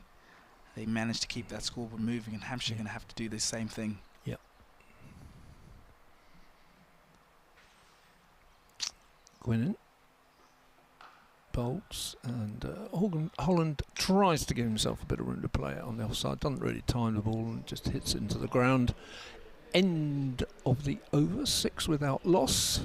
2 overs gone. I guess from a Hampshire perspective, they're going to have to try and look at this 377 that they need, or 378 I think it was, that they would have needed. Maybe not look too much at that particular number and try and maybe somehow break that down into smaller sections and maybe go by sessions. I think that's what A.D. Burrell and the coaching unit will be speaking to the guys about. Just try and maybe play it in small sections and get partnerships, I think, for sure. Partnerships for sure. Podmore runs away from us at Hotel End and bowls to Felix Organ, back of a length, who just pushes that out. Felix Organ, young player, showing glimpses of what he's got this season. We'll be looking 678 runs so far this season, so not a bad return for him. Really, and in fact the last 5 games have been terrific. He hadn't scored in every innings, but in the last 5 games there's a 65, a 41, 118, 72 and a 71, so he's doing a good job at the top of the order. As Podmore runs in and beats the bat this time, actually outside the off stump, that channel that we spoke about earlier, and it's just left the batsman in good shape on that. Enough to get Ian Holland coming way down the pitch to have a little word with him there. It'll definitely be a new ball. It has seemed like a new ball pitch. Obviously, Kent 32 for 5 yesterday. Hampshire were 32 for 5 at one point. 20 for 3 Kent were in the second innings. So Hampshire will look to try and not be in the same position as Organ. Clips this one towards fine leg for a single. Podmore just straying slightly down the leg side, but well played by Organ, and moves on to 4. Hampshire move on to 7. As the sun shines, quite a warm day actually now. Very comfortable for the players and quite warm actually for the crowd. I think I saw a few people actually sunbathing, weirdly enough. They come up to this end, don't they? The northern end. They do. And get the sun. There are a few people under shelter at the far end, but quite a lot of them have moved up during the afternoon. Yeah. Pleasant conditions here at the Ageas Bowl as Podmore comes in and again down the leg side and through to Robinson. Be a big test for this Kent attack, for sure. Did so well yesterday, obviously, bowling Hampshire up for 57. We've spoken at length about that. But we know it's not going to be as easy. Second time around, this pitch is definitely flattening out. Nowhere near as lively as it was yesterday. So you'll have to work for your wickets. Work a little bit harder for them. And you'll know that the Hampshire side will be very determined to not repeat what happened yesterday and give themselves a chance at this total as Podmore comes in full over length. And Ian Holland just pushes that out towards mid-off, sorry. Cautious start here from Hampshire. Nearly 3 overs gone and 7 for none. Just trying to build into this innings and not look too far ahead. Try and get some partnerships going. It's going to be if 1 or 2 of the top order can get a century or a couple of centuries, and that will give them something to build on and something to have a base to attack this big total as Podmore comes in. Final ball of this over. Back of a length again and defended into the offside to end that. His second over, Harry Podmore, none for 3. Felix Organ 4 not out. Ian Holland 3 not out. Hampshire 7 for none. Chasing down this big total of Kent's 378 they have got to get in this 4th innings. Just keeping up to date with the 2 scores that are highly significant for these 2 sides. Gloucestershire have just lost an 8th wicket. They're 7 for 8, but they only trail Warwickshire by 47. So not going to be a lot in it after the first innings there. So that's a bit key. It's Quinn coming into bowl, and he bowls to Organ, who pushes it out on the offside and runs through for a single. It's fielded at cover. And the other game which is important to Hampshire, I think it's it doesn't say it's T, but it doesn't seem to be moving. Surrey 3-3-3 all out. Yorkshire 158 for 7, so they're 175 behind. We were chatting over tea whether we thought Surrey would unfashionably enforce the follow-on given the threat of rain on Friday, but we shall see. It may not be come to that anyway. Quinn bowls. That was a very useful ball. It lifted, but it was also moving in towards Holland, who was deciding not to bother to play it. But it was one of those rather nasty balls that, in a sense, it followed him, and he could just have gloved it to the keeper, couldn't he? Yeah, it was. I'm not sure if it hit the Q end of the bat of the handle. Maybe it was a bit of a weird one actually. Yeah. He tried to get himself out the way and maybe followed him. All as well. He settles again. 3 slips. Man at deepish backward point as Quinn bowls, and Holland is forward defensively on the offside.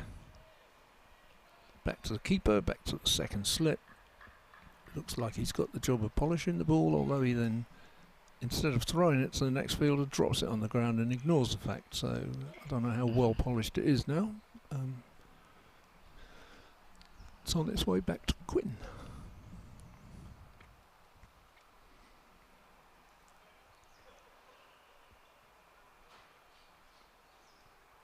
And here he is bowling, and Holland covers up, plays it back. Quinn attempts to field, doesn't manage to do so, and the man at mid-on has the ball. It's interesting to see how well most of the batsmen actually played the ball down the ground today. Bal Drummond played a few good shots down the ground, and Jack Leaning played down the ground. So that was always a signal that the pitch is actually improving if you sort of start seeing shots like that. And patience for Hampshire. Oh dear. Yeah, I'm afraid I feared that was the end for Holland, and the end it was. It seemed to there were a couple of thoughts immediately. I'm not sure why he played back to that, because it was reasonably full, but it kicked low, and Holland has gone. Yeah, it looks like McQuinn, the chief destroyer, actually from the first innings, has quickly got himself into his work again, and a full ball actually probably pushed that one up a little bit, trying to extract some movement. Might have got that one to nip away, or nip back, sorry, slightly, and Ian Holland went for that drive that we spoke about down the ground, and he was struck, and that looked pretty adjacent. Quite an easy decision actually in the end for Rob Bailey. Feet weren't moving much though, were they? You know, the bat was pushing at the ball, but the feet weren't moving. So just the start that Hampshire did not want, and just the start Kent wanted. Just the start Kent wanted. 8 for 1 is the score, and it brings Joe Weatherly in on, I'm afraid to say, a pair. Not the only one. James Vince and Mohammed Abbas, who's probably more familiar with the occasional pair, all failed to score in the first innings. Joe started the season in absolutely terrific form. He made 168, and then the next game 5 and 87. Since then, he's had a spell out injured, but since then he hasn't reached 25 in a championship innings, and he had one of those completely daft Augusts that I just cannot understand really. He was signed by Southern Brave for the 100 competition, which is great for him, and he got some extra money for it and so on. And he spent the entire August travelling around the Southern Brave, not playing a single day of cricket, because there's some rule that says that when that's happening, you cannot be released to go and play for your county in a 50-over match. So, you know, having struggled to get back into nick with an injury, he's deprived of a month's cricket, and since he came back, he hasn't scored many runs at all. He's facing now, lets that ball go. It bounced well over the stumps, but it's fairly straight. So a very good over from McQuinn yet again. Yeah, just the start that Kent would have been looking for, and they spoke about it. Matt Cole and Sam Billings spoke about how important it would be for them to try and make early inroads with this new ball. Make sure, because we sort of spoke about that Duke's ball that after a few overs it just starts to get really soft, and especially when it's a dry pitch, which it looks like it's starting to dry out, and makes the batting a lot easier. So if you can make inroads, you have to make them pretty early while the ball is new and hard. And Harry Podmore will look to follow up McQuinn's over as he runs in away from us to Felix Organ. Big shout, but it looked like that might have just been outside the line of the off stump. Yeah, I think that absolutely. Yeah, you can tell from the reaction from the bowler he wasn't quite sure. Sort of seemed to join in a little bit later, a bit more vociferous from the keeper and the slips. But again, we've got two wonderfully experienced umpires out there, Nigel Long and Rob Bailey. What a privilege it is to have such quality, really. Been around for a while. As Podmore comes into Felix Organ and bowls again, full over length, and Organ pushes this one out into the onside, no run. 8 for 1 Hampshire in pursuit of this 3-7-8 that they need to win. Surrey, as we spoke about, have been pretty much leading the championship from the beginning and have been the side to sort of catch. Hampshire have played good cricket throughout the season, played really good cricket in all formats really, so they can be really pleased with how their season have gone. Of course, they would have come into this game with high hopes as Podmore runs into Felix Organ, back of a length, and Organ just pushes this out. Brilliant fielding from, looks like Tawanda Muyeye, who does a full length dive and shies at the stumps at the same time. So his big fast bowler goes and gives him a little low five to say thank you for your hard work. But as we said, Surrey have been leading this championship, and Hampshire have always been playing, sort of trying to catch up. Unfortunately, things didn't go according to plan yesterday, and then not so well again today. So they've left themselves quite a lot to do, and I guess they still needed things to go, you know, all their way. They needed a positive result, and for Surrey to slip up at some point. So it was all going to be quite hard work as Podmore comes into Organ, outside edge, and good work in the gully by Harry Finch. It looks like it prevents any runs to that third man area that we've spoken so much about today, Dave. I think one of the frustrations for Hampshire this season is that they've won 2 more games than Surrey. I mean, that might be 1 more after Friday night, but and Hampshire have also, percentage-wise, even if they don't win either of these last 2 games, percentage-wise, Hampshire have won more games this season, whatever happens in the last 2, have won more games this season than in either of their 2 seasons when they won the county championship. That's just pushed out on the onside to mid-wicket. There's a change next to me. Stanley's gone and Matt's arrived. Yeah, it was a very smooth changeover, I think you'll find there. Unbelievable. He couldn't read my hand signals. I've no idea why not. I was just waving my arms generally. It's like, you need to come on now. Yes, Stanley, sorry, that's what I'm trying to say. He's so polite. Kind of dad dancing moment. Yeah, it was. Poor bloke, he had no idea what was going on. I can't blame him either. 8 for 1. Update coming for BBC Radio Kent shortly. I think at least you haven't heard the music in the background. No, I haven't. No, the overture. No, you were dancing before it came. As Podmore bowls to Organ just behind square, there'll be a single. So 9 for 1. Still 369 needed to win. Obviously for Kent it's 9 more wickets, and it's the balance of the play. Podmore took his cap angrily from umpire Long. Cross with himself, do you think? I mean, maybe so, yeah. Just no straying on the last ball there, I thought.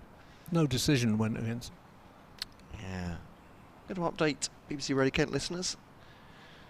Here's the mighty Quinn. I love that from you, Dave. There we go. Manfred Mann. Reference. Short leg going in to Tawanda Muyeye. Will be under the lid. 3 slips as well. Why not attack? They've got plenty of runs to play with Kent here, and they desperately need this win, as to Hampshire, of course. That's what we love the end of the season for.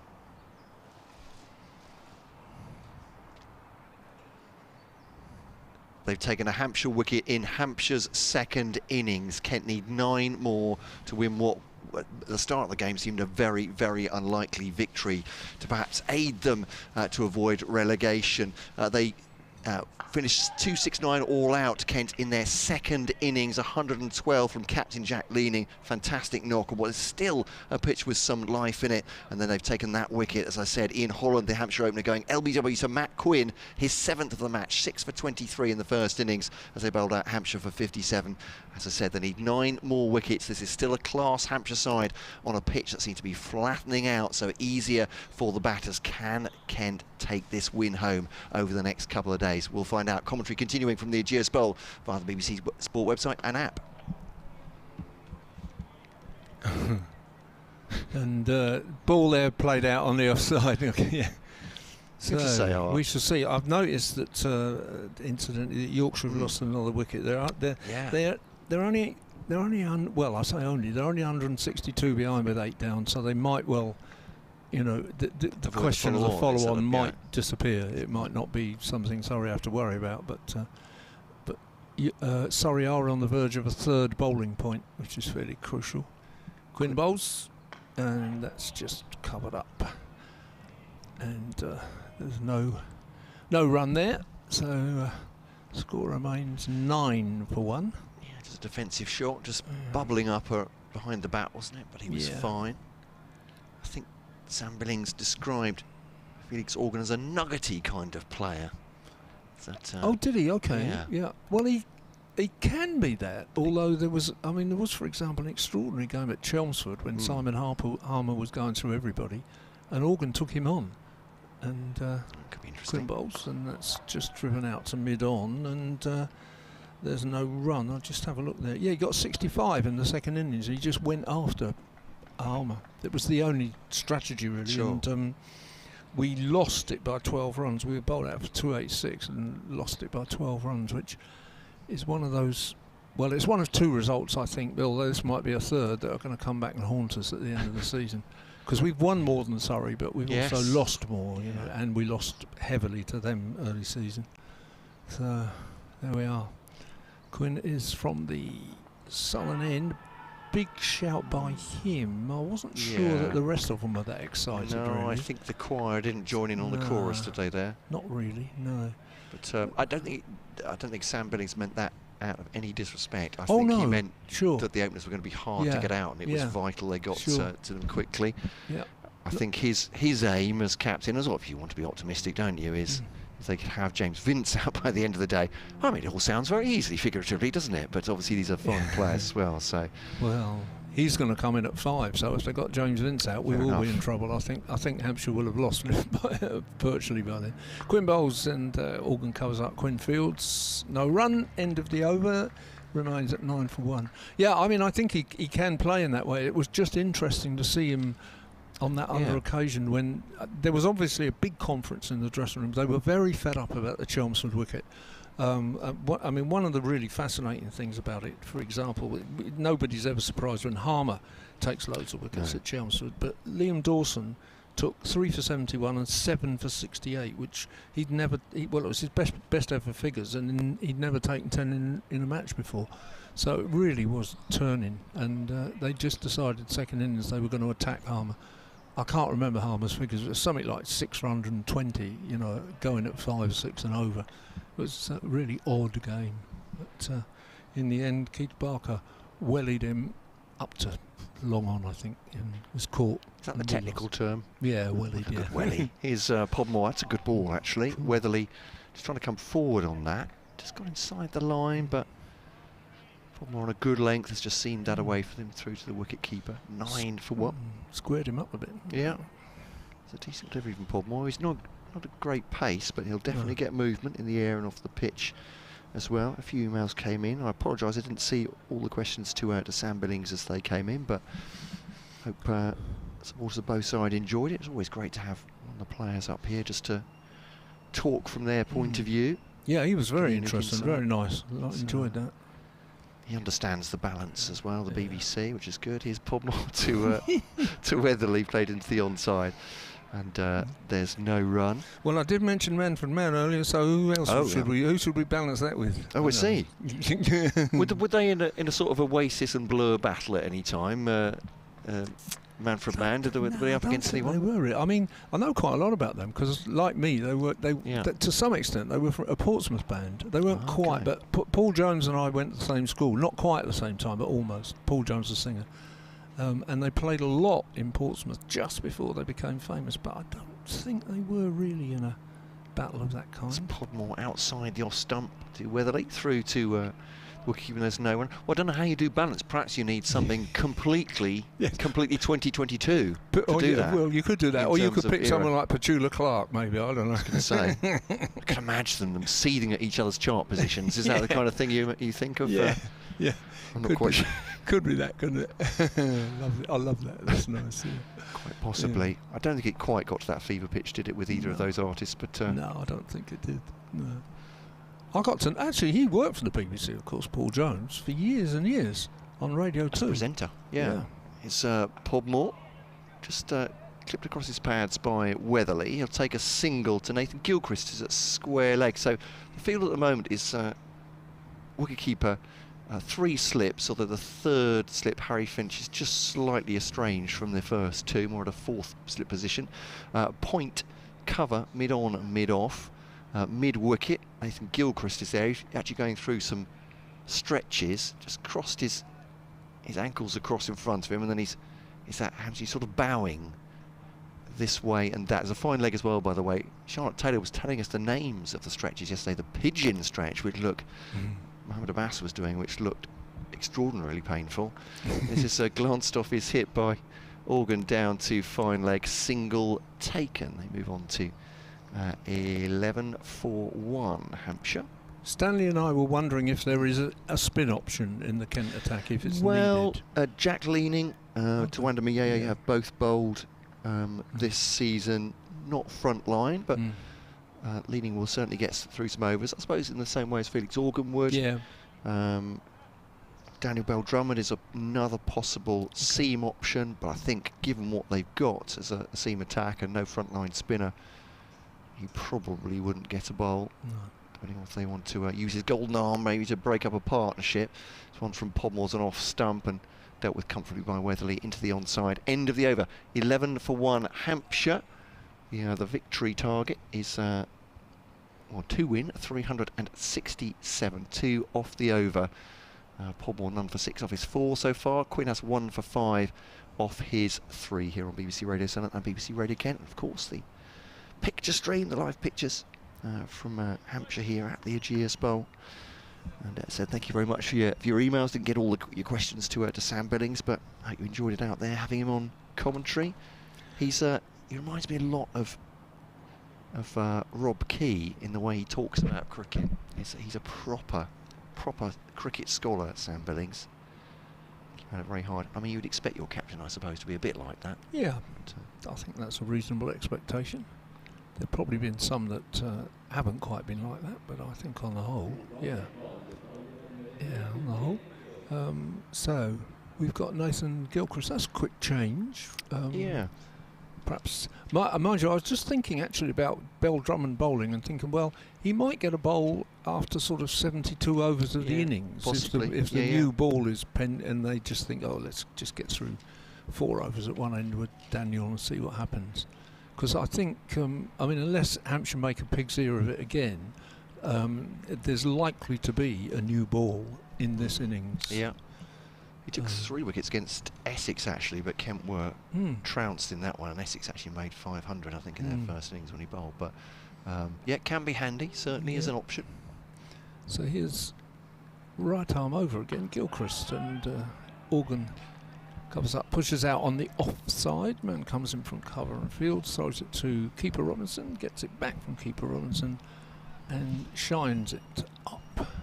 The sun pouring into the gantry where we are now, and it's pretty warm. Yeah, I forgot to. I thought about it. I can actually remember the moment I thought about packing a cap. And thinking, no, it's not going to be that warm. What am I talking about? But it's it's the low sun at this time of year as Gilchrist bowls. All that just. Well, that bounced, but it didn't. It was almost like a slow. It wasn't a slow ball. It was almost like a slow ball that just looped up and was guided away down towards third man. Man runs round from deep point. And they come back for 2. It's a bit tennis bally, that wasn't it? It wasn't any really harm in it. We saw Gilchrist get a couple leaping off a length in the first innings, but that, as you say, was very much more tepid, easier for the bats to deal with. Yeah. There we are. Very similar lengths run up and very similar action really to Quinn. Bowls very close to the stump, so pretty straight, and that's just played defensively out on the onside for no run by Felix Organ. We're on scores 13 for 1 now, so still quite a distance to go for Hampshire. That's for sure. There's 2 men out for him. It's a long leg, quite a fairly square long leg, and a deep backward point on the boundary. Well, his feet weren't going anywhere there, and he was just kind of nudging with the bat. It was one of those. It reminds me of those days of, many decades ago now for me, of coaching colts and saying to people, if the ball's outside the off stump, you hit it or you leave it alone. Don't muck about with it. And he mucked about with it there, really. So, but that's partly, of course, because the bowlers are getting some movement off the pitch still, which did then just cut away slightly. Here he is again, and played defensively out on the offside, no run. So he's definitely being nuggety at the minute, Organ, rather than Chelmsfordy, I think. Gilchrist just a bit quicker than the opening pair of bowlers. not as much movement, but he's proving a strike bowler for Kent as he emerges in his early 20s. Like a very fine bowler indeed. Is he local? He's not. He's a Somerset boy, actually. Came Okay. through their system. Right. They had an embarrassment of riches a few years back when Kent signed him, as you'd imagine. Right. And that just a bit of bounce again there. The Organ plays it down into the ground. It's stopped with a dive in the covers by. I don't know whether that was Everson. I'm not sure, because he's one of the men without a number on his back. We've had a few. Well, yeah, this year. I'm afraid the cable knit jumpers, which there was much excitement at Kent. I mean, obviously it must have been a quiet time, but for the supporters. But there was cable knit gate for many weeks, because we kept being told they would arrive, and people like to have them as well from the Kent shop. Yeah. They actually arrived on the hottest day, I think, in English history. It was announced coincidentally, but they don't have any numbers on because of the because I suppose of the texture. Okay. You can't stick a number on. Yeah. I don't know that much about woolens. No, I'm not an expert. I must and admit. acrylic numbers, but I have to take them at their word. So yes, many of them don't have a number on, which seems a bit counterintuitive. If you can have numbers, you should be able to see them. But this is defended by Weatherly. There's no run, just very much dead batting it into the offside off Podmore. Kent trying to make something happen here. 13 for 1. I've got to that terrible point in my age where I find it so difficult to recognise anybody on the field. Although, in fairness, we are about 15 stories high here, and the Ageas Bowl is a huge ground, so it's not quite like the days when I grew up watching cricket at Portsmouth and Southampton and Bournemouth, and players were close. Podmore bowling to Weatherly again. It's a forward defensive. Nothing in that for the bowler. I was saying to Kevin, what's unsettling, even if you watch a team every game through the season, is when the slip cordon changes. It just feels unsettling. So this Compton 1 leaning 2 and Finch 3 is I found very difficult to get my head around. So I kept having to count all the other fielders to make sure it was those 3. Right. And it is those 3. So I don't know if that does the same to you. But you're right, we are a long way up here. Fantastic view. Yeah, it is fantastic. As Podmore bowls to Weatherly. Just keeps it a little bit low, perhaps. A little bit of an ooh and ah from the wicketkeeper, and slips and down to backward square where Gilchrist fields. And they take a single. I think this is about right from Hampshire, isn't it? They want to, I suppose, just blunt this Kent attack, wait for the ball to get softer, then try and go through the gears a little bit. But they can see off the shine from the new ball. Rowie 9 overs in, just a single wicket so far for Kent. They need to rotate, don't they? They mustn't get static. I mean, apart from anything else, it just challenges the bowler slightly. Interesting to see when Conor McCurr is brought into the attack for the first time for Kent as well, as he didn't need to bowl in the first innings. No, of course not. No. This one's a dot ball into the offside as Organ defends it. There's no run.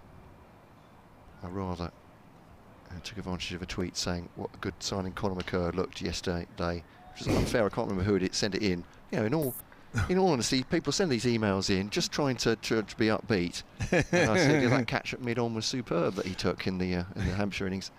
But yes, he hasn't actually bowled as yet.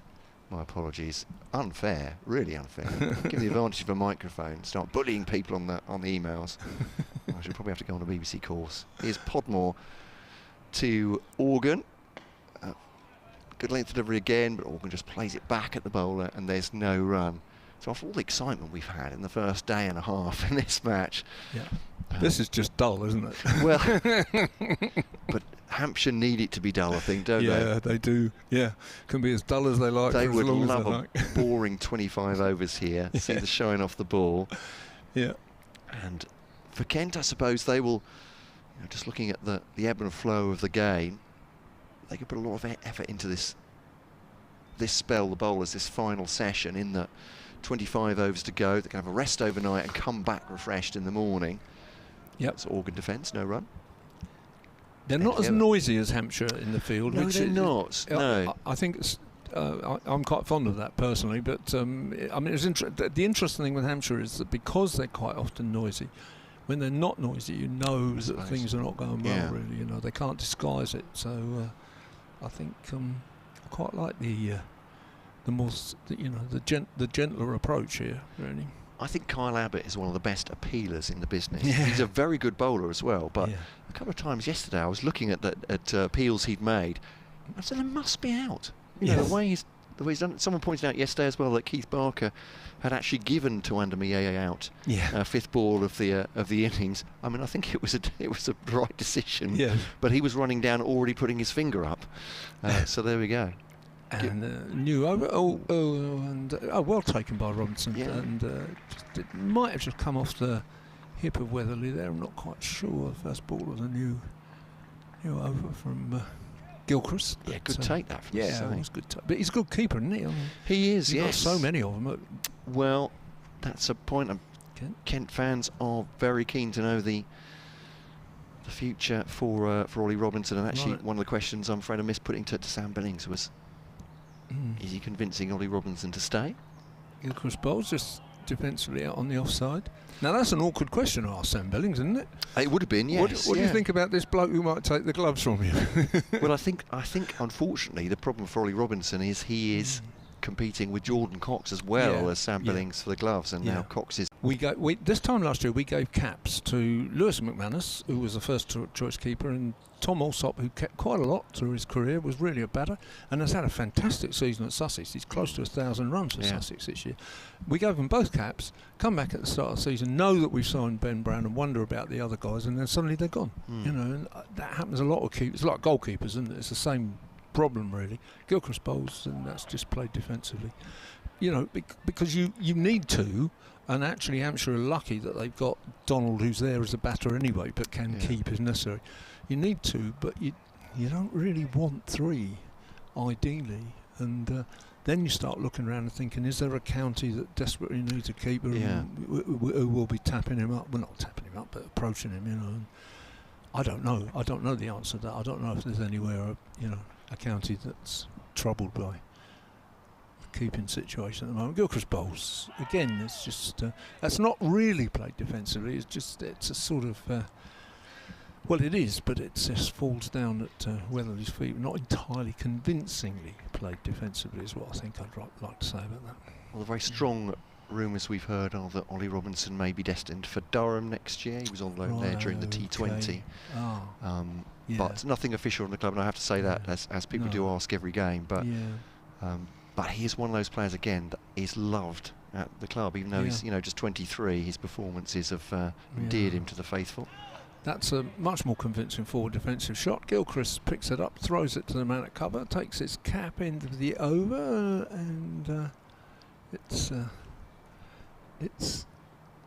I can't see it again. 14 for 1. Thank you. Yeah. But and again, I would say, I'm not even playing devil's advocate, but this works both ways, is that Ollie Robinson will, I would assume, say to Kent, I need more first team cricket. I can't be your third choice. I can't be put in when Billings or Cox aren't available. I need to play more. What can Kent say to that? But either, yes, you're guaranteed you are number one keeper. What happens when Sam Billings comes back from the IPL or from England duty? You're not going to keep Sam, it's going to be Ollie Robinson. Obviously, it's a difficult position. Well, literally, it's a difficult position because the 3 wicket keepers, as you say, like goalkeepers, won't work. So, but certainly, wherever he goes, Kent fans will wish him very, very well, Ollie Robinson. He's a fantastic team man.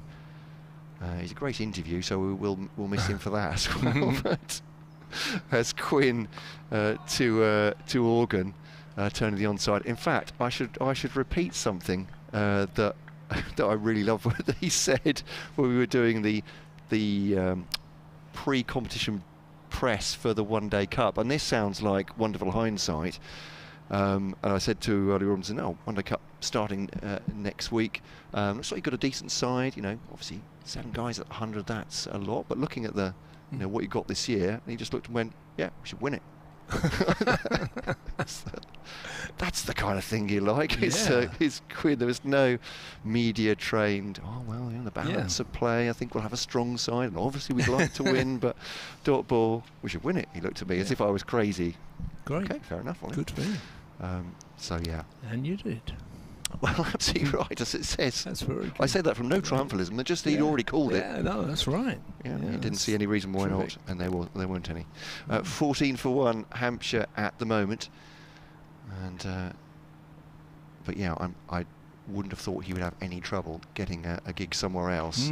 He's a really aggressive batter, good in all forms, and fantastic keeper as well. But blocked into the onside, and there's no run. So they're giving short spells and rotating these guys at the minute. Quinn come back for Podmore, and as you say, McCurr at some point. I don't know how much they will really know about him. You know, I mean, I guess they probably played against him, perhaps some of them even in a second game or something. But was there an injury that persuaded Kent to sign him? Conor McCurr, well, Matt Milnes is out with a I think it's a stress fracture. It's a serious back injury anyway. Right. I mean, he is off at the end of the season. He definitely would have played. And no overseas for Kent either. Their hopes of, as the ball's driven back past Matt Quinn, dot ball again as it just rolls gently past the stumps. They really wanted to have Matt Henry, the New Zealander, who'd been so brilliant for them back in 2018, and actually in the game against Warwickshire helped them win that one. But New Zealand are monitoring an injury with him. He has been playing for them, but they're unwilling to release him. Navdeep Saini, the Indian quick as well, who looked very sharp at times for Kent. As Quinn bowls to Organ, again defends that outside part of the bat into the offside. There's no run.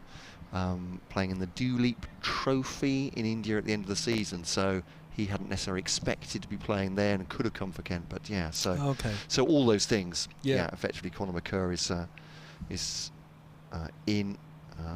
Haven't seen him for a while, and he's had injuries of his own. He's played quite a bit of cricket this season. Hasn't necessarily pulled up any trees, but he's a big, strong, fast bowler. Yeah, McCurr. I say that we might describe it when he actually bowls, but Kent sticking with the three that bowled Hampshire out in the first innings so far. Quinn full delivery back at the bowler. One bounce, deflects it onto the stumps very neatly, actually, I think. But Weatherly was in his ground at the other end. End of the over, 14 for 1 Hampshire to win, 364 for them, 9 wickets for Kent. Final session of the second day. A couple of emails on kentcricket@gmail.com. You don't have to be a Kent supporter, by the way. As Kevin James isn't here, feel free to get in touch from a Hampshire point of view. Tell us what you think about the match situation in your team right now. Jeff saying, Joe Denley says, am I wrong? But Joe doesn't seem to have been given much credit for his captaincy in the Cup win. I wonder if that has gone on the radar, Jeff, as well. And Simon Cook, who was interim head coach for that as well, saw them all the way through. He was very self-effacing about the whole thing, I have to say, and Joe is much the same. But good call, Jeff. Gilchrist bowled outside the off stump, left alone. Kester, one of our regulars on kentcricket@gmail.com, Bob Dylan apparently said that Manfred Mann did the best cover versions of his songs. Okay, that's interesting. Right. Not the Birds, then. There we are. Anyway, I'm going back a bit there. Yeah. That's one's for our younger listeners. Not the Birds. Goodness. How can he choose? They did do quite a number, actually. Yeah. On albums and EPs. And it's just played up to mid-off for no run. They did a version of With God on Our Side on an EP. This is Manfred Mann, Manfred Mann, So I know the Birds did plenty, but that's interesting. They did, yeah. Well, Manfred Mann actually Manfred Mann, strictly speaking, started as a modern jazz quartet and then added Paul Jones on vocals, who'd come from Portsmouth. Then Mike Hugg, the drummer, was from gospel, and then they started singing rhythm and blues stuff, really, Muddy Waters and stuff like that. And Weatherly plays that quite nicely this time out of deep square leg, takes a single, which is where Paul Jones, Paul Jones always had that great fondness for the blues, and he ended up on Radio 2 doing the blues show for years and years and years, so where I also shared a microphone with him once. Did you? On that show, yeah. Okay. Yeah, it was a big interest of mine. So at the end of the 20th century, I was one of the local radio blues presenters who got invited onto the show. And Organ this time turns it the same way, but the square leg has come in short, to the umpire now, and no run. Yeah, so there were 4 of us from local radio who did blues shows on local radio, and I did one on Radio Southern, and we were just invited to come and chat about our favourite blues records of the millennium, which was a bit tough, really, because they were saying, back in 1923, Paul, I did like Bessie Smith's, but back to Robert Johnson. Yeah, lots of that, yeah.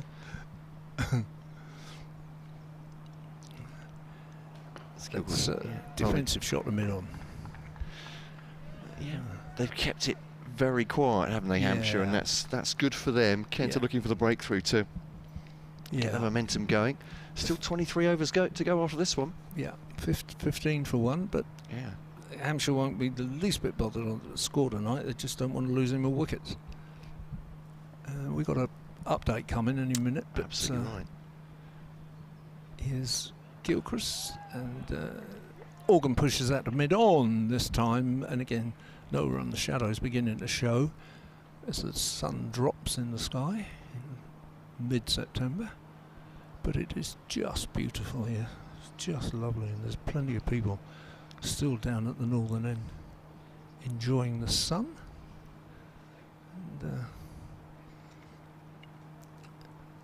And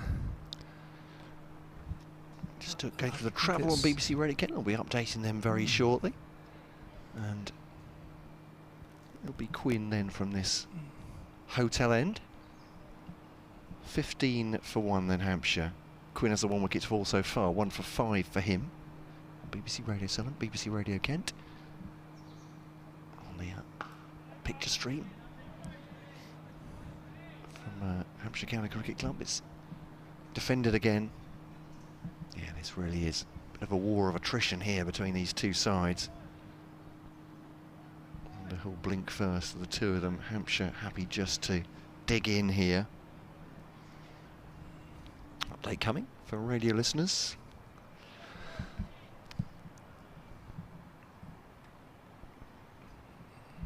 Well, Kent have had a fantastic couple of days. Pat having bowled out Hampshire for 57 yesterday, leading by 108, and then pushing on today, 269 all out, with Jack leading 112, the Kent captain, meaning it's 378 for Hampshire to win. It's a massive total to win in the last innings of the game, but they have a lot of time to do it, as well as we're in the third session of just the second day of 4. At the moment, Hampshire are just digging in. Kent have taken 1 wicket of the 10 they need to win this game. Matt Quinn having Holland trapped at LBW for just 3, but they really have been nuggety, I think is the word that Kent captain Sam Billings used. These two players, Felix Organ and Joe Weatherly, they're just defending. Actually, Weatherly's just hit his first boundary, having said that, but they really are just trying to see off these Kent bowlers, tire them out, take the shine off the ball. Kent's task to take more wickets before the end of the day. Still about 22 overs remaining of it in the sunshine here, and commentary continuing via the BBC Sport website and app. Indeed. Nuggety indeed. So Quinn then had that 4 hit off him. Thought I was seeing things as Weatherly suddenly expanded. It wasn't far away from being a 6, was it? But this one seems back in towards Weatherly, not far away from the off stump. Good reply from Matt Quinn, 19 for 1. So we look to our left-hand side. I don't know if they're seeding today on the grass. Yeah, possibly. Yeah, that's the nursery ground. I was going to say, is that? Yeah. But at lunch, a lot of, I have to say, it was just gentlemen, just on the balcony there, looking over the railings. I thought, what's going on there? Is it some sort of aerobatic display? No, it's a tractor. Going up and down. Here's Quinn. What they call, it's like the slow TV element, isn't it? If cricket's a bit too heady for you, 4-day cricket, you can always watch the tractor.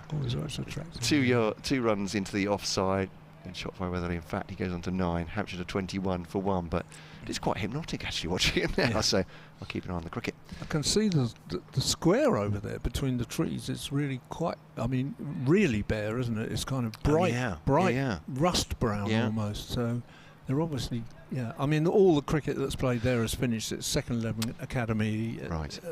Some of the women, but their last game is at Lord's. So. Just need it to recover. Outside the off stump, Quinn through to the wicketkeeper, end of the over. Should we bring Stanley now in? Is that okay? Yeah, for fine. you, Dave? We'll rotate our bowlers, as it were. Stanley Marissa coming back in for Dave Allen. Thank you so much, Dave. He'll be back in half an hour on BBC Radio Sunderland and BBC Radio Kent.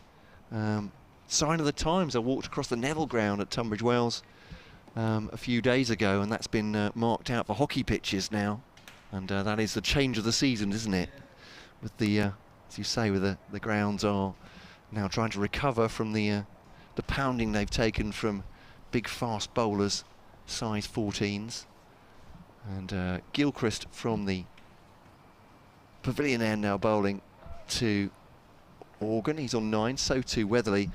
And Stanley, welcome back, and they're digging in here, Hampshire, trying to bore and tire these Kent bowlers. Good evening, Matt. Good evening, everyone. Yeah, I think that pretty much would have been the order of the day, I guess, for Hampshire in this session. We spoke about how they're going to try and break down this run chase, really, and I think it's going to be a question of just trying to make inroads. It's Gilchrist to Organ. Bit of width there. Organ takes advantage, drives. McCurr's after it. Not sure he's going to stop it. He won't at mid-off. And that goes for 4 runs. And the Hampshire supporters really getting behind their side as well. That's a really big round of applause, willing them on to what would be, well, I mean, we've had a pretty astonishing game so far, but if they were to make this total of 378, I can only imagine what the scenes will be like here at the Ageas Bowl. Goodness, yeah, this is it's a very knowledgeable crowd here, and they always get behind their side, but they'll know how big a task this is for the Hampshire team. Very much behind that 8 ball, and 363 runs to still get is a long way. It's Gilchrist bowls, rising delivery up towards Organ. Just defends that into short leg. I think that's George Elam on as a sub from a Kent cricketing dynasty. His grandfather Alan Elam, credited by many as the best ground fielder Kent have ever had. Well, certainly one of the best. I know there's competition. I know who you're talking about as well. You're about to email kentcricket@gmail.com. But and son of Mark Elam, of course, another very fine Kent professional, as that's defended. England cricketer as well, of course. Dot ball, 25 for 1 Hampshire, 353. It's a sign of age. I think it's like policemen looking young is when Mark Elam's son starts turning out for Kent. Jaden Denley too is in the second 11. Joe Denley's nephew. I thought you were going to say his son at one point then. Well, that I really would feel old, but it's not far off. Here's Gilchrist to Organ down the leg side. Good take by Ollie Robinson. A little bit of breeze coming across the ground. And quite welcome, actually, certainly at this end. Yeah. As they were saying, get the low sun at this time of the year, streaming into the commentary box. I have to run off and get my sunglasses in a minute. I think it's probably the best. But we all need caps, let's face it. Definitely. I missed the chance to bring one. I'm not going to need that. It's probably going to be really chilly at the Ageas Bowl. None of it. Lovely day here once again. Gilchrist 2. Organ. Short ball. Ducks underneath it. End of 14 overs. Hampshire 25 for 1. Needing 353 more to win. Kent with those 9 wickets to win it. Plenty of time in the game. Well, I suppose you could say 3 results possible, but it's very much likely that one of these two sides is going to win it, and what an important win it'll be for either side. Yeah, Hampshire definitely starting the way that they were. They obviously lost the wicket of Ian Holland pretty early on, but it's been quite cautious from these two, Felix Organ and Joe Weatherly, who now faces up to the chief destroyer from the first innings, Matthew Quinn, who has made that breakthrough already, as he runs in away from us here at the hotel end and pushes into Joe Weatherly, who pops that into the offside and scurries on through for a single, which is good work from him. And Hampshire will obviously have one eye on that target, but at the same time they'll know that they need to keep that scoreboard ticking, and the rotation of the strikers going to be of big importance today. But so far so good from them. And the game is evenly poised actually as we go halfway through this evening session. 26 for 1 Hampshire as Quinn runs away from us and bowls to Felix Organ, who punches that down the ground. I'm not sure if Matthew Quinn definitely must have got a fingertip to that. Looks like he's looking at his, and that crashes into the stumps. I don't think umpire Long could have given a judgment on that, because he was taking cover at the far end, wasn't he? Because the ball was coming back to him and stump and bails were flying at him. He's done the right thing. He's trying to protect himself, but It was only a sort of peremptory shout, wasn't it? It didn't really go on very long. No. Just an ask more than anything else. Definitely well timed though from Felix Organ, so good signs for him as he starts his innings. As Matthew Quinn sort of shuffles in past umpire Long and bowls and back of a length, and Felix Organ just pushes this into the onside and picks up a single, gets himself to the other side, moves on to 14 or 50 balls. So very watchful stuff here from the two Hampshire batsmen. And they'll know that they need to provide their side with a base, and it's going to be a question of how many partnerships that they can string along and string on, so I say, try and stifle this Kent attack and make them have to work really hard for those 9 remaining wickets. As Weatherly faces up to Matt Quinn, who runs in and again puts it into the offside and scurries through for a single. So pretty good stuff again from the Hampshire batsmen. Yeah, I agree. Just putting the pressure on deflates the bowlers a little bit as well when they're taking those singles, doesn't it? Feels like the pressure's just rising slightly on the batters. Yeah, it does. I think we're at that stage of the game where it's a little bit of not cat and mouse, but they're both sort of trying to feel each other out, and Hampshire working really hard to make sure that they can see this new ball off, and Kent know that they need to strike now as Matthew Quinn runs in and again targets the stumps. Just sort of seems to be that bowler that is always at you, so you never really, he never gives you anything that's loose, does he? It just seems like it's all towards the stumps and towards your pads, and you can see why he's so successful. Yeah, I think he's been a great signing for Kent in that respect, is that he nags. Yeah. He's not your strike bowler, but gets his wickets from wearing batters down, I suppose, as much as anything else. 28 for 1 so far, Hampshire. He has the wicket to fall so far. Here he comes past umpire Long and bowls again to Felix Organ, who pushes this into the onside. No run to end that over. 15 overs gone and 28 for 1 Hampshire have moved along to. So slow going, but just what they need to stifle this Kent attack. Elsewhere, Yorkshire are following on against Surrey. It's not great news for Hampshire, this, in that Yorkshire have lost their first wicket as well. So still 144 runs behind. They are 10 for 1, with Surrey able to bat again, obviously. So that's 144 runs short of avoiding an innings defeat.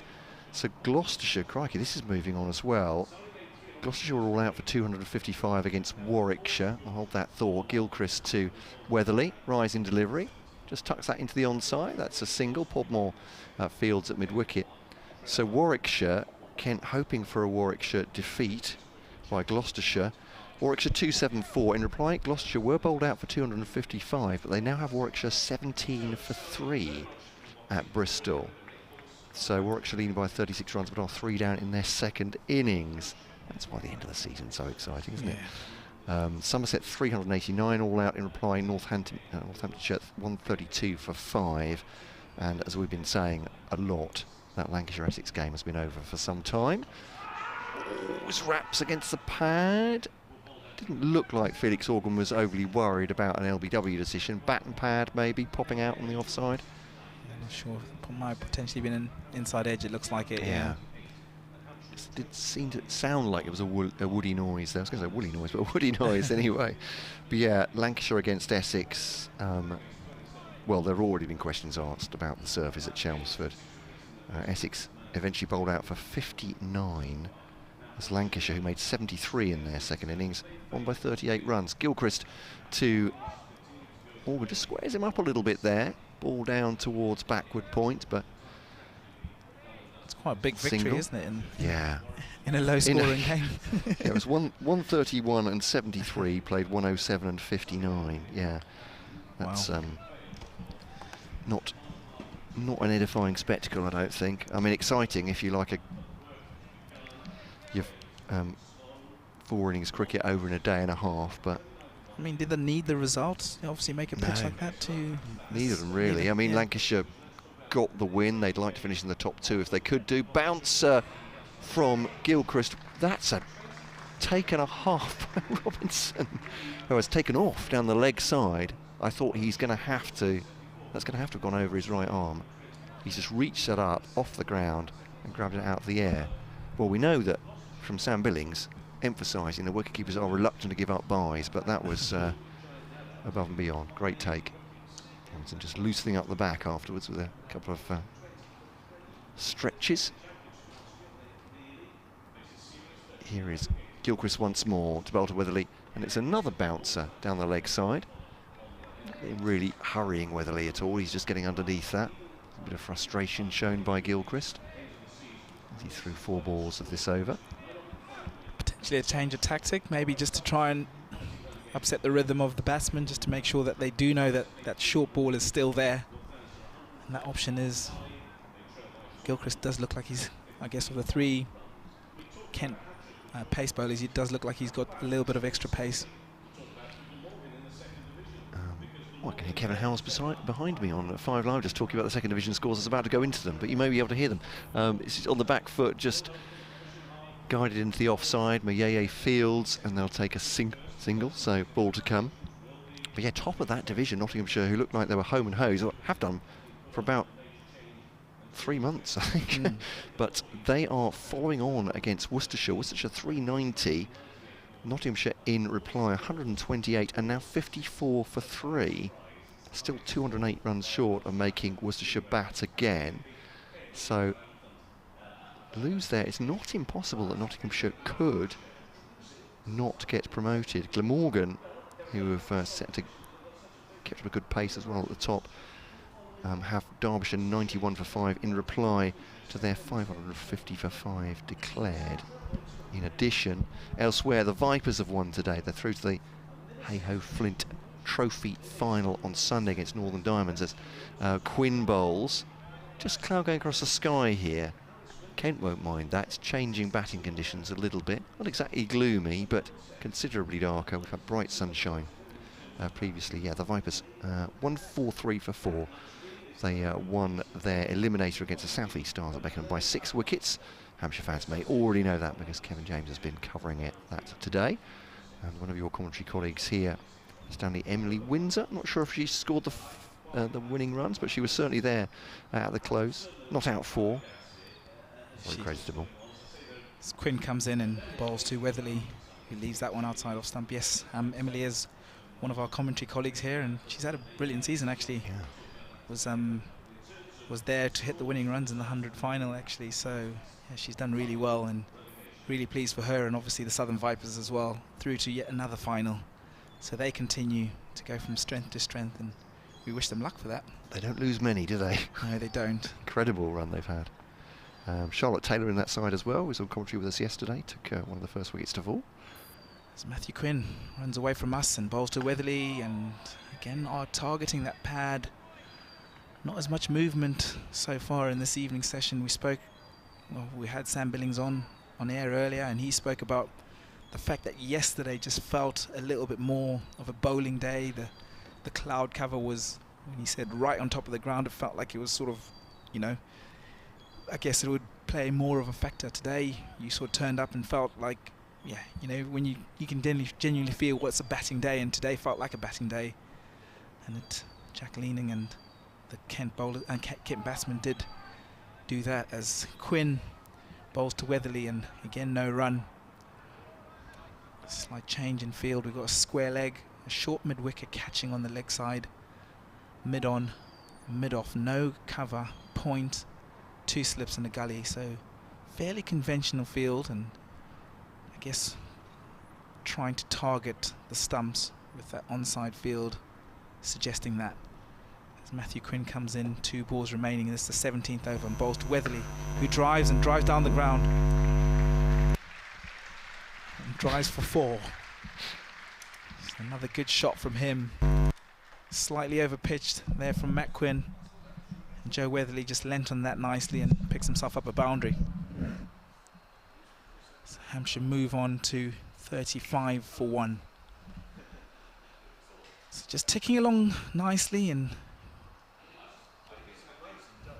getting that scoreboard moving, which is going to be really important in this run chase. such a big run chase, you just need to keep things moving, and if you can pick up the odd boundary, that's beneficial, and at the same time pick up those singles when you can. Matthew Quinn finishes up, and this is the 17th over, and bowls to Weatherly, back of a length, who prods that one into the onside. No run. 17 gone, 35 for 1. And we are going to see Conor McCurr. He was warming up during that last over, so this will be his first over for Kent. Apologies for the buzzing. I've managed to fix it. There we go. Plug it. Unplug it, plug it in again. There we go. That's the IT Always suggestion that seems to have worked. I'm not sure why it's happened on RFX microphone, and I'm not sure how I've cured it, but it's cured. Anyway, back to the cricket, 35 for 1. So McCurr, it'll be the well, on loan from Surrey. Might be a roll of the eyes from some Hampshire supporters when I say that, obviously, because Surrey would love him to put pay to any chances that Hampshire have of winning the title. Yeah. I mean, if it's in the rules that it's allowed, then can't really Well, quite, complain yeah. too much about it. I think Hamid Cadbury's on the field as a sub-field. He may have 2 on, actually, at the moment. Quite sure who's off, but we'll have a look around in a minute. Conor McCurr just moving Matt Quinn round at fine leg. Looks like Podmore's on. You check the bowlers to see if one of those is taking a minute, but here is McCurr then to bowl his first ball for Kent. On the money, more or less. Rising delivery, maybe just back of a length to Organ, who actually just rings his right hand. Don't know if he was just gesturing there as to what the ball had done. 2 slips and a gully in. And a deep backward point. Then we have cover, mid-on, mid-off, and square leg. Looks like Daniel Bell-Drummond maybe off the field. Here's McCurr anyway to Organ. Yeah, just a little bit quicker, isn't he? As Organ bringing the bat on the ball, he's done well enough and squeeze that out to mid-on. Single taken, Hampshire 37 for 1. So yeah, it looks like Bell Drummond is off the field. I'm going to have to count down the Kent fans, long suffering. Have to put up with this with me doing this quite a lot. I definitely can't see Spot Bell who's Drummond. missing. No, I think Bell Drummond is. I'll take him as 1, but it looks like 2. Has Gilchrist now left the field? He may be backward a point actually. Podmore's at mid wicket. They may have 12 on, who knows. This is Kurt striving for pace there, just defending the offside and there's no run. I don't think I see Joey Everson. That's Joey Everson, okay, in which case I don't see Finch? I don't see Nathan Gilchrist. I think Finch is at 3rd slip. So I think Nathan Gilchrist may have just taken a breather. Right, okay. Thank you, Stanley. We got there. We got there eventually. Sorry, listeners. Usually, by the time I've worked out who it is, there's a changeover and they've come back on. Yeah. So, but yeah, McCurr then is bowling his first over for Kent. The loney to Weatherly. Back at the bowler, there's no run. Big shout from, pretty sure that's Jack Leaning, from the slight Yorkshire brogue, and the approval of Conor McCurr's delivery. But as Dave Allen was saying, they're not a terribly vocal side, Kent, anyway. There's not much chatter. And not the huge appeals that you get sometimes as well from sides appealing ball after ball. McCurr to Weatherly, and to trying to get that York to length, but Weatherly has certainly met that delivery. Back up to Hamid Kadri at mid-off, no run. 36 for 1. It's a tidy opening over so far. Nothing that's really upset either batter. No. Looks like he comes in with a good strong action. Quite a high arm, quite slingy, it looks like it. All looks pretty good. Yeah, tall and broad, Conor McCurr. Number 4 on his Spitfire shirt, or his Kent shirt, I should say. Now to Weatherly on middle stump. Weatherly propelled it up to mid-on with the pace of the batter, and that is the end of the over. 36 for 1 Hampshire, 342 more they'd need if they're going to win this game. Kent need 9 more wickets 17 overs left in the day, so hour and a bit here. It'll probably be mostly seam, I'd imagine. Is Jack leaning just... No, Joey Everson. I'm very glad you pointed out he was on the field. I completely missed him. I think he was Nathan Gilchrist. Mistaken identity. See now Daniel Baldrum's come on. He's so back. He is back. Yeah, I could have just waited 5 minutes. It wouldn't have really mattered. But Everson will take the ball next. This will be interesting for Kent. Didn't bowl in the first innings either. And a sort of lively medium pace. That's a good fuller ball. We saw that certainly in the One Day Cup work really well for him. But conversation, something a little bit different, I suppose. But it's still right arm seam, isn't it, for these two batters? So probably not going to trouble them overly much in terms of adjustment. Yeah, it'll be more of the same from these two. They would like to continue the good work that they have done so far, and this partnership going along quite nicely. It's time, as we said, I guess the main thing is to just try and get themselves into this contest, back into this contest. And by doing that, they need to have partnerships. And the best way by doing that is making sure you don't lose wickets, as Everson runs away from us from the hotel end and runs to Felix Organ, who gets in behind that and solidly pushes that into the offside for no run. The lights are on actually here at the Ageas Bowl. Looks like quite a big cloud has come over us. We had bright conditions about 20 or so minutes ago, but things might have just darkened up slightly. So Kent will be hoping that somehow that might make that ball start moving around a little bit more. Haven't seen too much sideways movement as Everson comes in, bowls full of a length to Organ, who pushes us into the onside, where our lost man Daniel Bell-Drummond does the cleaning up. He's back. But pretty good work so far though. Kent will be really happy with the starts so far, and they've managed to keep the score, or should I say the scoring rate, down, so they'll be pleased with that, and they just have to continue to try and put more pressure through the dot balls and try and see if they can get that breakthrough. As Everson comes in, Felix Organ waits, and again back of a length and pushed into the onside for a single. Bell-Drummond cleans up, so the score moves on to 37 for 1 in pursuit of the 378 that's needed. 341 to win. Hampshire blown away yesterday. This time yesterday actually it was all sort of unfolding, but unfolding terribly for them. Well, it might have actually unfolded by now. They would have been bowling at this time yesterday again, as Everson runs in. Weatherly waits and down the leg side and clipped, and it will go down for a boundary. It looks like there's runs being signalled by umpire Nigel Long. So another boundary for Joe Weatherly as he moves on to 21. Hampshire move on to 41. So just ticking along nicely here. Yeah, the partnership's at 33. It's not coming any at any great rate, but it's more about keeping wickets intact, I think, for today, isn't it? I'd be quite happy to score at 1 or 2 and over for the rest of the day and keep the wickets intact. Yeah, definitely. So Everson runs in. Weatherly waits. Back of a length and pushes that into the offside. Yeah, if Hampshire can go into the end of the day 1 wicket down, they'll be mightily pleased with that from the position they were in earlier today, or should I say yesterday. If they can maybe give themselves half a chance to go into a full day with 9 wickets still in hand.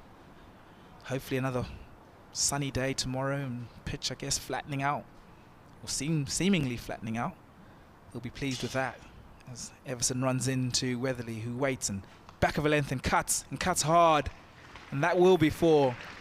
So the second boundary of the over, slightly wide and slightly short from Everson, and Weatherly just pounced onto that and cut that to the point boundary for his second boundary, and he moves on to 25 and Hampshire move on to 45. Yeah, haven't been much loose from Kent, has there? But definitely that one, Weatherly, eyes light up as the ball's outside the off stump and cut away for 4. So 9 off the over. Update at the top of the hour coming for BBC Radio Kent listeners, and then Dave Allen will take my place alongside Stanley Marissa here in the commentary box. I hope you're enjoying this day. Thanks for emails as well. KentCricket@gmail.com. I was talking about Ollie Robinson earlier and about whether he would stay at Kent or not. What's happening here? It's a check of the ball. Well, as I think probably Dave Allen said a few overs ago in the Hampshire, in the Kent innings, this ball's not doing anything. Let's take it to the umpires and see. It can't be a proper ball, this, can it? Because we've got 19 overs in, Kent are saying. We've only taken a wicket. Is that right? Yeah. Has he been giving it back? Yes, he is. Yeah. It's not like it's been, you know... Not been doing much, No. to be honest, but no. Perhaps they thought they'd try it. I don't know. Yeah. It may well be that they think it's going out of shape. They always do, don't they? Well, bowlers, there'd have to be a reason. It can't be anything that they're doing or not doing. But Steve's saying... sorry, it's Conor McCurr. Bowls. Starting his second over. Driving to the offside, but fielded by Mayeye. Steve's saying, not being a keeper myself, how important is it to Ollie Robinson that he actually keeps? If his batting ability merits a place in the Kent side, would that not suffice? I understand he probably has England aspirations, but if he's not Kent's keeper, he's behind Billings and Cox at Kent, and I don't think there's much chance of him keeping for England. Ultimately, it's a philosophical question. Does a keeper want to keep, says Steve? It's an interesting question. Obviously, those are questions not only for Ollie Robinson, but Kent as well, in terms of, I guess, what assurances they can give him. Rising delivery from McCurr. Just doesn't shake Organ up exactly, but he's had to just fend that off his chest.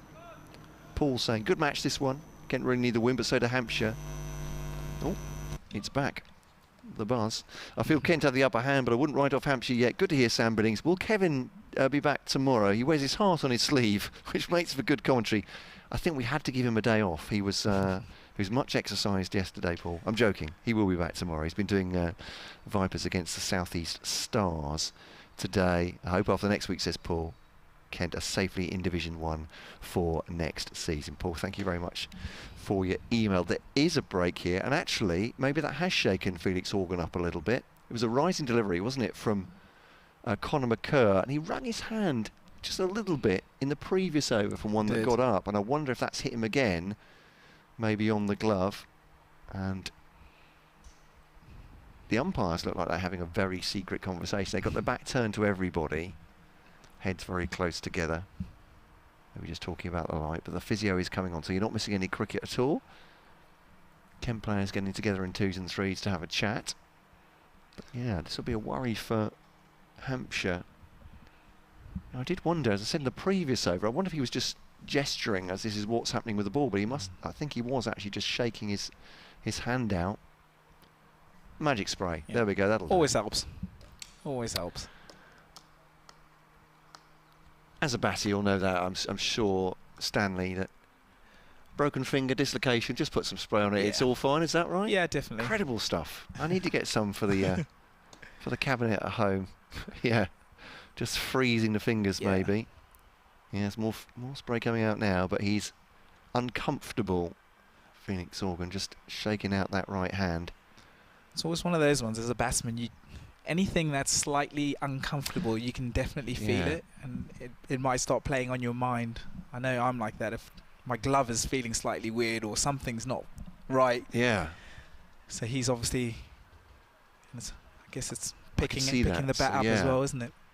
Because you want everything to be in rhythm, nothing else in your mind when you're playing the game. But yeah, it's taking a time, just making sure he can grip as well. Updating BBC Radio Kent listeners in just a second.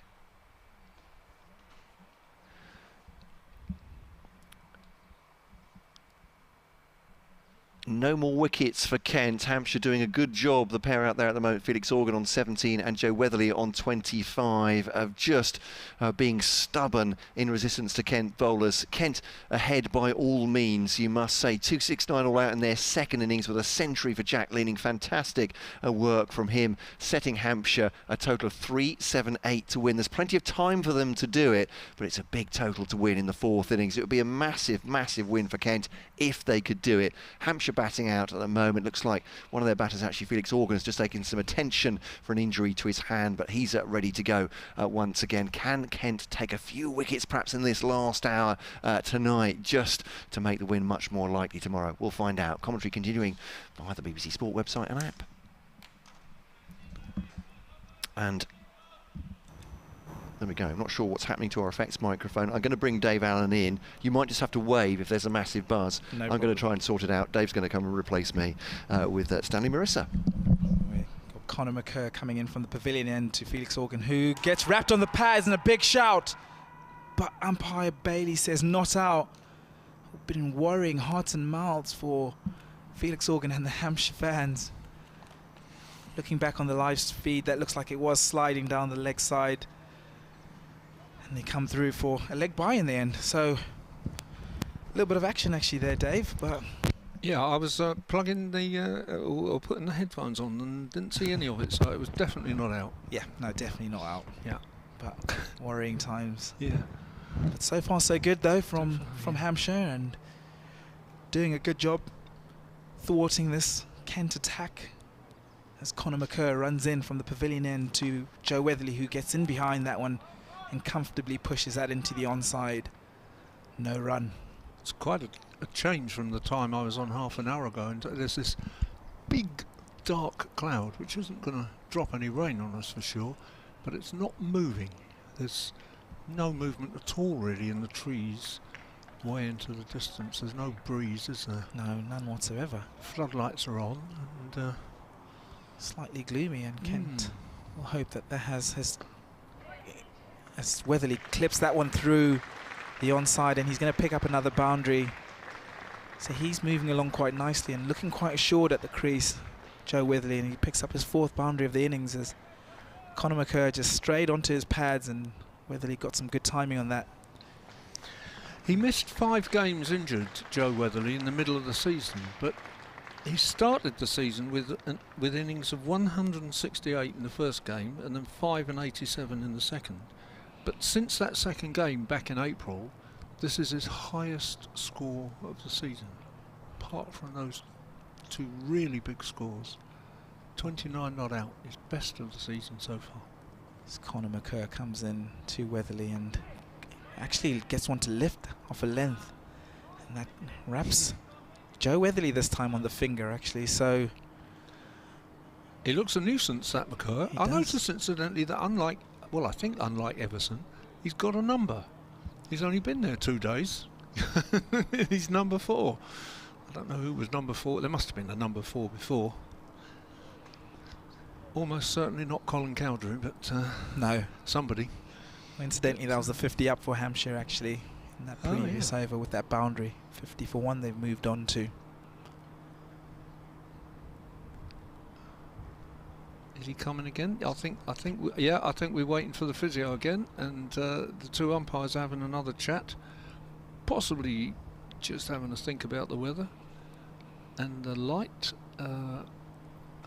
It looks to me like they could be looking at a light meter, but I think in order to make the decision they have to stick it on the stump, don't they? They can't just stand around in the middle of the pitch and say, well, it's a bit dark now. But yeah. I think they had a look yesterday evening at the lights. And I'm not sure if it was, I guess maybe slightly darker than this. I mean, to the natural eye, it doesn't look extremely dark, does it, Dave? No.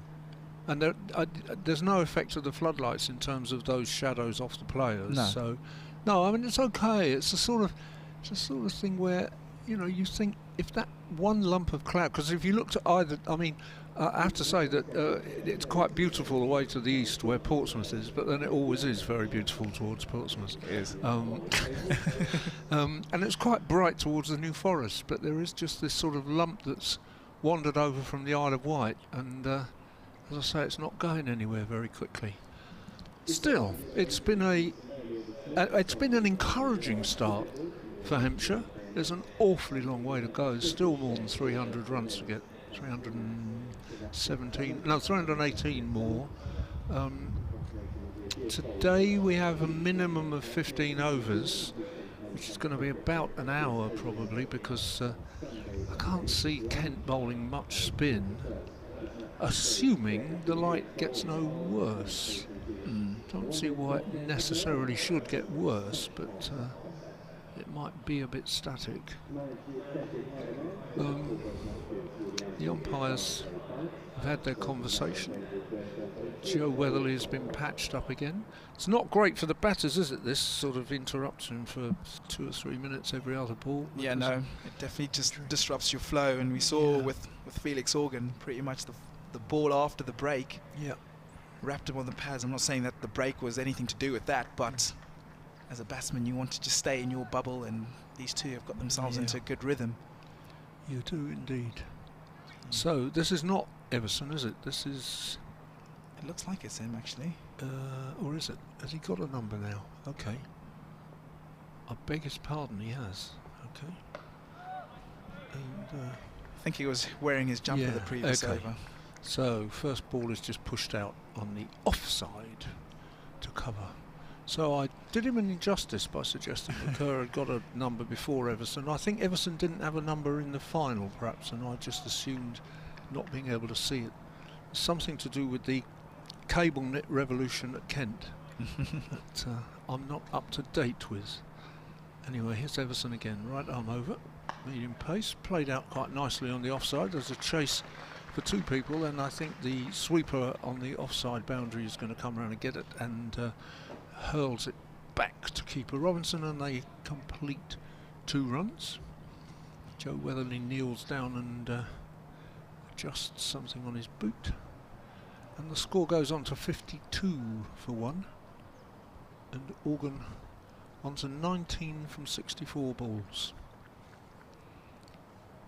Of course, with the heavy roller being used, it does nullify the pitch slightly. So sometimes it actually is worth just waiting a few overs and getting that lacquer off the ball, and maybe it might start misbehaving again. Everson bowls, it's going down. I don't think so. Going down leg side, and Weatherly almost contrived a silly run out there, but I think that was certainly not. Well, it was being played off his hips by Gubbins and Organ, and I think probably a little high as well. So didn't fancy the look of that. We're not quite in line here. We're straighter than mid-on, but in line between the 2 batters, really. There's a straight line between the non-striker and the batsman. Organ drives very beautifully up towards us, slightly wide of where we are, in fact, through mid-on, and it's gone for 4 runs. Another very fine shot. It's been a feature actually of this pitch, as we've seen. You know, we spoke yesterday about how it was moving around. Today, you've seen a lot more drives, and you've seen a lot more shots down the ground. So that's always an indication that the pitch is playing well, and that's a really good strong shot from Felix Organ. He just picks himself up another boundary. And much less of a sense of greenness on the surface, isn't there? It's really dried out. A lot of sun on it this afternoon. Everson bowls again, tending towards leg side, and it's played out to the man at mid-wicket. There's no run there. Yeah, that wicket yesterday looked very green, didn't it? Not quite as green as the bits either side, but very green. But now there's a bit of a hint there, but it's more that zip off the pitch as well, that when there's a little bit of moisture, first day, the ball tends, when it does something quite quickly, whereas now it just looks as though it's doing it, but if it does something, it's quite slow. Everson bowls. Organ does the same thing, slightly straighter this time, same effect, 4 runs, and I guess we could say that the nuggety Organ is coming out of his whatever it is, out of his nugget, out of his shell or something. I don't know really. So partnership 52 runs now, as well as score in excess of 50, and I guess this will be one of those key moments coming up fairly soon, where if these 2 can, I mean, there's still quite a long way to go. Wait a minute, that's 318, it's 60 for 1. Yeah, so 378 was the target. So 378, yeah, of course. So 318, but when they get down past 300, that'll be the first little moment. Connor McCurr bowls to Joe Weatherly, who just pushes this one into the onside, and he's looked pretty assured actually, and looked like he's had a lot of time at the crease. both him and Felix Organ. Two lovely shots in that previous over from Organ down the ground. Always a sign that a player's in good form if he's hitting the ball past the bowler. And Organ did that twice to good effect. So the lights are on and seems to be brightening up slightly again, that big dark cloud. Yeah. As Conor McCurr runs into Weatherly, who faces up and slightly loose outside his off stump, and no damage done. 60 for 1 Hampshire. Kent supporters might be a little frustrated by what's happening here at the moment, but they will be a little cheered also by the fact that Gloucestershire got very close to Warwickshire. They're only 19 behind on first innings. Warwickshire are now 44 for 5. So it could well be that Gloucestershire are going to spring a surprise and beat Warwickshire there, which would be just what Kent would like. Definitely is. McCurr runs in, Weatherly faces up and back of a length and just pushes this onto into the onside, and a single, potentially a leg by. Yep, umpire Bailey signals that must have been off the thigh pad. But another run to the score nonetheless. Yorkshire 34 for 1. They're still 120 behind. Sorry. It could be one of those extraordinary rare occasions when the side following on actually ends up winning. It's happened a few times. Happened here quite recently, actually, a few years back against Essex. We lost to Essex after making them follow on. Which was a little disappointing. Conor McCurr runs in and Felix Organ clips this one into the onside from no run. Good fielding there, and throws the ball back into Ollie Robinson. So lots going on in the county championship today, and a lot of games starting to move. It's always difficult when you've got one eye on another game and you're trying to focus on your result, and it's always must be quite hard as a player, really, knowing that you need to win, but at the same time you need someone else to win. So I'm not sure if that played on Hampshire's minds yesterday, but as Conor McCurr runs in and Felix Organ waits and gets in behind that one, solidly pushes that into the offside from no run. They'll always swear that they don't want to know and don't pay attention, but I'm not sure really. I'm often looking at lots and lots. I mean, I've just been looking at a Leicestershire game, and Hampshire fans might remember Tom Scriven, who was here, played a few years, mostly second 11. He was a young England under-19 player. He's gone to Leicestershire. I think he's probably made his best score for them today. He's got 65. Got a couple of wickets yesterday, so that's good to see. Good young player as Conor McCurr runs in and Organ drives down the ground again. McCurr picks that up and throws that back to the keeper, signalling the end of the over. 61 for 1, made an over from Conor McCurr. Felix Organ and Joe Weatherly doing a good job here for Hampshire. Another young man who played a little bit for Hampshire, Harry Kame, whose dad, Peter, was a Hampshire second 11 player and was a committee man here. Harry Kame disappointed to leave Hampshire a couple of years back, but moved on to Derbyshire. He's effecting something of a recovery against Glamorgan, who made a huge score. They've put on, he and his partner have put on 46 undefeated so far, so a couple of former Hampshire players there having a reasonable day back in the second division. So it's a change of bowling, and from this end, Harry Podmore, number 1 on his back, who started the innings for Kent bowling at this end, is going to return. He's got 2 slips, no more than that. A short mid-wicket, a conventional mid-wicket, a mid-on and a long leg, so 4 on the leg side, and then 3 in a line, mid-off, extra cover, point. He bowls, it goes through the keeper, who has 2 slips to accompany him, and there's no run. Harry Podmore started quite well actually from this end. None for 7. Looks like he just runs in and shapes the ball away and bowls really economically. He's going to have to try and get that wicket and try and have that wicket taking threat on this pitch that's getting a bit more placid, isn't it, Dave? It's a day for patience for the bowlers, whereas yesterday was just a day for mayhem, but definitely a day of patience today. Podmore bowls very full, and Weatherly doesn't quite time that, and it trickles its way up to mid-off. Felix Organ just comes down and cleans some debris off the pitch. Still a reasonable crowd here. I think quite a lot of people might have gone home for their tea now, but still quite a few people here at the northern end, despite the fact that the sun has disappeared. A few people right on the top in the Rod Bransgrove Pavilion, just about opposite us really, just the same sort of level. And here's Harry Podmore again. Comes in and bowls outside the off stump. Does again, as Stanley says, it just shapes away. And keeper Robinson moving across in front of first slip to take it. There's no run. I guess what this does is it sets things up for a pretty good day tomorrow. Could be a pretty full day as well, which is a surprise to a lot of us, but I think you're quite right. Yes. We definitely didn't think we were coming back tomorrow. This morning, really. No. Well, I'm due on Friday, but I've been convinced all day that today will be my last day of commentary for the season, and I don't think it will go to Friday, whatever happens. Weatherly lets that go outside the off stump again, just shapes away. Yeah, I think there will be a resolution tomorrow. Definitely. One way or the other, but it could end up being a really enthralling day's cricket. One of those days that goes down in my history book. Potentially. Yeah, could be. Never know.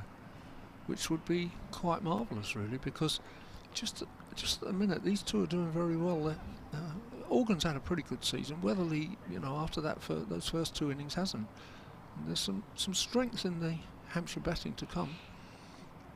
Podmore bowls, that's leg side-ish, and Weatherly just gently pushes it out to square leg, and they run through for a single off the fifth ball of the over. Yeah, and obviously they would have been bitterly disappointed with how things panned out yesterday. Yeah. And I mean, if any side is going to show the character that's needed to bounce back, and at least make it. I mean, obviously, if they don't get the positive result, what they're going to make sure they do is make sure that they make it as hard as possible for Kent to get that victory. So, we are set up, as you say, for what should be a good day tomorrow. Should be, and unless that threatened weather interferes, there is going to be a result here. As Podmore is in and just plays that out to the short mid wicket. Organ defensively. So just one run from Podmore's over. He's good figures now. 6 overs, 0 for 8.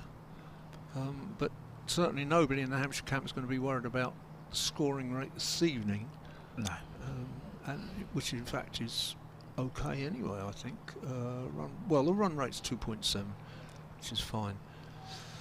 If they get up to 3 and over tomorrow, and they get the full 96 overs in, that will ensure that if they're still batting at the end, they've won. If they're not, they've lost. Yeah, and it'll be still a tricky little period, this actually, with 12 overs remaining, as Conor McCurr runs in from the pavilion end to Weatherly and again gets one to lift off a length. We saw a couple of overs ago Joe Weatherly got struck on maybe the thumb or the finger and had to get the medics out for a little bit of attention, but that one looks like it might have hit the shoulder of the bat. No damage done.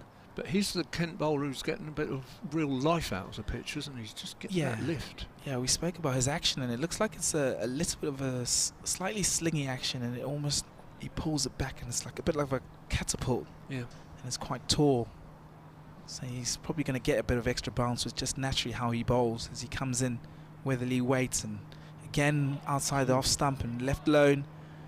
Pretty good stuff this from Conor McCurr, trying to create that pressure. From a Kent perspective, they probably just want to maybe get one breakthrough and possibly another. If they can go into the end of the day with Hampshire 3 down, they'll be pretty pleased knowing that they just have to come out tomorrow and pick up the seven wickets needed.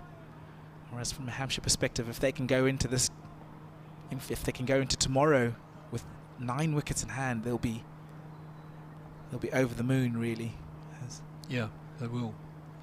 Conor McCurr runs in and bowls again to Joe Weatherly, who, as he has done throughout this innings, is resolute in defence and just pushes that one back to the bowler.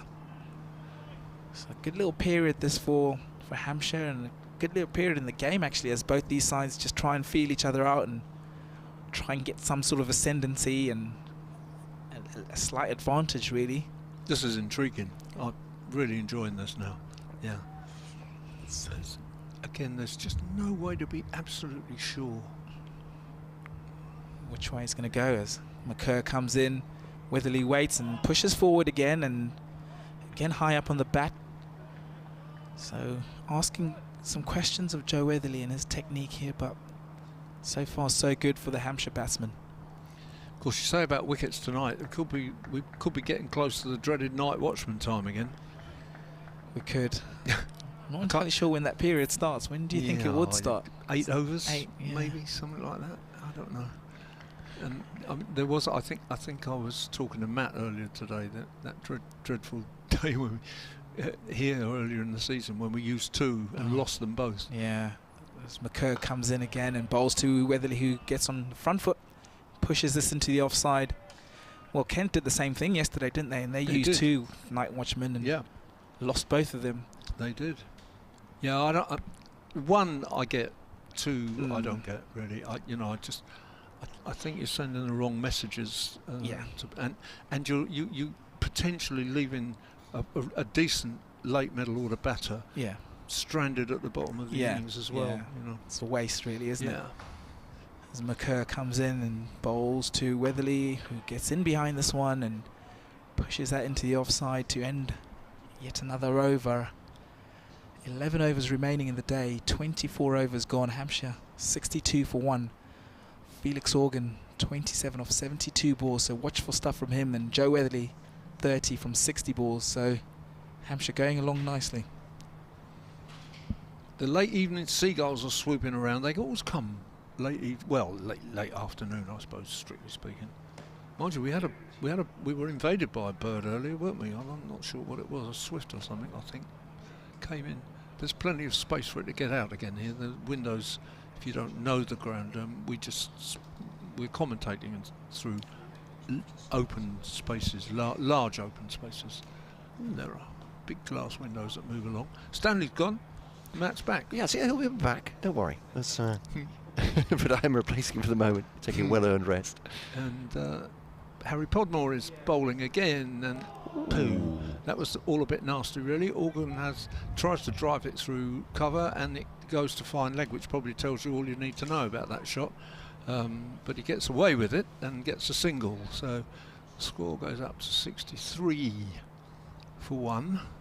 So 315 is the target remaining, and there are 10 overs and 5 balls to go. I think we'll probably get them all in. As I said, the floodlights are not yet having much of an impact in terms of shadow. Actually, I can just see slightly the shadows from the players now, but I think we'll probably get away with it.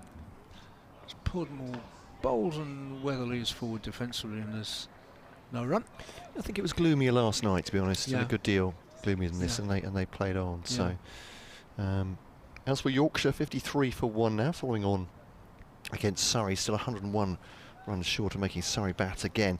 Warwickshire 55 for 5. You may have mentioned this against Gloucestershire, leading by just 74 runs. That's great news for Kent. Yeah, that's good news. Who'd love Warwickshire to be bowled out in the remaining whatever overs there are today. Northants 177 for 6 in reply to Somerset's 389. Podmore bowls. Weatherly just pushes it back down the pitch. It's fielded by the man at shortish mid-wicket, and there's a field change now, or is there just a conversation between 2 people making? Yeah, it's just a suggestion from the man at square leg about, well, I don't know, about something in the field or who ought to be bowling. We may see some kind of change as a consequence of that. We'll let you know if we do, as Harry Podmore comes in and bowls. And Weatherly looks to turn that on the leg side. Harry Podmore looks pretty convinced about that one, but he doesn't get the result that he was looking for. That's not a terrible shout, actually, is it? Miles away, was it? I thought at first look it was a little bit sliding down, but yeah, I think I'd give it a go. Yeah, I think it was a reasonable shout, but fortunately for Hampshire and unfortunately for Kent, the umpire felt otherwise. Certainly his mate behind the stumps were in his support there. There was nobody in the Kent side dissenting. So he tries again, and this time Weatherly behaves properly and plays a very straight defensive shot back to mid-off, and there's no run. I think 10 overs to go. Reflecting on the day's play, if Yeah. Hampshire can see off these 10 with this pair, Yeah. the momentum will be with them tomorrow. They could Yeah. be hopeful, if not expectant, of winning the game tomorrow. Yeah. But if Kent can get 1 or 2 here, similarly they've had a pretty good day themselves. Yep. And Kevin's got to come and do a day's work again. He's had a half day today watching Vipers. Yeah, but, that's true. Yeah. There's a just flicked away on the leg side, and there's a dive there which is unsuccessful. So 4 runs to finish the over, and that'll be 67 for 1 Hampshire. Update coming for BBC Radio Kent listeners right now. Weatherly 34 no doubt.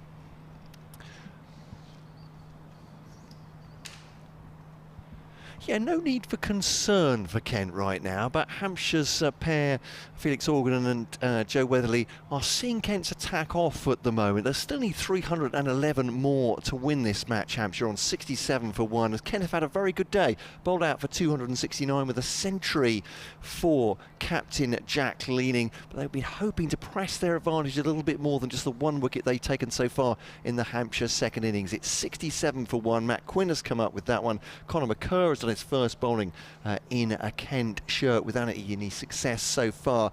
Got about 10 overs to go, so around about 45 minutes of the day. Kent hoping for 1 or 2 wickets perhaps before the close to get the momentum going into day 3. Commentary continuing via the BBC Sport website and app.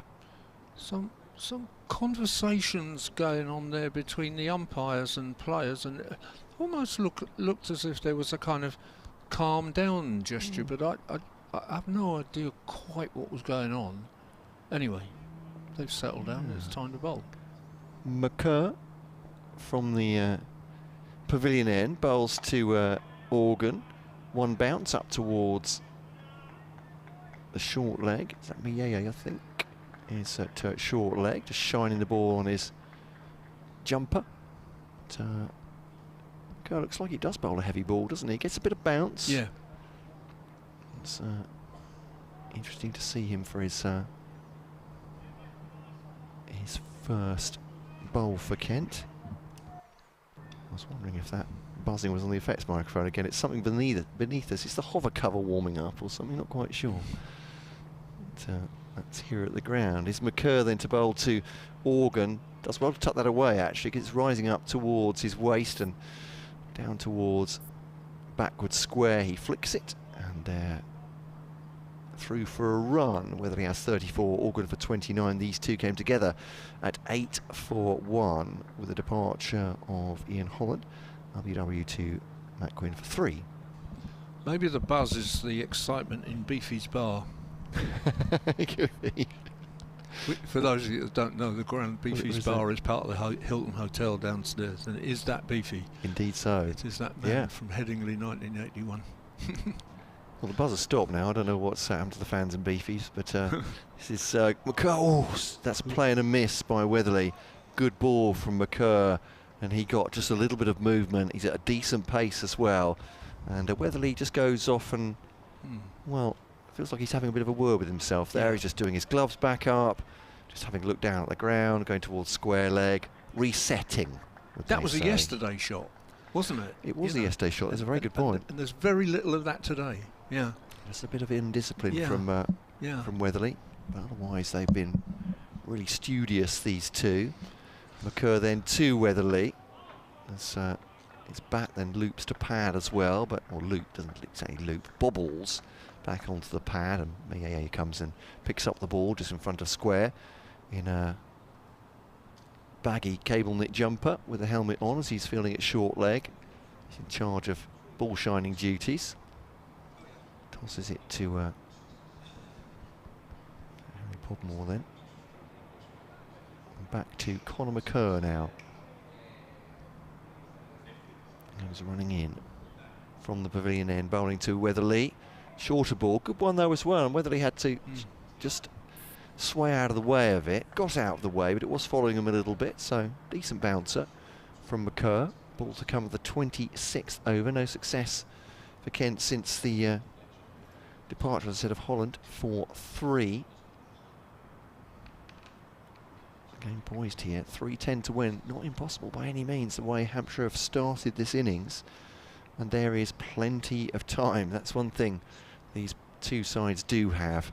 Better for the batting team than for the bowling team, obviously, in that respect. But McCurr to Weatherly outside the off stump, left on that full stump line, through to the wicket-keeper, and the end of the over. Hampshire 68 for 1, Organ has 29, Weatherly has 34 so far. And is it Podmore to continue? It is indeed. Jack Leaning, his captain, comes over to have a quick word. He should just take his cap as well. He's not giving him any advice, I don't think. Yeah, this is quite heartening for Hampshire, really, because we've had a very enjoyable season, and on the whole a pretty successful season. And if we're not to win anything else, well, so be it. But I think it would have been very sad if the home season in particular had ended in the manner it did yesterday. If there'd been another capitulation today, I think that would have been very sad, and it wouldn't have reflected the season at all. So if we can really battle it out tomorrow, whatever the result, then I think it would be a more appropriate end to the season for Hampshire. Anyway, we shall see. Harry Podmore comes in and bowls, and that's a somewhat tentative shot there by Organ. He doesn't, not quite sure whether to go back or forwards initially, I think. Gets an outside edge, but the ball runs away to third man for 4. And I think in the course of the entire day, that almost certainly brings up the half century for third man. I did so stop. Not that you're counting, but maybe you are. Yeah, I stopped counting at some point, but I reckon that's 50. Which he won't mind at all, even though it was not quite the shot he intended. He's gone on to 33, Hampshire to 72 for 1, and the target rapidly coming down towards 300.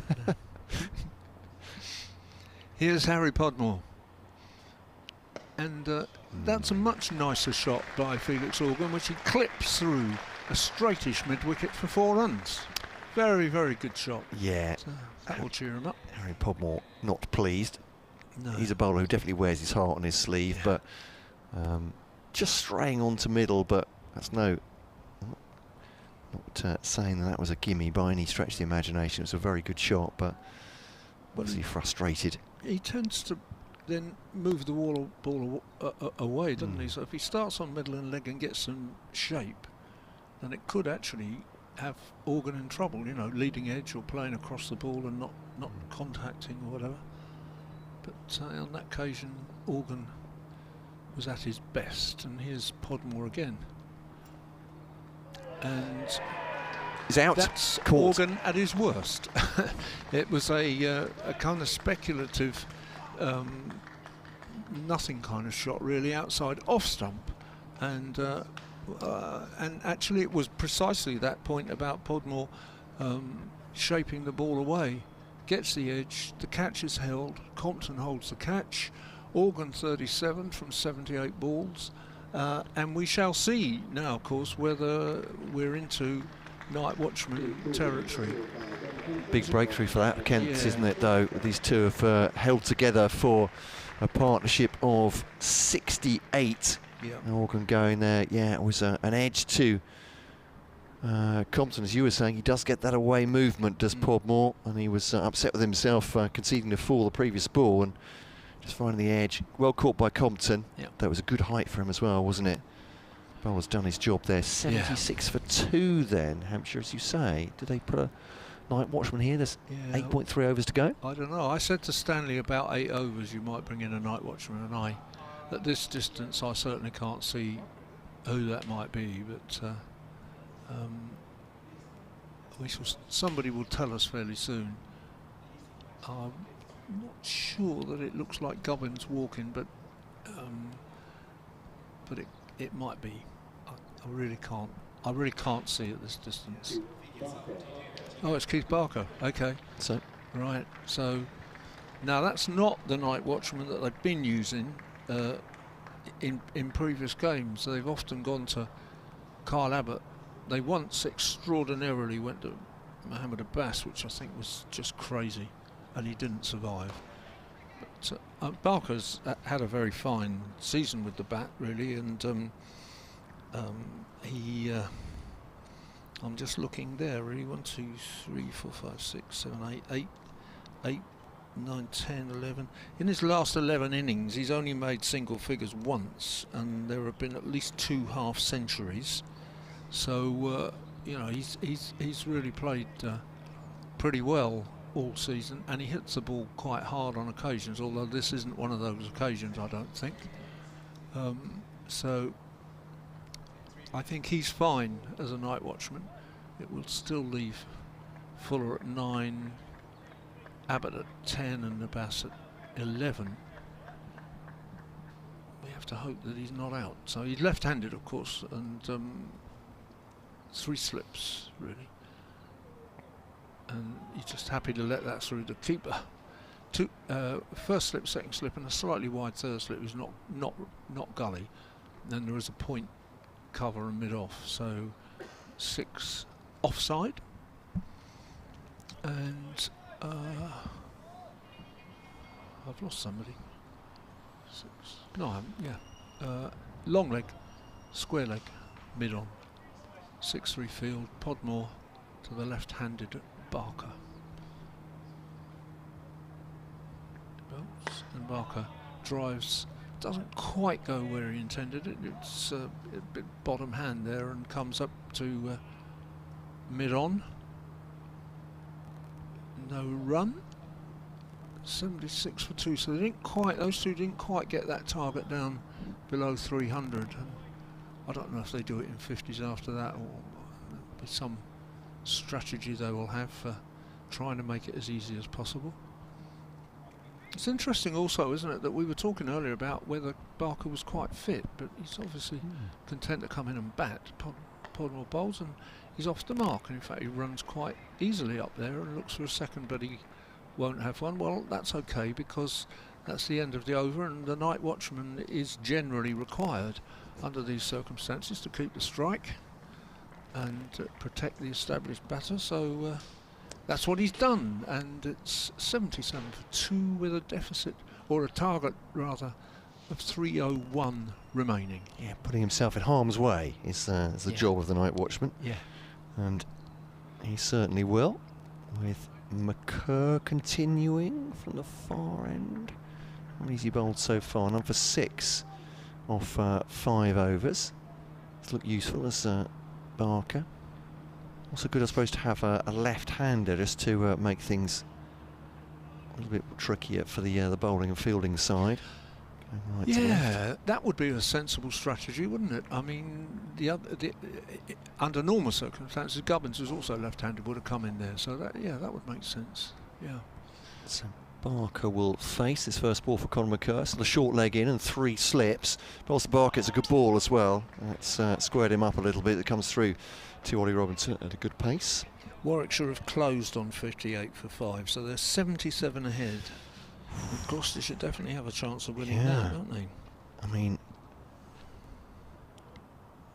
I think Kent fans would be very pleased to know that after a couple of days, if they'd known this a couple of days ago, in fact, that Kent would have a good chance of beating Hampshire here, and Gloucestershire would have a good chance of beating Warwickshire there. Is it too much? It's the hope, isn't it? It's the hope. It is. Is McCurr to Barker, leaves it outside the off stump, through to the wicket keeper. Yeah, even earlier on today when Kent were starting to score runs and build up this big lead, I think it was one of our emailers, Graham, who just said, I'm really nervous. Because it's getting yourself into that position and then I suppose, clinching a victory, isn't it? We had that in the last game here, that game against Northants, when in the end we won off what was the last possible ball because of the downpour. And I came off with about quarter an hour to go, and Kevin said, well, how do you feel about this, David? And I'm not usually lost for words, as you can tell. As McCurr bowls to Barker, tucks into the onside. He'll take at least 1 off this. If they come back for 2, they won't. Just the single, 78 for 2. So yeah, it was also about quarter of an hour to go. And was it going to rain? Would we get the last wicket? What do you think, Dave? And I looked at him, and I said, I don't know. I'm too nervous. Switched it off and took the headphones off. Just the It way was it is. just, yeah. Sometimes you do get in those states, don't you? Really. So I know I might be like this about this time tomorrow night as well. Of course, if we're. I did predict on my blog yesterday evening, although it was entirely bonkers. Really, I just couldn't think of anything else to say. I said I think we'll win by 2 wickets. So. Well, that'll be exciting. Crikey. Not sure any of our nerves will take that tomorrow. Yeah, that's right. Yeah. But now, if you win and Warwickshire lose, are you then safe? Or is it kind of virtually? No, because we started level on points. Two sides level on points. Okay. So yeah, it's just outdoing them over 2 games is the key. But you'd be very close to being if safe. Yorkshire lose, though, depends what happens with Somerset a little bit. Though they're looking like they have batted their way to some sort of safety in their game. But this one's defended by Weatherly to Mayeye, who's getting quite a lot of action at short leg. Well, you'd expect Yorkshire to lose, but they are 61 for 1 now, so you know they're 93 behind still with only 9 wickets left. But you never know. And Somerset have finished Northants at 184 for 6, so they're 205 behind. So they could still follow on Northants actually. Yeah. If things didn't go well. They've got a bit of a tail, Northants. These first 2 days have been exciting, so Really not counting any chickens at all. As McCurr bowls to Weatherly, just leans forward and leaves that bat raised. Yeah, there are people sometimes who tell me that this stuff's boring, and I do struggle to make sense of the comment. Yeah, I think it's. I guess we're preaching to the converted. Really. Well, absolutely. I suppose people keep saying that attention spans are getting shorter, but it doesn't stop people watching hours and hours of box sets, does it? Of drama, and that's kind of what this is to me. You just follow the thread. You just have to keep your attention on it. That's it. Absolutely. Just watch it ebb and flow. Here's McCurr to Weatherly, and played that late across his front pad. Crikey, 2 of them absolutely loved that. I think that was McCurr and Quinn. It's a bit of a bowlers union there who love that delivery, just as Weatherly's wrist playing across his front pad. Played a little bit late. McCurr, and I think that's Quinn. It might be Gilchrist actually. They can't quite believe it's not out, but there we are. Yeah. They know a lot more than I do about bowling, that's for sure. End of the over, 78 for 2. Exactly 300 to win. Brighter, isn't it? Yeah, we'll get through these 7, I think, now, won't we? Yeah, I think so. Yeah. And pretty important 7 overs, really. I think, another one for Kent tonight. You'd think they'd go back to this evening feeling, even if it was the night watchman, because he's a very useful player, Barker. I think one more for Kent would make them feel very well. And it won't be that one, although Barker just takes his hand off the bat there of that ball from Podmore. Don't think it lifted that much, but he was pushing forward. Went out on the onside, there's no run. Coming up to 10 to 6 and just under 7 overs to go. So I suppose we're going to finish sometime just before 6:15. And Podmore turns in again, right arm over, and again leg side-ish. And Barker sets off on a run, which Weatherly's quite happy to set off on as well. But square leg fields very nicely. He gets up, hurls at the stumps. There have been quite a lot of incidents of people hurling at the stumps today, but I don't think they've been hit by any of the fielders. So might have to do more fielding drills tomorrow. But that was just one stump to aim at, wasn't it? Yeah. To Anabia. It's a good bit of fielding, that. Yeah, it was a good piece of fielding. Yeah, I don't blame him in the slightest. I didn't tend to do anything like that in my glory days as a club cricketer. I didn't usually knock the stumps down. Here's Podmore again to bowl to Weatherly now. He's got the man at really very short mid-wicket, and that really shapes away, and Robinson's rolling over towards second slip as he takes that. He certainly does get shape on the ball, Podmore. It did for Organ just 5 minutes ago. But he's still only got the 2 slips. I wonder whether they might be more generous to him, or whether they've decided that Weatherly is now fairly set. Didn't need more than 2 for Organ. Podmore bowls outside the off stump, too far outside this time, and Weatherly ignores, leaves it alone. Now somebody's limbering up down here, and I'm probably going to have to, well, I think he is, I think I'm going to have to rely on Matt to tell me who's at mid-on. He's got no number. It definitely looks like a Kent cricketer, but we think he's snuck on. I think that's Matt Quinn actually, at mid-on. Right, so yeah, he's got the sleeveless jumper on, which is obscuring his number. Okay. Here's Harry Podmore, and Weatherly just plays defensively. I think Weatherly in particular, I suspect, actually there are two men limbering up and rolling around and doing all sorts of stuff, so perhaps there's going to be a double change. Gilchrist is out there as well, so it might just be, they bring on the bowlers that opened, Quinn and Gilchrist, just on for 3 overs each maybe, just to see what they can do at the end of the day. Yeah. Yep. I think Weatherly will be quite content now to walk off with 34 not out to his name. Don't think there's too much anxiety about rotating the strike, scoring runs or anything else this evening now. I think just let it go, which he does with that ball, and Robinson sprawling all over the place to take it, as again it just shapes away. And that's the end of the over at 79 for 2. 299 is the remaining target. Barker on 3 not out is to face, and Weatherly on 34 not out is going pretty well. Absolutely. Is it McCurr? Is McCurr to continue, however much limbering up the other two bowlers do? He's still going to stay on. Perhaps they're just dropping hints to the skipper.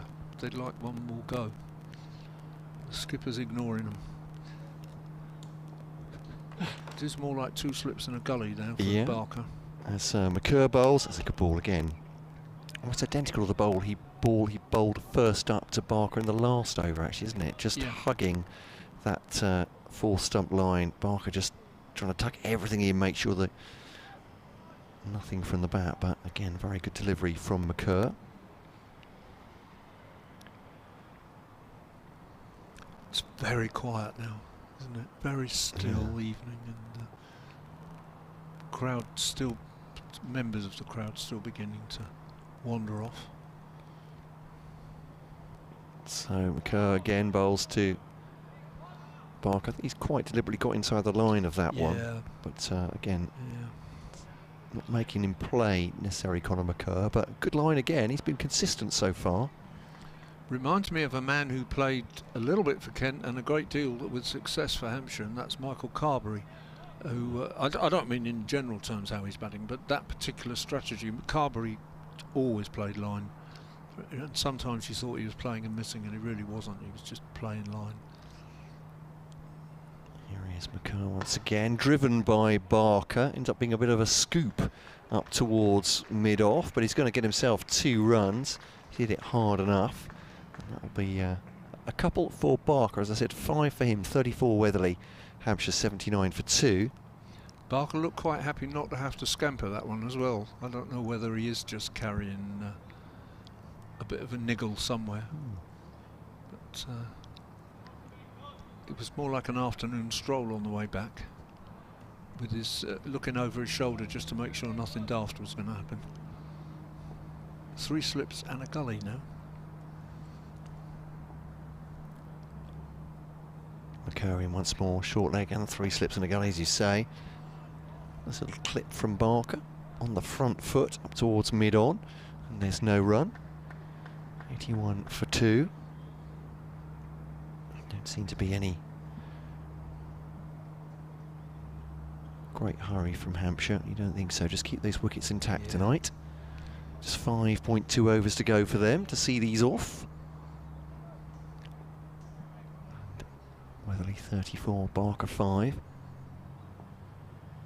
Still attentive here as McCurr comes in to Barker outside the off stump, but it's a comfortable leave going across the left-hander. He might try to come around the wicket at some point. Conor McCurr, who, having said that, this is his 7th over. I think they may be thinking about changing him. sooner or later. I wonder if this might be the last for the day. Yeah, He's bowled 7 on the bounce, hasn't he? Done well, hasn't he? 6.5, 0 for 9. But and he's actually, funnily enough, I'm very impressed by that. You've predicted the future. Yeah. You'll Mystic me. Mystic Matt, you'll Mystic find Matt, yeah. You'll find that with me, Dave. Got this kind of weird. There's a ley line going through this ground. Yeah. And picked it up. But yeah, gratifyingly, Conor McCurr, for maybe the last delivery of the day, of his day, has come round the wicket to Barker, who fends that off stump quite comfortably. But there we are. It's 81 for 2. Happens so rarely. You've got to make the most of it. 30 overs gone in this Hampshire innings. And 297 the victory target, or 297 needed to win. It's 378 in total. Barker has 5, Weatherly 34. The men to go on BBC Radio Kent and BBC Radio Solent in the evening session. Ian Holland, LBW Quinn 3, and Felix Augencourt Compton bowled Podmore for 37. Do you know, it's really funny that you said ley line there, because there was a point when I was trying to describe where we were commentating from, and I said, well, we're lined up with the batsman at the receiving end and the non-striker, and then there's a line straight through here, and I nearly said there's a ley line through the 2 batters.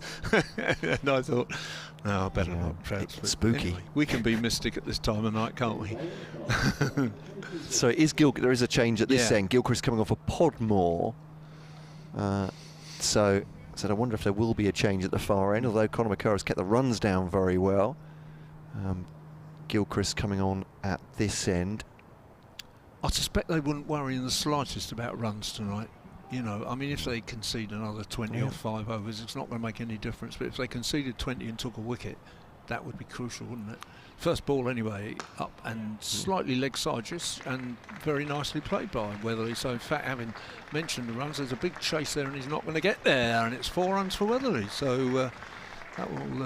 I said that he won't be bothered, but I think if you get a half volley on leg stump off a new bowler, then you might as well put it away. So he's on to 38, and the score is 85 for 2. Oh, and it's Bruce Springsteen joins us. Yeah, nearly time for he's Matt and Bruce. It's a bit of Born to Run, or Born to 4 runs. I don't know. Yeah, very good. I don't think Keith Barker's Born to Run, but there we are.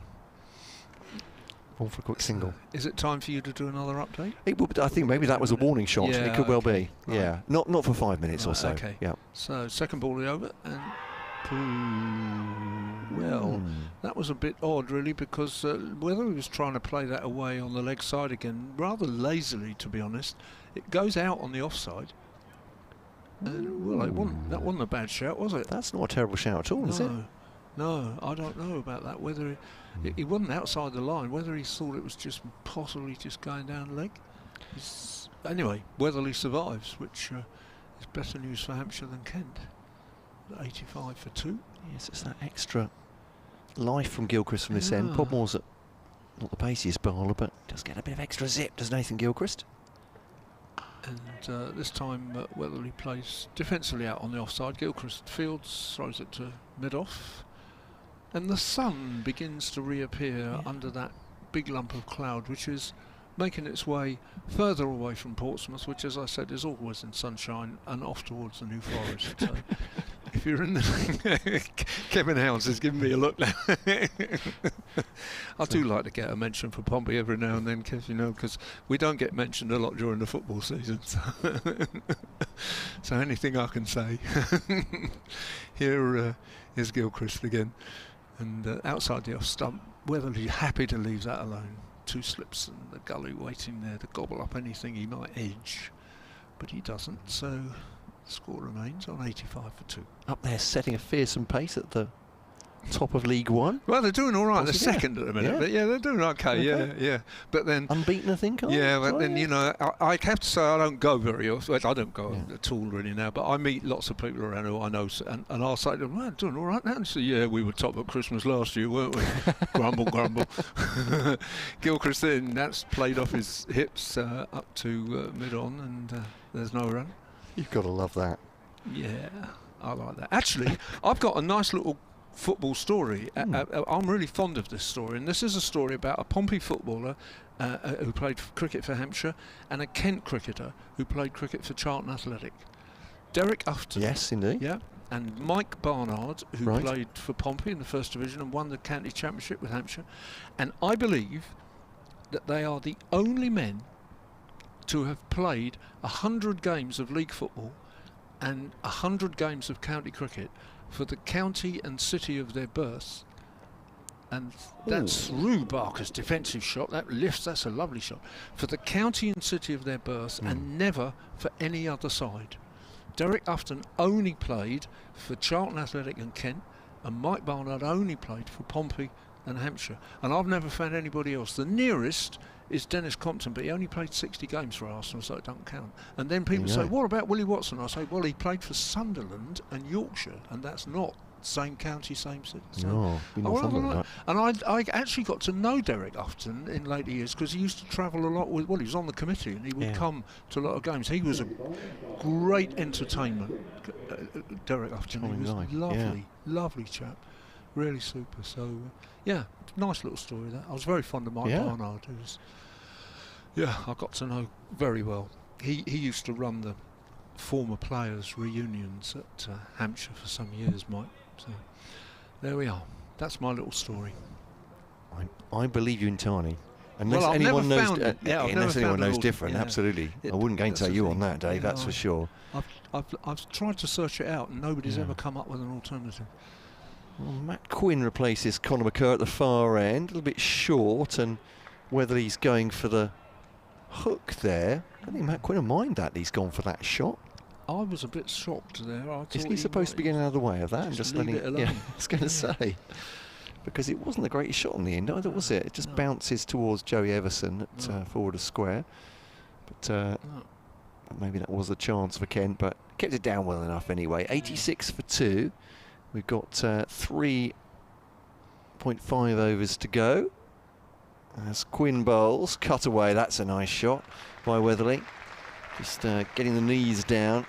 There's a drive away. That's 4 runs behind square. And Weatherly goes on to 43. And Hampshire to 90 for 2. I think, so if they don't lose another wicket here, I think they'll be pretty pleased. Hampshire, with the way things are going. 90 for 2 sets it up tomorrow for what could be a very interesting day indeed. There's Quinn to Weatherly. There's 2 slips in, still in. Up on his toes there, and that's a punch through the offside. Gilchrist is after it. And picks up just before the boundary. Update coming for BBC Radio Kent listeners.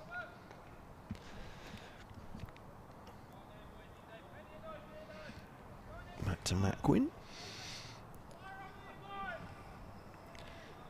Yeah, it's been a good day for Ken Dom. They could just cap it off with a wicket maybe in the last 3.5 overs here. It really would be a good one. But Hampshire, 92 for 2 in their second innings. Still 296 behind Kent. That's what they need to win, Hampshire here. Kent have batted very well again today. 269 all out with a century from captain Jack Leaning to set Hampshire, who are chasing the county championship, 378 to win. As I said, 92 for 2. Kent have more recently taken the wicket of Felix Organ, caught at slip off the bowling of Harry Portmore for 37. Am I hoping for too much? I don't know, Tom, but another wicket would be lovely for Kent going into tomorrow to give them some momentum. Commentary continuing for the next 3 overs or so via the BBC Sport website and app. As Quinn comes in bowling from the pavilion end now to Weatherly, tucked into the onside, and there's a dot ball. 92 for 2. Dominic King, our presenter, saying, hope is all you need. Sometimes it is that exasperating hope, isn't it? Yeah. So 6 runs off the over so far. 1 ball to come from Matt Quinn, and then we will have the last 3 overs. So 1 more. Just an email from TC from Gravesend. Interesting one, this one as well. Well, you listeners will be the judge of that, won't you? Here's Quinn over the wicket to Weatherly. Ooh, that's a snorter. That gets up onto his grill. Has he played out with bat, or has that come off the helmet? No, he has got bat or glove to it and kept it down. That was a vicious delivery from Matt Quinn to finish. A good one as well. Just back of a length, that one. 93 for 2. TC from Gravesend, evening to you. Thank you for all your emails, by the way, and tweets today, saying very interesting interview with Mo Babbitt before play on the third test. He's England's high performance director. He put up something called a depth chart from youngest to oldest, with every position from 1 to 11 for England, who England have highlighted. Ollie Robinson, Kent wicketkeeper, and Jordan Smith from Surrey were the youngest wicket-keepers that England have obviously highlighted as the future. Very interesting. TC, thank you for that. There we go. Well, Ollie Robinson obviously has ambitions to take his career on, and it may not be with Kent next season because he wants to keep wicket-keeping. Keep keeping. Here's Gilchrist. Here's Gilchrist, yeah. And that's Weatherly. Just they have to scamper, so Barker does have to get a move on there, but the shy is again wide of the stumps, and Weatherly's happily through, so he's moved on to 47, which is interesting actually. Last season he only made one score higher than this, and that was at 78 at Cheltenham in a crucial game that got us into the First Division. This year he started with 168, 5 and 87 in the first 2 games, but again he hasn't made a bigger score than his score today apart from that.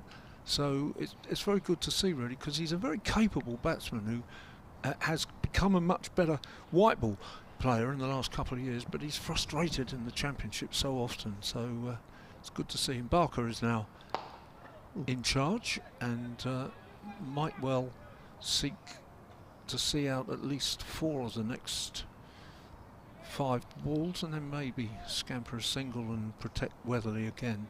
Barker on 5 at the moment, and he just plays that one up to mid-off and there's no run. So we shall see, but I'm very pleased for Joe Weatherly. He's been playing for Hampshire since 2016. In fact, of course, he's also played for Kent. He has, on loan, absolutely. Yeah. And never quite fulfilled his complete promise as a Championship bowler, and that's a really...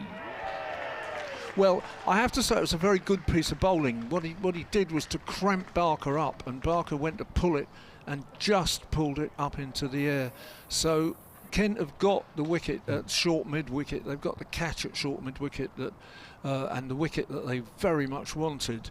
I mean, perhaps they wanted Weatherly more, but now it will be interesting to see who comes in, because I have to say, with Barker gone and he's a left-hander, if Hampshire are going to mount a victory charge tomorrow of any sort, even a leisurely charge, I would like to see Gubbins now rather than another night watchman. I really don't want to see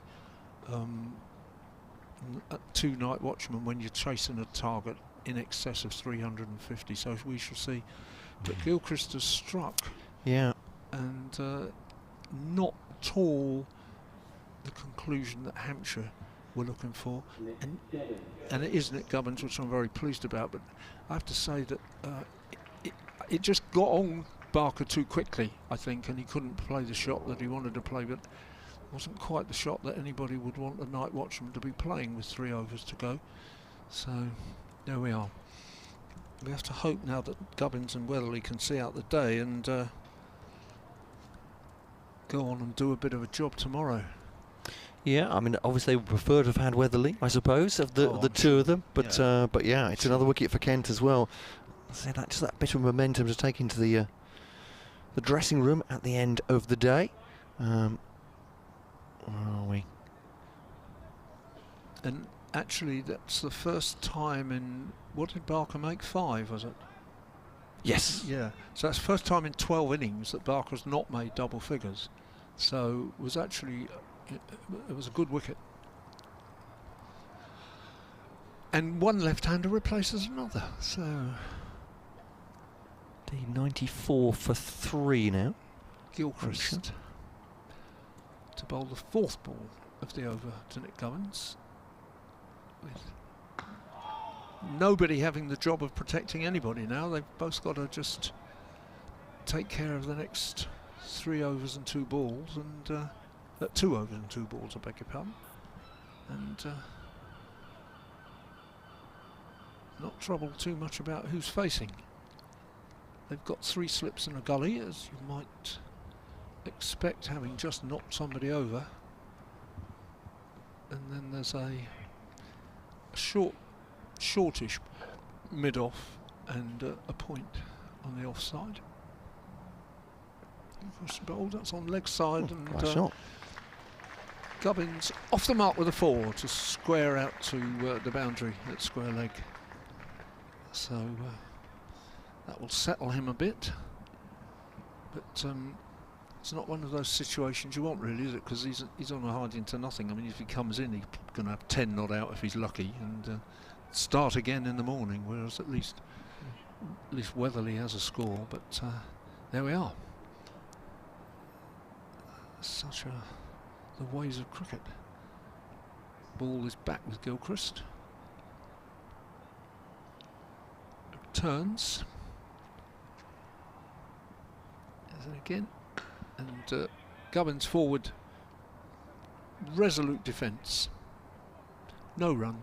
End of the over. So 2 overs to go. And Hampshire 98 for 3 with Weatherly facing on 47. Is that it for me? Shall we bring Sam?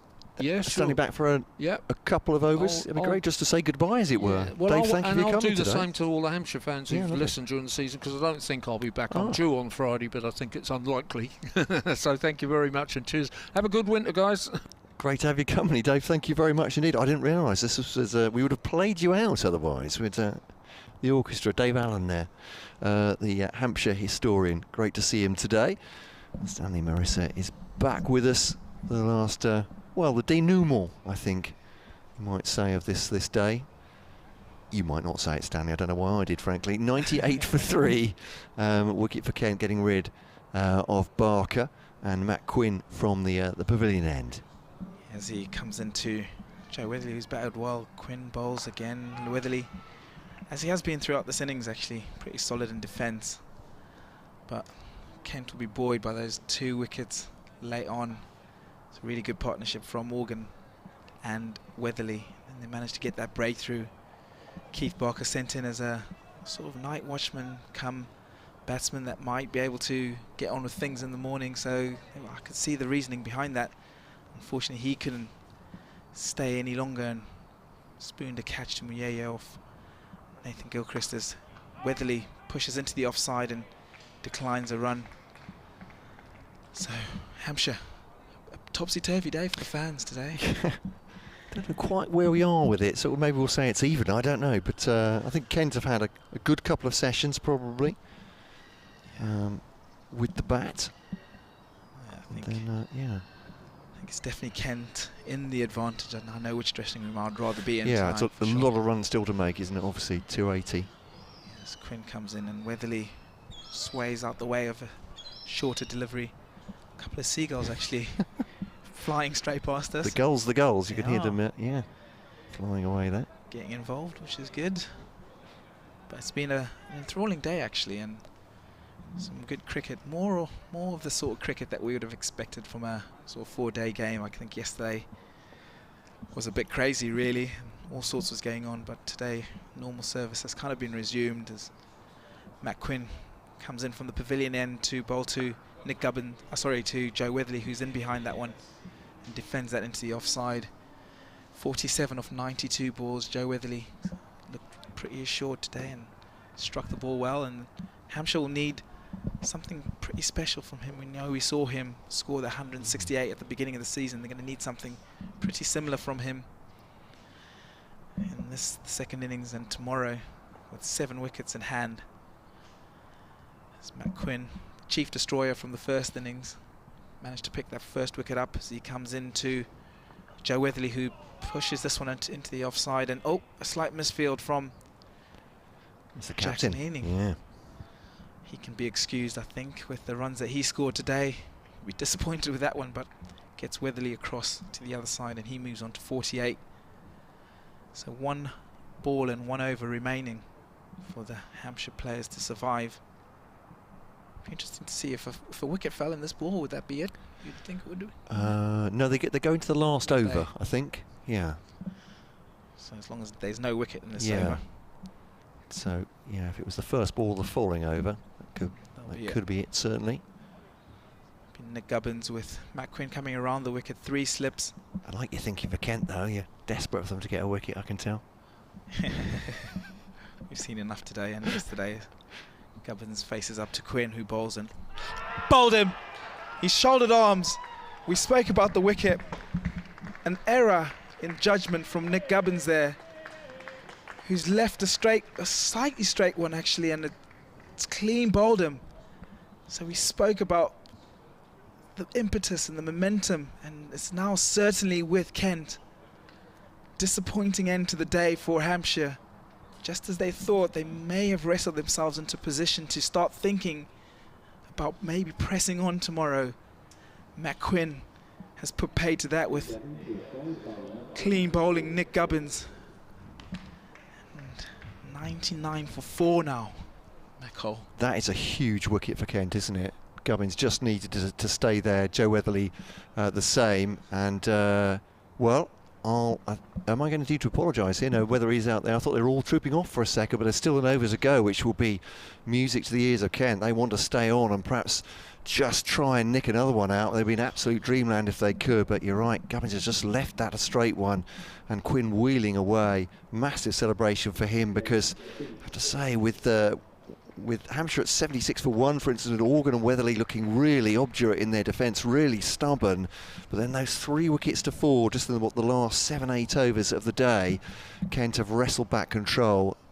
I was going to give Hampshire this final session, but things have turned now to at least parity. Kent will be very, very pleased with that wicket.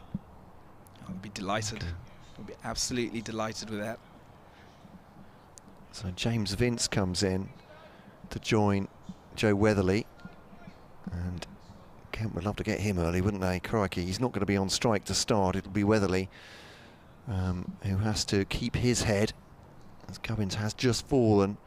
Gilchrist just warming up the hamstrings to come in for this final over of the day. And if he strikes, as we were saying, with any delivery in this over, if there is a wicket, they will be going straight off. For Gilchrist, full length delivery. It's a good shot from Weatherly. It's an open space through mid wicket, and he has just checked that back past the bowler for 4. That's a lovely shot off a full delivery, and that's 50 as well. Weatherly, who's been watchful for the most part, off 94 deliveries, 9 fours. He goes on to 52.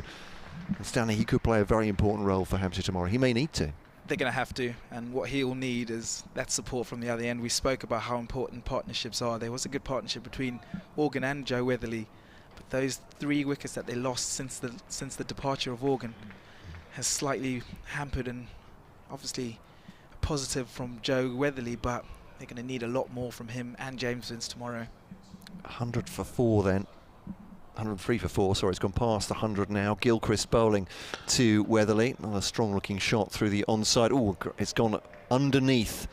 I think that's Harry Podmore, who's more or less dived over the top of it. That's not a good bit of fielding. Allow them 2. Coming back then for the couple, 105 for 4. But I don't think Kent will mind too much. These runs going, because it's a long way out here with just 6 wickets left. 273 now, and once again I'm just surprised by this game, but there we are. That's, as Dave Allen, I think, was saying earlier, this is really why we like this form of cricket, because you never quite know where you are in a lot of games. And Gilchrist bowling that's a gorgeous delivery. Has he got the edge? A late appeal from the bowler probably tells you what you need to know about that one. Looked like it's gone between bat and pad though. That is a cracking delivery. That's a beauty. Is it just shaped over the top of off stump as well? There's all sorts of excitement. What they didn't get was any bat on it, I think it's fair to say, from the umpire. Absolutely stock still, but crikey, hearts in mouth time again. 105 for 4. Hampshire just cannot afford to lose another at this stage. 3 balls to go of the day. Certainly available. Here's Gilchrist to Weatherly. So defends it back at him, parried by the right hand of for Nathan Gilchrist, but he does make things happen, does Nathan Gilchrist. But Quinn's backed him up in this innings. 2 for him, and 6 of course in the first innings for Matt Quinn. Will be looking for a couple more tomorrow for his 10 for his first of those for Kent. Yeah, they've been impressive, the quartet of seam bowlers, and what they haven't allowed Hampshire to do. Of course Hampshire were watchful, but they've managed to keep that scoreboard not going as fast as Hampshire would have liked, really. It's Gilchrist then bowling to Weatherly. It's a Yorker length, and it's flicked off his toes by Weatherly down to fine leg. They won't take the run though. No need to take any chances at this stage. I think that's more just to keep the in batsman on strike and not expose James Vince to, I guess, the lights are on and it's slightly gloomy, and the ball seems to have started doing a little bit more. And I think sometimes with a brand new ball, you kind of need it just to sort of wear off that lacquer, and maybe then it starts moving around a little bit more. So this will be the last, well, it's almost a legitimate delivery of the day. Gilchrist bowling to Weatherly on 54, bowls to him now, leaves it outside the off stump. It's a good leave as well. End of the day, Weatherly will go back into the pavilion on 54 not out, and Vince didn't face the ball in that last over, but excitement for Kent, and 3 late wickets for them, meaning Hampshire 105 for 4, still needing 273 to win. Just as I said, I wondered what the balance of it was when those two, Organ and Weatherly, were going at 76 for 1. It looked like Hampshire might get some control, might have some momentum going in at the end of day 2. But I think you have to say that Kent have wrestled that back at the end of day 2. Yeah, definitely, Matt, and our advantage is well and truly in the Kent dressing room. Hampshire would have been slightly, well, I guess, disappointed with how things went with the ball, but managed to start quite well with the bat with Organ and Weatherly. But those late wickets have sort of rocked them. And now they have a big mammoth task tomorrow, 273 runs still to win, with only 6 wickets remaining. So it should make for enthralling viewing tomorrow and enthralling listening. So please do join us for what should be a good day's cricket. From Stanley, from Dave and I, thank you very much for listening. We'll be back with you 10:30 tomorrow morning on The Commentary.